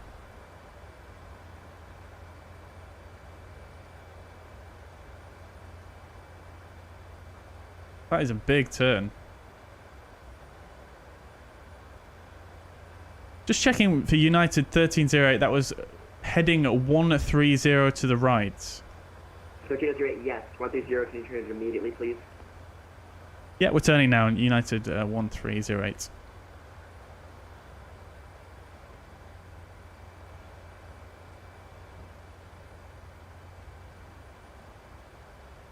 They just asked me to turn in the complete opposite direction.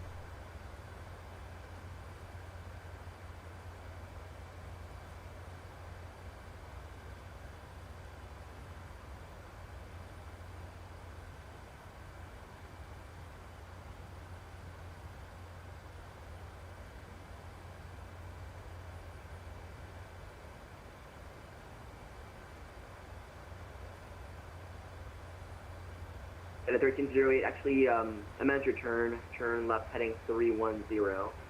Actually, fly heading 090 and maintain 7,000. Heading at 090, descend and maintain 7,000. United 1308.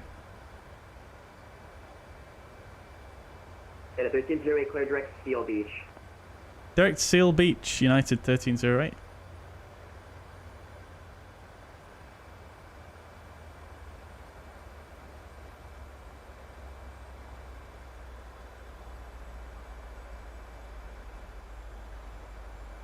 Crikey, what was that turnabout? That was wild.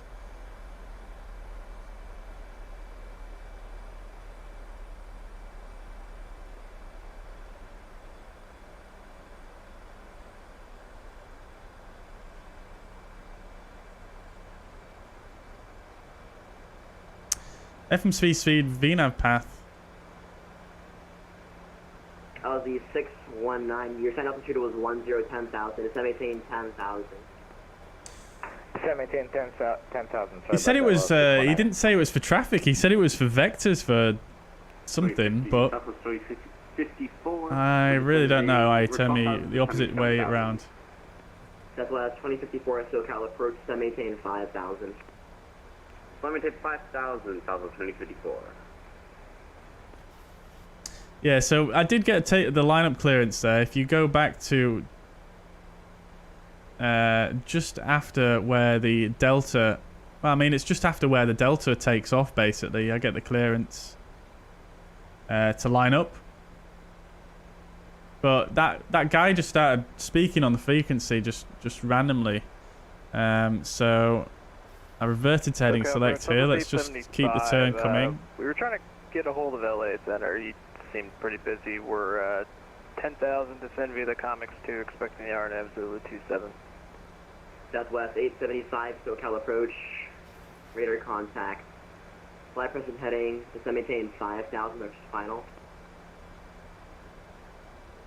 For Southwest 875, is it possible just maintain the Comics 2 for the RNAV Zulu 27? 25, over Roger, I didn't realize you were on the arrival. Descend via the Comics 2 arrival, planning Diego altimeter 3020.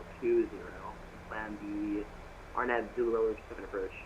I'm just going to reduce my vertical speed here because we are way ahead of profile here because of this ridiculously big turn. LD 619, contact LA Center 135.55. What's that for Alaska 879? Right, descent checklist, pressurization, landed altitude is set 150, recall is checked. Auto brake is 3, landing data will set now. Lost 619, thank you. We're going to go flaps 30 this time. Contact LA Center 135.55. Roger, now going over LA Center to Alaska 879. That is 1308, contact LA Center 135.55. Let them know direct Seal Beach. 13555, let them know direct Seal Beach, United 1308.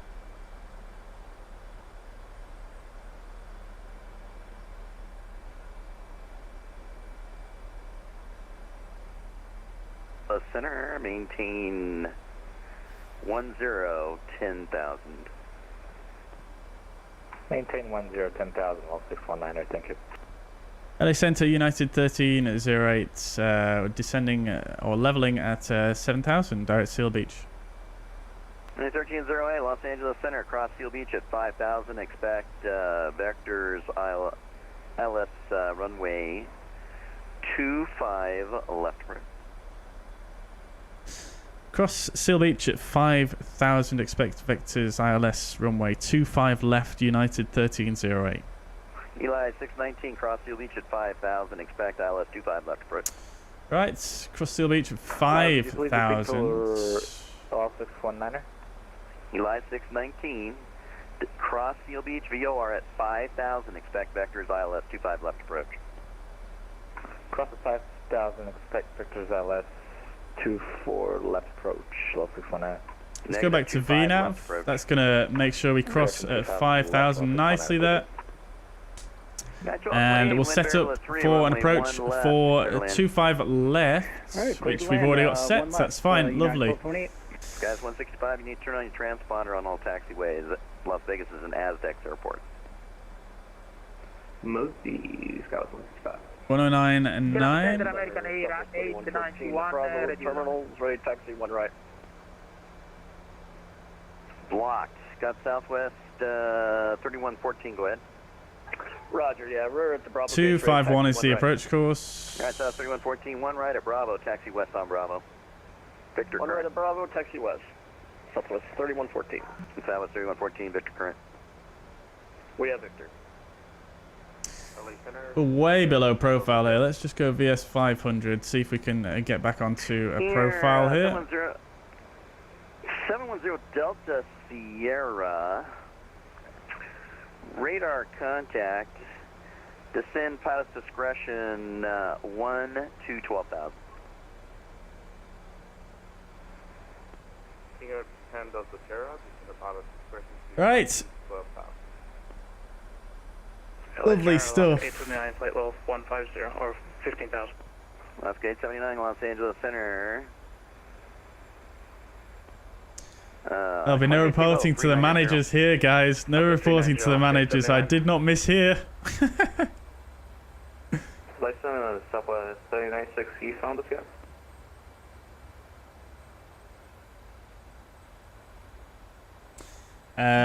Mariner did the Arnav Zulu 25 left from Trundo for your arrival. Very good. We're going to be doing the ILS by the looks of things. Very good. I didn't realize you did this flight already. You must have absolutely flown off there. Were you on VATSIM or PilotEdge? South 1396, radar contact 1. Every square feet miles here northeast is of fully built. Spring Yeah, I agree. There's VOR. so much Descend, stuff Angel for everywhere. Descend on the Angel Fall. Thank you. Southwest 1396. South 1491, descend Lucky 1 arrival. Descend Lucky 1 arrival, Southwest 1491. KLAX Center, American 891, ready to dock. American 891, runway 24 left, taxi via Delta 8 Echo. Taxi via Delta 8, for deploy. Alright, so coming back onto the profile now. American 891, altimeter 3020. Altimeter 3020, American 891. LA 79 ready to taxi. SkyWest 165, runway 1 left at Bravo, line up and wait. Runway 1 left, Bravo, SkyWest 165. United 1228, welcome to Right, let's do a quick arrival briefing. Right. Taxi to your gate on so this is the Exit right, cross runway 1 right. ILS 25 left, LA. This is the 11-7. Thanks for flying with us.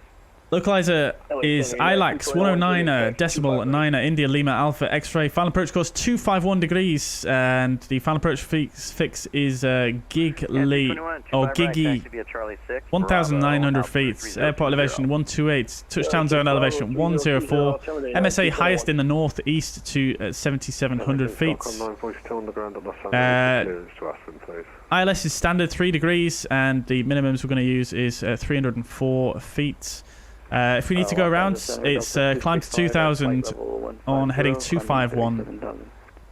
So basically a left turn climbing to 2,000 feet for the go around. Once we arrive, we're coming in on 25 left here. So we'll roll out. We'll try and roll out and we'll try and get off at Hotel 4 or Hotel 6.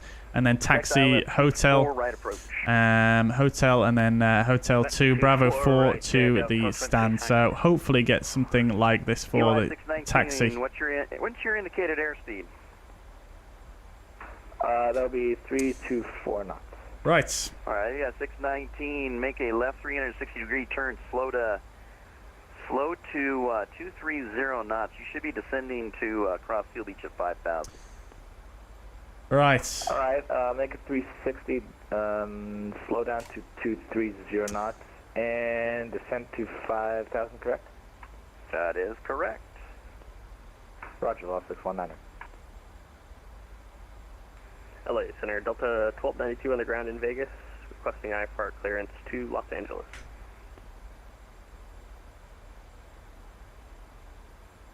FM speed, VNAV path. Descent checklist. We didn't finish. VREF is 141, flaps 30, minimums 304, which will set now. American 891, turn on your transponder. Los Angeles is the NASDAQ airport. You need to squawk mode Charlie on all taxiways. I am mode Charlie now for American 889. 304 is set. Approach briefing is complete. Descent checklist complete. Approach checklist we've already done because we've always been on local altimeter, so altimeter is set 3017.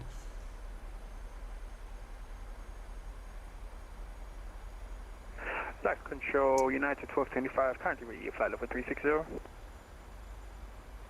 Heading selects.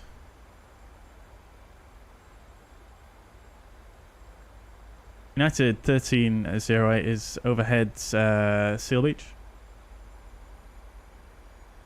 Just remind him there that we are here. Yeah, 1308, fly heading 350, descend and maintain 3000. Heading 350, descend and maintain 3000, United 1308. Delta 1222, cleared ILS 24 right approach.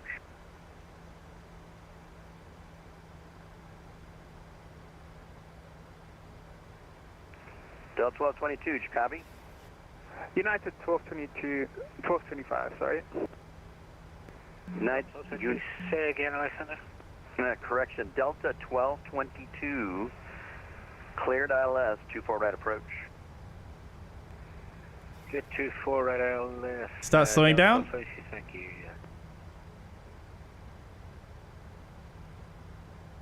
Gonna go level change here because it's not descending as quick as I'd like. Should have really used level change there rather than VNAVs. Not the greatest, is it? Nav 01 leaving Las Vegas class Bravo airspace. Frequency change route squawk 1200. Alright, we'll go for flaps 1. Speed is checked. Flaps set to 1. Skywest 165, waiting on 1 left.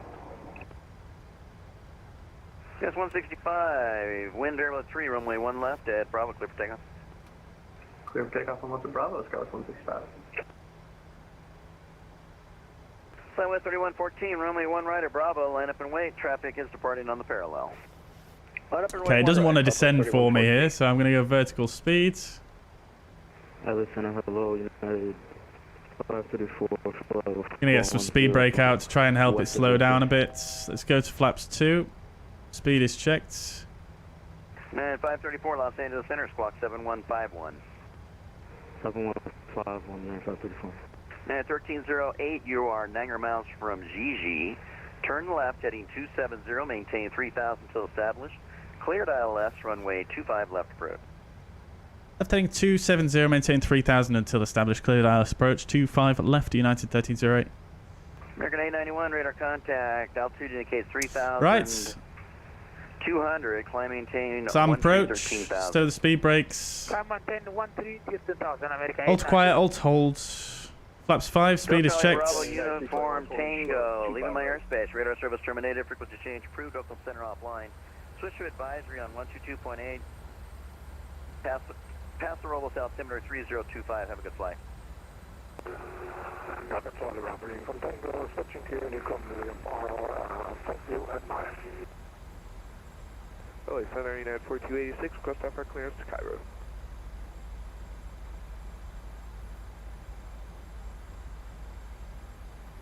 LA Center, United 321, holding short, 25 right. United 4286, pre-departure clearance set. Right. United 321, RNAV Docker, wind 2506. RNAV Docker, let's go. Right, glide slope alive. Let's bring the speed back. Speed is checked. Flap set to 10. Skywest 165, radar contact, stay altitude. Stopping 6700, Skywest 165. Skywest 165, altitude check, climb maintain level 1. Gear down. Flaps 15, speed is checked.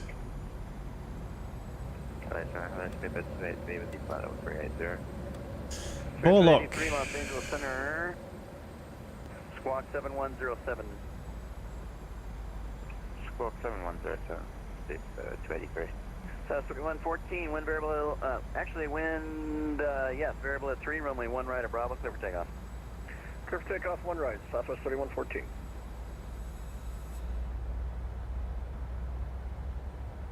LA KSAN level 619 requesting descent to 5. Love this approach. This is the first ever approach I did on an ILS in this sim ever. 19, descend and maintain, fly heading 350, descend and maintain 3000. 350, maintain 3000, level 610. United 1308, wind 250 at 6, runway 25 left, clear to land. 25 left, clear to land. United 1308. Delta 1222, wind 250 at 6, runway 24 right, clear to land. Clear to land. Okay, we're cleared to land. Let's go to flaps 25. Speed is checked. Landing checklist. Engine start switches are continuous. Let's get all the lights back on. I've completely forgotten about that. Speed brake is armed. Landing gear is down. Flaps are going to be 30 green light in about 2 seconds. Flaps 30. 146 VREF is set. Or VAP is set, sorry, should I say? United 425, Angel 4 arrival, thank you.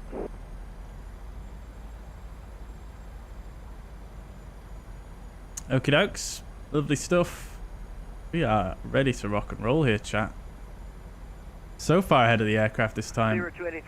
Clear to land, runway in sight. East of the Peach Springs VOR, descend Angel 4. Go around altitude 2,000 feet is set. Another aircraft just took off at the other end of the runway. You can't quite see them, but just see them there. Right. American 891. Let's land this sucker, shall we? United 321, radar contact. Altitude indicates 4,500. Turn left, direct clipper. Join the Orca 5 departure. Climb maintain level 290. Autopilot disconnect, autothrust disconnect. Direct clipper, up to 290 for 321. Eli 619, intercept the 25 left localizer, track it inbound. Maintain 3,000 till south. Oh, let's do this for you guys so you can see the controls here. Established with the localizer on 25 left, level 619. Wind is very, very calm here. 1,000.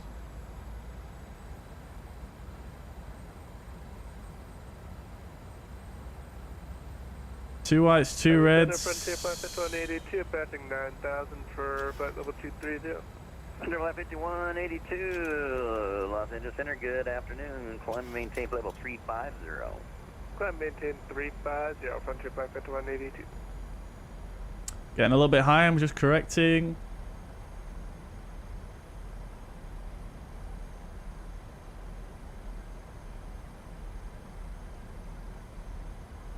Eli 619, contact tower 120.905. 130.905, thank you very much. I'll do 619. Thanks. United 1308, continue on my frequency. Once you've touched down, exit to the right and contact tower at 120.905 off the runway. 2095 when left the runway, United 1308. Approaching minimums. Del 1222, continue your landing on my frequency, exit left. That was very distracting there. Off the runway.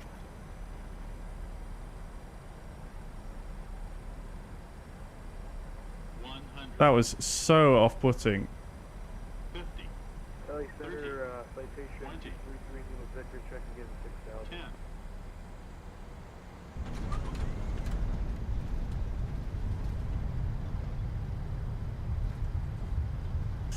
Speed brakes, reverses.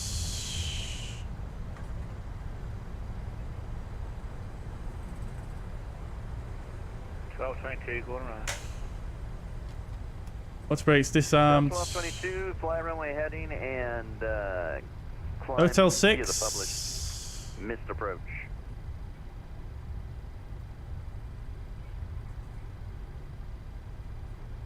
Center Pacific 1100 departing San Diego. Right, let's get the flaps up and the speed brakes disarmed.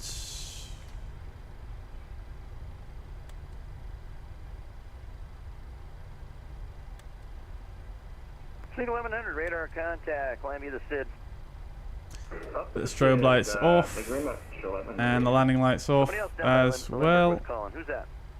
It was by San Diego, citation 232 Lima Victor, coming up 7 down. 230 Lima Victor, yeah, Lindbergh is San Diego Airport.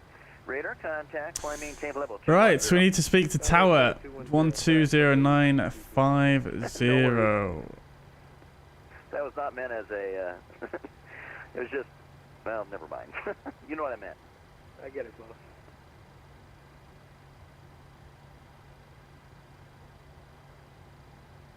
LA Tower, very good afternoon. United 1308, vacated 25 left at Alpha 6. Requesting request taxi to ascend. United 1308 LA Tower, cross runway 25 right at Juliet, taxi to parking via Charlie, we'll see you. Cross 25 right at Juliet and taxi to, say again, parking for United 1308. Parking South Complex via Charlie, your discretion. Okay, parking at discretion, South Complex, United 1308. Right, crossing at Juliet, so not this right, the next one. Let's get the TCAS off because we've just got a caution there. Strobe lights are off, that's looking good. Get the APU fired up. Taxi lights are on, landing lights are off. Lovely stuff. Great. After landing. There is no after landing, isn't there, in a Boeing? I always forget. Landing rate predictions in the chat.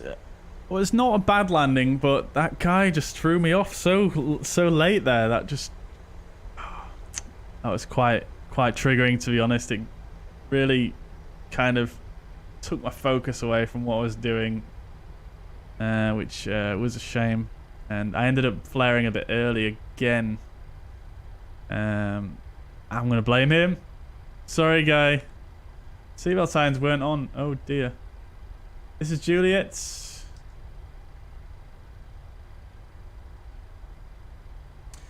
Tom Bradley over there looking very good. Oh, what have we got over there? Is that a United 777? Very good. Very good.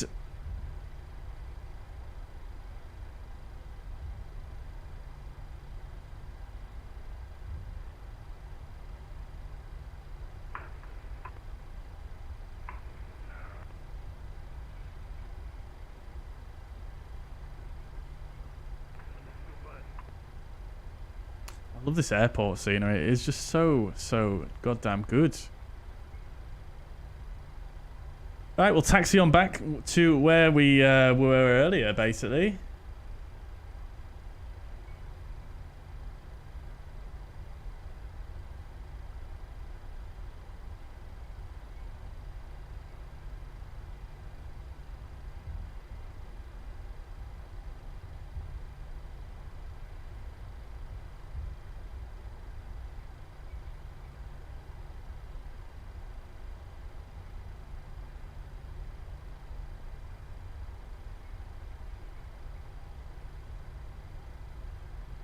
We were at 86 Alpha, weren't we? Let's go 84.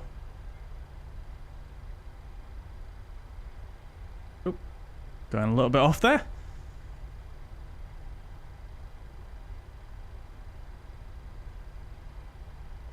That was a little bit better. I feel like the pitch on this aircraft seems to be a lot more sensitive than what I remember from last time we flew it.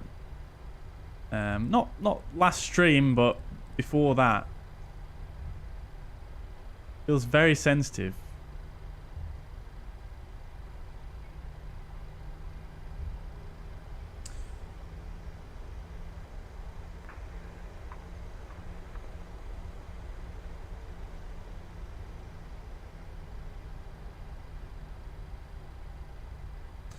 Passing over Paul's old stomping grounds, Newport Beach. Very good. Very, very good. Yeah, it wasn't to avoid another plane, I don't think, Paul. I'm not sure why that was, to be honest. He said it was vectors for something initially, but then he changed his mind. He didn't say it was for traffic, though. Very strange. Mariner did it on... Oh, you did it on PilotEdge. Fair enough, dude. Fair enough. What do I think about it? I don't think it's quite enough to spring the fee, to pay for the fee right now. At least for me. But it is good. I do enjoy it. I do enjoy the fact that you have controllers on every frequency. And I enjoy the constant, update of ATIS information. And yeah, it's good. It's good. But I do think, like I say, just for my use, I think it's maybe a bit much at the moment. It's a bit expensive for what I use Flight Sim for presently. Stand 84 is down here to the left. Oh, we're just going to close that. Slow ourselves down a bit here. We'll get the taxi lights off. Hopefully I won't miss my stand this time.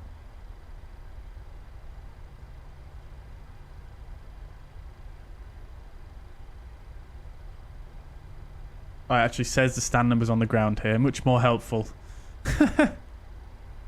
And the time zone is against us. Yeah, that's also another thing that yeah, is just a bit of an issue, isn't it? So yeah, agreed, Mariner. Stand 84. I'm sure this is what I selected. There's no ground service here. Oh, there is.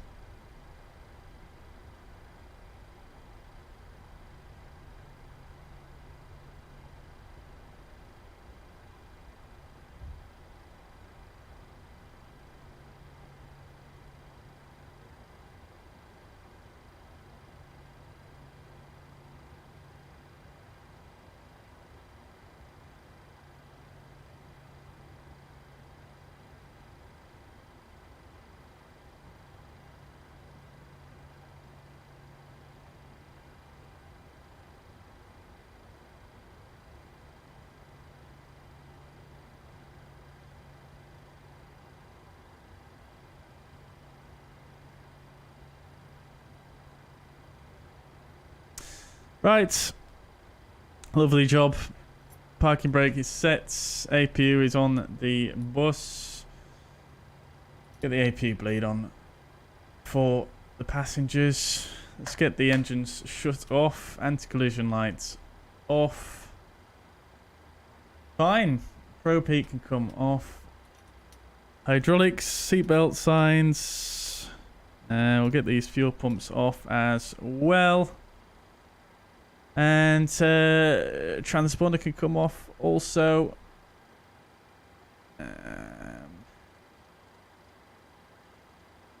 Right, we're looking good. So let's get in touch with the ground crew.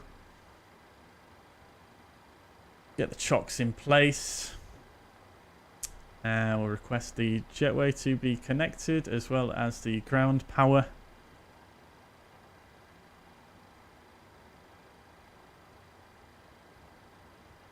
We'll request the baggage loaders. I think that's all we need really for this process. Back through, get the cabin crew to open the door there. Flight Tower, this is Love 619, can you hear us? And we'll start the deplaning.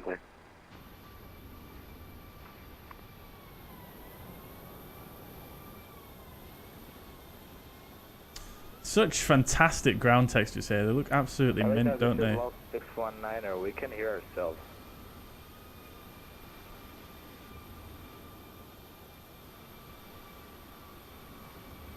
Right, lovely stuff there, chats.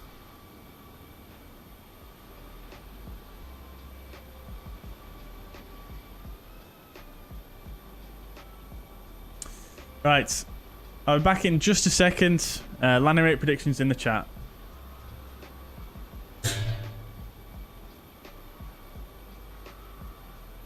LA Tower, could you speak for a second? Radio check.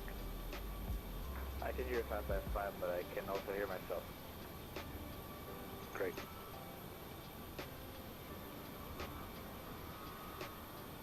I mean, I can hear myself while I'm talking. Super. I mean, that's not what's supposed to happen. It's not wrong.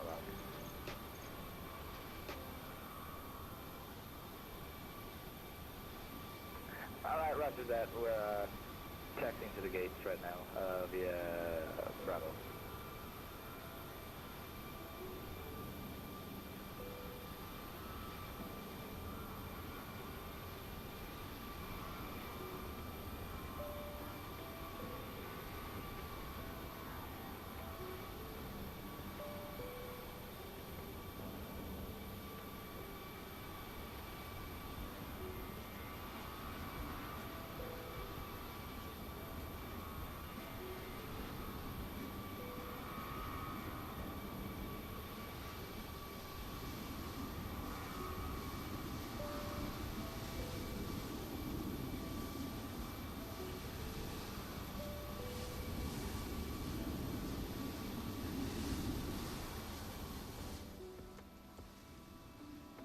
All right, we are back.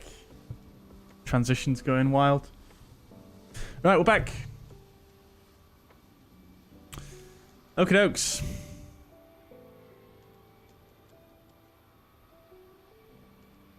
Do like the PMDG ground service. There's something about it that it's just fine for me.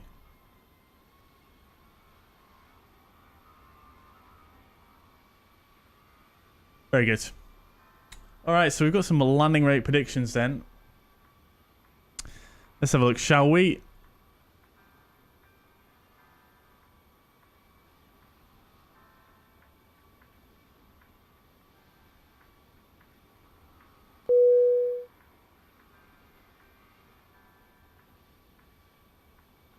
New tone there? New alert sound? Asterix, thank you very much for the subscription. Much appreciated. Welcome to the stream. Love the scimitar wings. Yep. Yeah, I do enjoy the scimitars. I am right there with you. Right, got some very optimistic landing rate predictions. Yeah. Right. Here we are then. -255. -255. Absolutely nailed the touchdown zone and centre line though. Well, that's wrong for whatever reason, but you can see we touched down on the centre line. So I'll take that as a good landing. I think, Radio check. Yeah, I think we did well there. Not as soft as I perhaps would have liked, but I think other than that, it was quite decent. I think I'm not too upset about that. Although you guys were very optimistic, and I do appreciate that. But nevertheless, the closest guess is Mariner 169.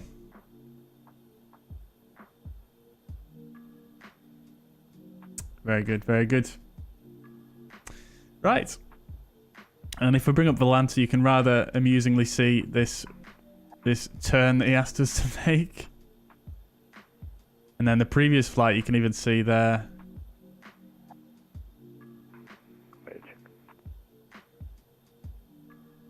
The go around.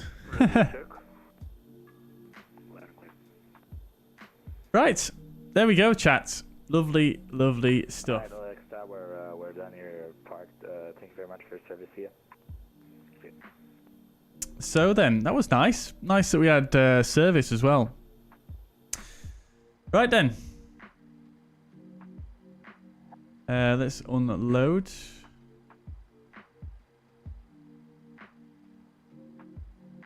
Deplaning, and it's all looking good. Great stuff. Okie dokes. So, shutdown checklist. Anti-collision light is off. Weather radar is off. Engine start levers cut off. Parking brake is set. Transponder is standby. Shutdown checklist complete. Lovely stuff. Right then, that's that. We're going to have a look at the replay momentarily.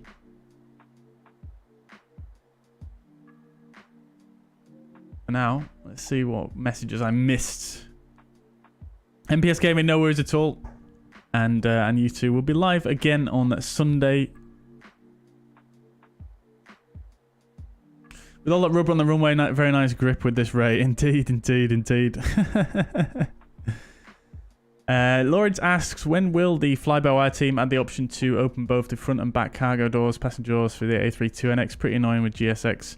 Yeah, agreed, Lawrence. Yeah, so that all depends on when they can implement their own custom model for the plane. At the moment, they're still using the default model for the A32NX, the default A320 model. So once they've implemented their own custom, then they'll be able to do that.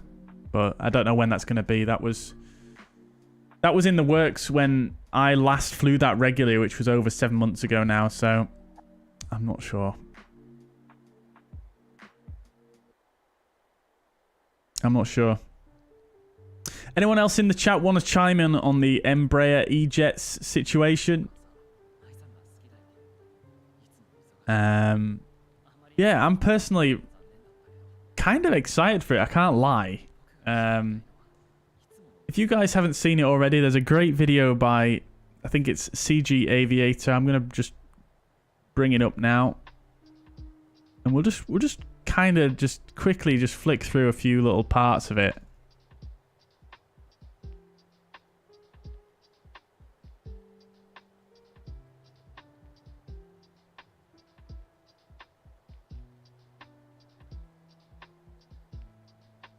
So guys, I don't know if you guys have seen this video. It's by CG Aviator. I'll put a link in the chat. And we'll just have a quick, I'll just have a quick scan through and just show you some things that I thought were kind of impressive. Like the model and the texturing, there's no denying. It's absolutely stunning. Like, it's really, really nice. And even the interior, I mean, it is really nice inside as well. I mean, it's looking like, in terms of modeling and texturing, it's nearly there with the Fenix, I think. Like, look at it. It's great. Absolutely great. But obviously, it's not just about visuals.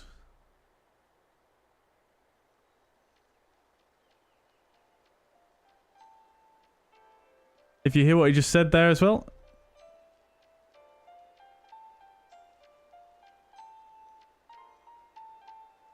So that's a really nice touch. You can actually click on the doors to open them, which is not something we've seen for external doors in Microsoft Flight Sim yet, as far as I'm aware.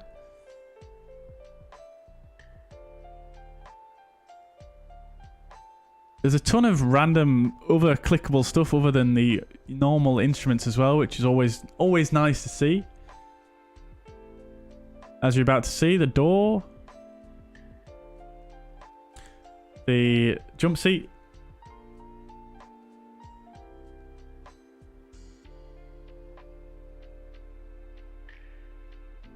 waste paper bin, sun visors all work as well, which is always nice. And there's a little tablet, doesn't work yet though apparently.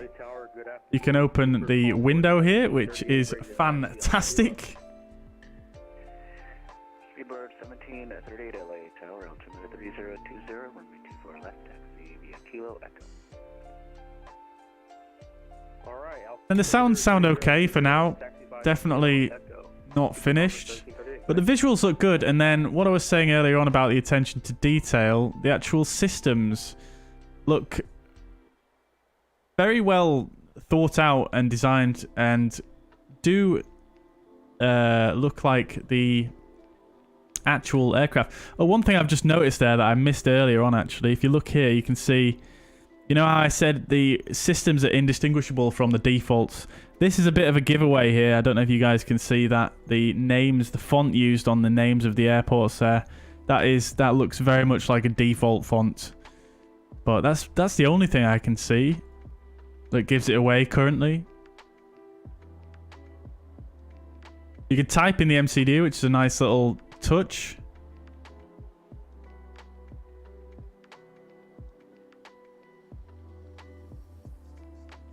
The lights look nice as well. Look at that beacon.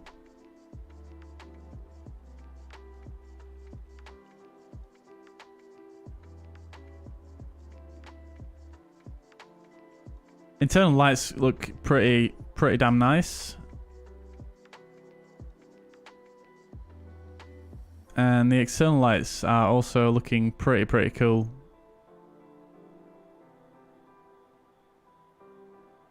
I have to agree with CGA here. Landing lights are nice and bright. You can see all the rivets in the paneling as well. In the fuselage under the light, which is nice. Very bright lights, which is great. And look at that, you can even see how bright the lights are during the day, which is what a lot of aircraft in this sim seem to struggle with. They're most of the things that really impress me. The rest of it is obviously still, you know, it's flight modeling, systems, sound stuff, which is very much early access situation. And I think a lot of it is going to change as the development cycle goes on. But yeah, I mean, they're the things that just sort of impress me, I think. And it just shows the intent of the developer, I think, to a certain degree. So I do like that. I mean, obviously, they've clearly put more effort and time into the systems, the appearance of the systems, at least, the modeling, the animations, the texturing, than, you know, say, for instance, Captain Sim systems, particularly on that one, and Bredoc 3D, then Latin VFRs, A319 and A321. They're obviously using the fly-by-wire mod, which, I mean, I suppose that probably took some decent amount of work to get working with it, but it's a bit of a shortcut, isn't it? Whereas they've not had anything like that they can use here, so they've sort of gone in with all the detail right from the start, which is quite nice. It's quite nice. I think it shows a good amount of promise. I think it'd be certainly interesting to see how it develops. I think it's going to develop in quite a positive way. They've put on a nice big list of things they're aiming for on the website. If you go to their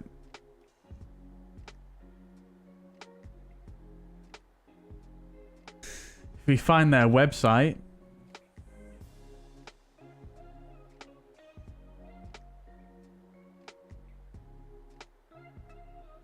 so you've got the documentation on here already, which is interesting to look at.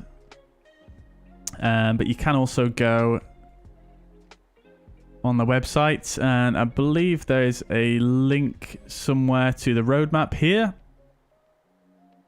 So on the roadmap, you can see there's a ton of stuff on here. They're kind of using a voting system in terms of prioritizing certain systems. At the moment, the most voted is VNAV, altitude speed constraints, SimBrief import, vertical profile, holds. Yeah, the usual stuff.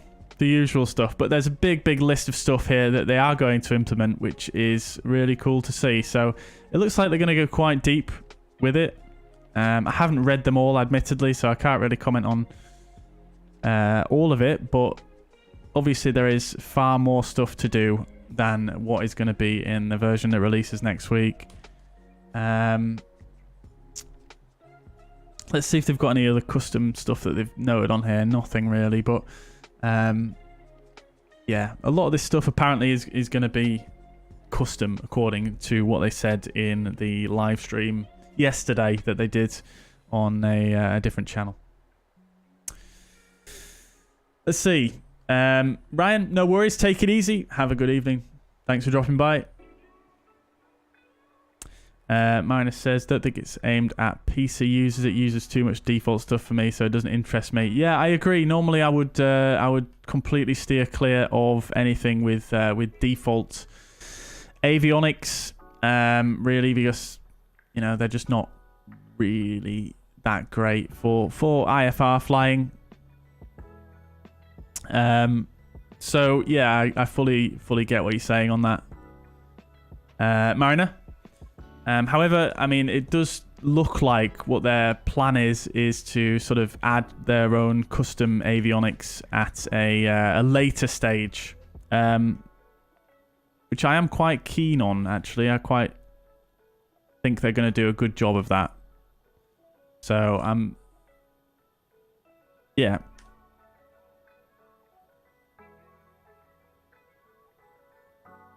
I might be wrong, obviously, but I think, you know, think we can trust them, maybe, possibly. Even the window opening doesn't excite you. Oh no, that's saying something right there. That's saying something. Dear oh dear. Theodore says upgrade to i7. No idea, Theodore. I don't really know Intel processors, to be honest with you. Paul, good night to you too. Thank you very much for dropping by. Lola's flying out to LAX from Heathrow on Thursday. Very, very good. Who are you flying with? Captain Scam, yes indeed. Andy Ivy says, I've been eager for this one, but I'm not going to buy it in the early. The list of things it doesn't have yet makes it a non-starter for me in the day of PMDG and Phoenix. Yeah, I fully agree, Andy. Yeah, I fully agree. I mean, I'm going to pick it up. I'm going to pick it up because I think it'll be interesting to show for you guys on stream. I think probably there'll be a few people interested in seeing what it's like and getting my first impressions on it. However, I do agree. I mean, I don't think it's something that I'm going to be flying regularly until they start adding in all these custom systems and the like. So, yeah, I do agree. There is far too much other good stuff out at the moment to really dedicate all my time to that. Until it's, you know, at a level that competes with the competition. Roy says, I think they'll eventually get it done right when they take time for the developers. Yeah, I agree. I think they should get it. I mean, you know, as long as they deliver on the promises, it does sound like it's going to be a good aircraft at the end of it. Virgin Atlantic, very good, Lola. Hope you enjoy. Have a good time in LA, whatever you are doing over there. Right then, guys, I think that is going to be it from me for today. Oh, we've still got a landing to watch replay, don't we? So let's watch that first, and then we shall wrap up. Right. Let's load the approach panel states, and we'll just check our last landing back. We won't watch both of the landings, but watch this last one because it was marginally better than the first one. So let's have a look, shall we?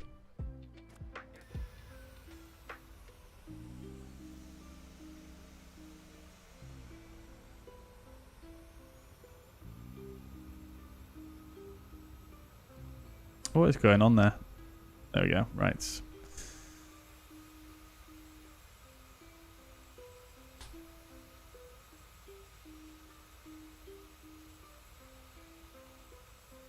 Okie dokes.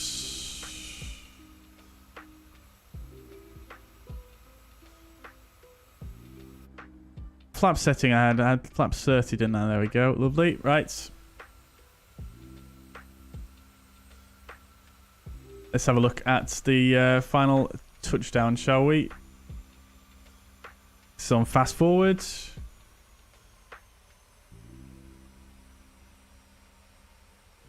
Reminder to self, don't put the camera too low like I always do.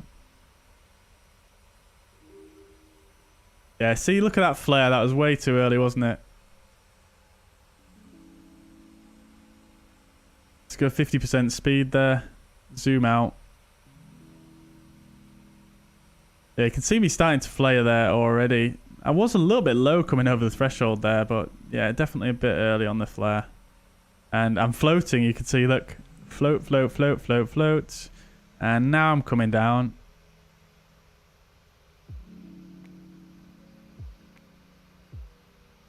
Yeah, not the greatest. But centerline touchdown zone was quite nice, I think.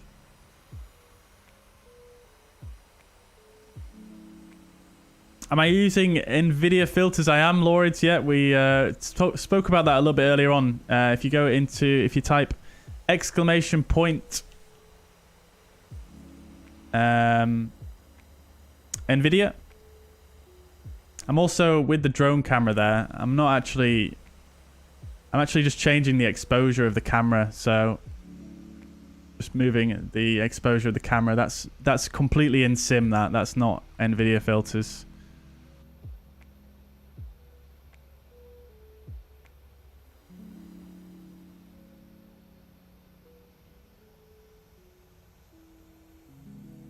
I wonder what my sensitivity is on my joystick. I wonder if I've got it a bit too high. I'm sure I've got it at minus 30%, which is what I normally use, but it felt very, very sensitive today, the PMDG.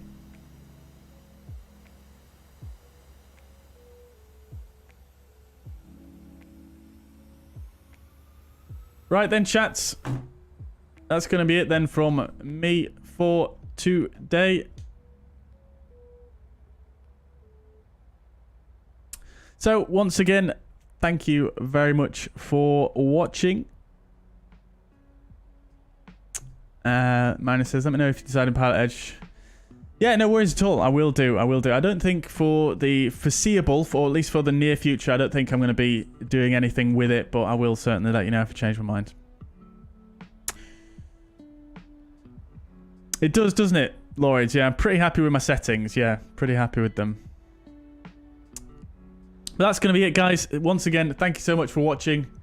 Hope you all have a fantastic Friday, Saturday. I'll catch you again on Sunday. Bye-bye for now.